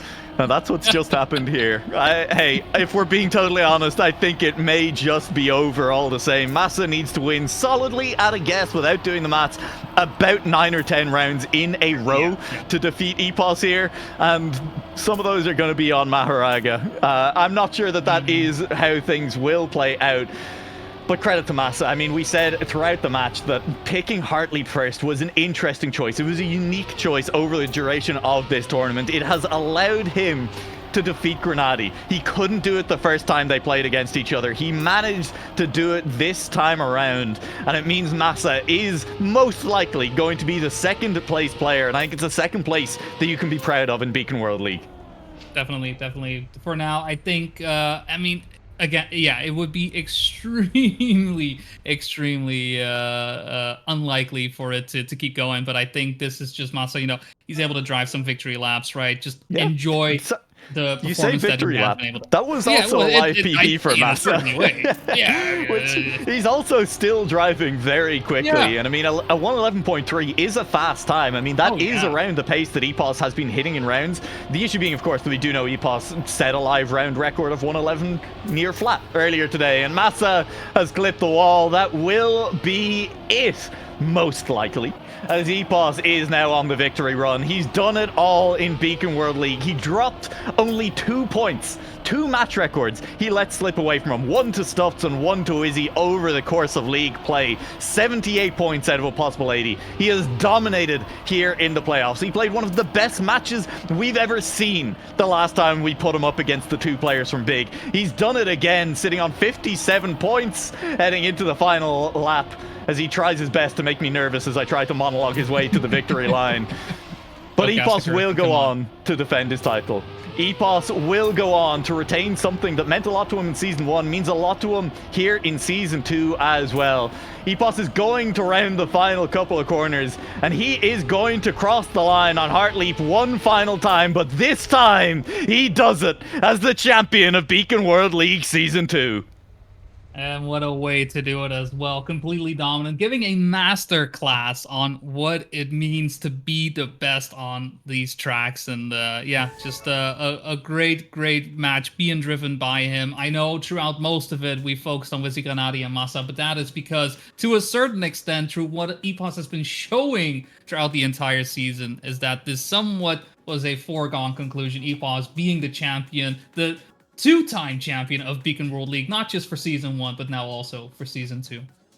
Yeah, and I think part of what makes it so impressive is that qualitatively, the league looked harder this time around than last time. I mean, Massa and Granati themselves joining, Stuffed's joining, and obviously there's some question marks there about the final play day. There's plenty to look forward to in the future between those two. But generally speaking, the level in Season 2 has felt higher than Season 1, and it simply did not matter because EPOS lifted his performance that much higher again over everyone else. Boney, I'm going to say goodbye to you briefly. We'll get you back in a second, but for now, we're going to head back to the analyst desk and hopefully very soon to an interview with EPOS. Well, he did it. He's done it. Bren, he is the champion. And frankly, he didn't make it look all that hard. Oh, it looks so easy for him. To be fair, it looks like he was just chilling. Apparently, he wrote in the chat that he was going for the world record one round and he crashed. I mean, that's what you do when you hunt, I guess. I don't know, it looked easy. I feel like the match was just much more interesting for the second place. And it actually delivered because it was quite sick to watch.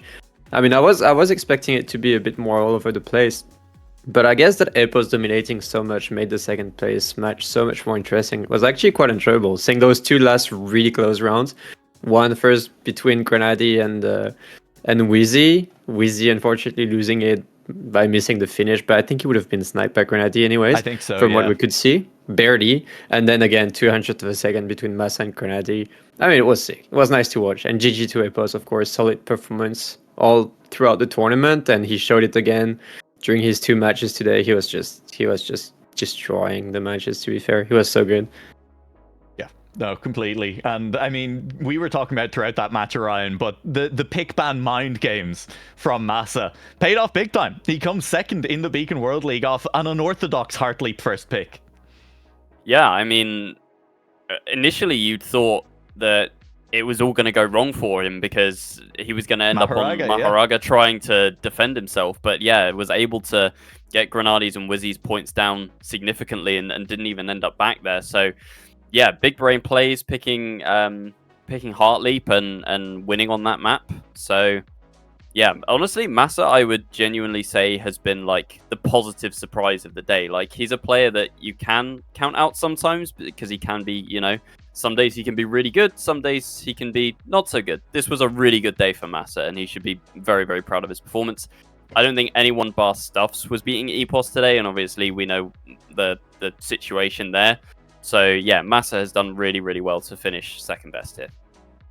I mean, to be completely fair, beating EPOS on such a high level, I know Stuffs was supposed to be insane at the maps as well, and I'm not doubting that. But EPOS was on he was on a different level. Consistency-wise and pace-wise, he seems to be controlling the matches entirely. Like, it felt like he had still more.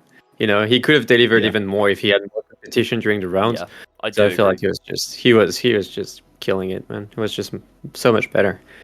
Yep. Well, the man of the hour, EPOS himself, joins us then for an interview as the back-to-back champion of the Beacon World League. EPOS, congratulations. First thoughts on managing to repeat the victory. Mate, I'm so happy, honestly. I said at the start of the season I really wanted to go for the back-to-back, and I have the back-to-back, so I am very, very happy. I am very, very happy.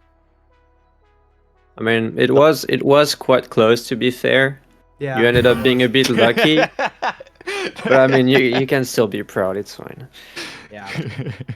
I think you need a little bit of luck in your matches to do well, you know? I feel like luck is part of the game, and I feel like luck was on my side today, man. Honestly.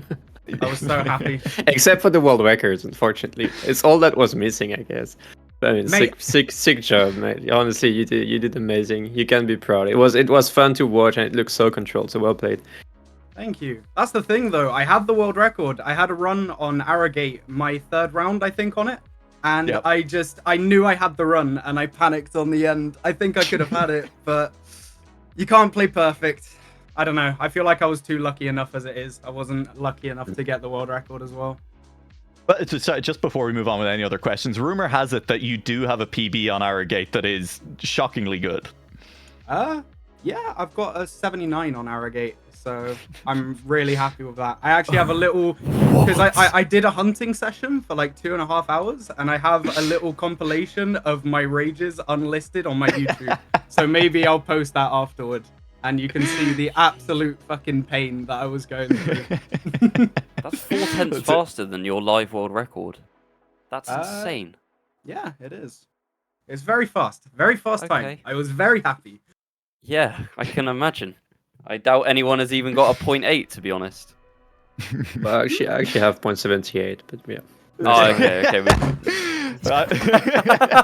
That goes in the rage compilation right there. That's one more clip for it. Yeah. It feels like I'm back in the World Cup thinking I have the best times, and I get eked out on Surf by like 1,000th. By Pack, I get eked out on Valley by like 100th. I'm back again. Epos, I do want to ask you then a question about how the finals went there. I mean, obviously, I don't think you would have been upset with whatever happened in terms of the pick ban once you got to get rid of Xenogen. But it was a little bit unusual in terms of the way it played out. Like, the Heartleap first pick is something that we really haven't seen all season long. So just, how did you feel about that once Massa had locked that in? I mean, I was quite happy with it because I'm comfy on all the maps, but especially Heartleap, I think, is actually the map that I put the most time in. So for me, I was happy for Heartleap, and I think Heartleap was picked because Massa played really well on it in the lower finals, I think it was, and he played super good. So to me, the pick made sense. What was after that? Maharaga, not surprised. It's very normal for Grenady or Wizzy, whoever picked it. I can't remember who. Grenady picking Maharaga, yeah. Grenady, yeah, and then it's just Reshiram and Arrogate left, so it is what it is. I was happy with how I played on Reshiram. I was really happy. I was a little unsatisfied for the winner final, but then I played good this time, so I am happy. How did you feel about Reshiram actually as a map? Because from a viewer perspective, it looks like a really fun map to hunt and a map where you don't really get tired of, practicing and even playing in matches. Yeah, I mean, I think it's really good. But there's, for me, the one thing with Reshiram is the start, it feels a little bit random. Maybe it'd be different with someone like you who's really good at, I don't know, deep dip style jumps. Like the jump into the ramp, it sounds silly, but there's actually so much time in the angle of your car just from the first jump onto the ramp into the grass. I think that was my only thing that I didn't like about the map, and the rest of it was really fun. I mean, there's lots of time gain on the bug slide. There's the line that you take the CP triangle that Nixotica found, which was really cool. And yeah, at the end, there's actually time gain as well. So I don't know. I never got bored of any of the maps though in Beacon. For me, all of them, I was really satisfied playing, even up to my final day. So I love all of them, to be fair. Oh, that's cool. That's a bonus when you practice, because it's so easy to get tired of the maps when you play them for quite a while like that. It's easy to just get tired, especially if you don't really do good on one map. You just don't want to spend so much time, learning what you're doing wrong. So I think that's pretty. You can call that a success for the organizers, I guess. Yeah, I think so. 100%. I think I preferred marginally season 1, but season 2 delivered, man. Season 2 delivered so much. I mean, I loved It's No Surprise Meltdown last season with the Ice 360. I loved that. It was so good. So fun to play. But yeah, season 2, man, delivered so high. Love the comp. Yeah. It's still my favorite comp. actually Intax is just doing all the maps for season 3. That's what I've heard. Like, I mean, no, that's not. Nobody take me seriously. It's a joke. We're just repeating Maharaga 5 times. Don't worry about it. Epos, I do have a couple of final questions for you here. First of all, highlight from this Beacon World League season 2. I gotta say winning it. No, I think it'd be very stupid not to say winning it. Yeah, completely fair. Yeah, I'd say winning it, and other than that, it's just, I'm going to say it again and again, but for me, the highlight of Trackmania is playing matches. So every match that I play is a highlight in itself. I think I love playing matches. It's so fun. That's a great answer. And then the final question that I have for you here, Epos. Plans for the future when it comes to competitive Trackmania? What are you targeting for the rest of the year and beyond? I mean, it's no surprise that I'm targeting the World Cup, of course. I want to do well there. I want to do well at XP Evo, and who knows, maybe one of them I can come out with a sneaky win, and that'd be very cool. Or the two of them. Or two of them, but I think that's a little bit of a stretch, I can't lie, but maybe, we'll see. Well, fingers crossed for you, Epos. Thank you so much for joining us. Congratulations on your win, defending the title. Again, so impressive and has to feel absolutely fantastic. Is there anything else you want to say here as we wrap up the season? I mean, thanks for everyone for tuning in. I hope you enjoyed the matches and come back at season 3 to see the 3-time. Well, there you go. We'll He said it. No way. Said it. All right, we're going to have to cut the break after that one. We got to go and give Epos a bit of a talking to. We will go to a quick break. We're going to be back for a quick 10-minute post show, maybe less. We're just going to wrap up the season. Thank everyone. And of course, maybe speak a little bit on how things have gone. See you shortly. Don't go anywhere.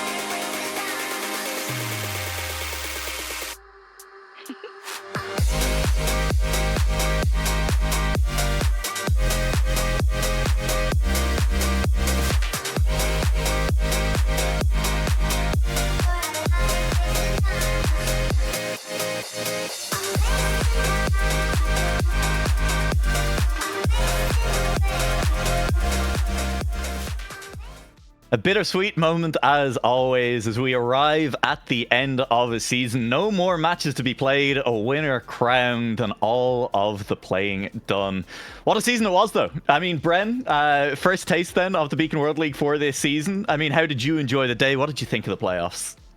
Oh, it was fun. You know, I'm mostly a player, not really a caster, an analyst, or whatever. Well, I kind of showed with my predictions on the players and the maps. I always got them wrong, so I guess it shows something. But yeah, it kind of almost makes me want to compete again. You know, I've put that on the side, and it was just fun to watch. I enjoy watching the matches. The maps were good, which sometimes is lacking a little bit in tournaments. The format is nice. It just feels quite refreshing, and it feels professional. The broadcast is nice to watch. It's just pleasant. It just flows.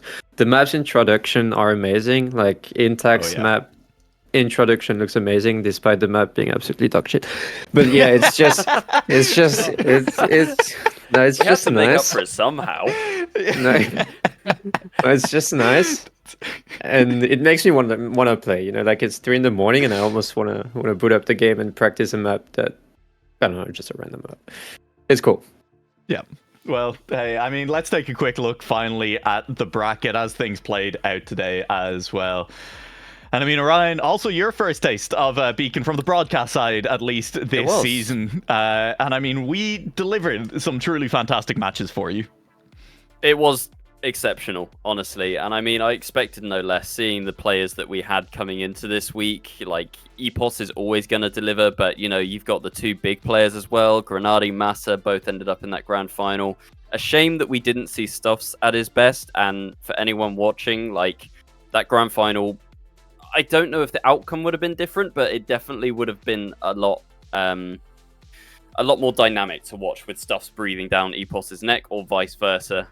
So I'm sure that we'll see him going forward in future tournaments, competing against his main rival.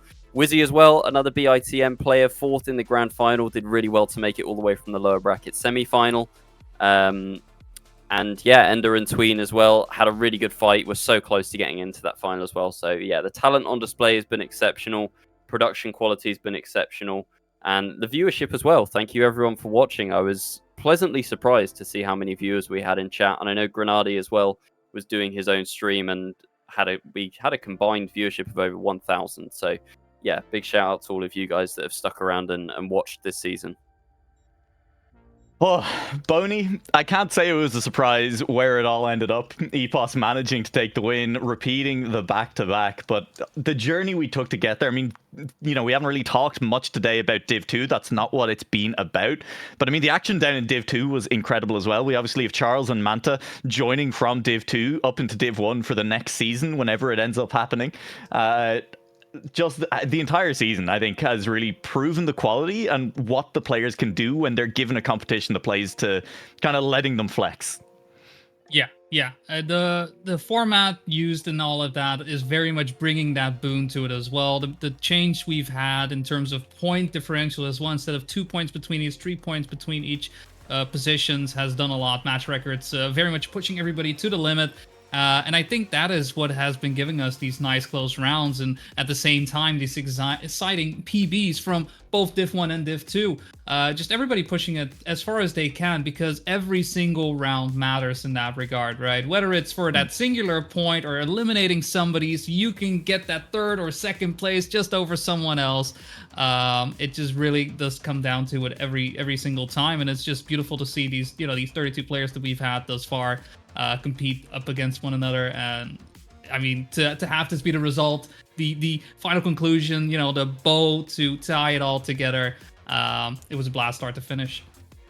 Absolutely. And well, let's take a look at the prize money and how things ended up. Of course, all 4 of the players who made it into that finals do end up with a share of it. Epos at the top with a 40% share. It's currently sitting at €924, €693 going to Massa, €462 to Grenade, and €231 going to Izzy. Of course, a lot of that prize money comes from you, the viewers. Thank you very much to everyone who has donated. Donations are still open if you enjoyed what you saw today and you feel like rewarding the players just that little bit harder for the hard work they have put in over the last month or so. There is, as always, a donate link in chat if you do feel like throwing something in. And of course, there's a car skin designed by Prof10 that you can also get your hands on. Represent the Beacon World League in-game as well with that skin, just to show off a little bit. And who knows, maybe it'll help you drive like Epos. I think at some point he is starting to become synonymous with the Beacon World League. With those back-to-back wins, he's looking absolutely incredible. And this is it. We're about at the end of the season, which means I have a lot of people to thank here. And so, Bren, as our analyst today, I'm going to let you get in a final word before I say thank you to absolutely everyone I need to. Well, first, thank you for inviting me. It was a pleasure to be here for the last day.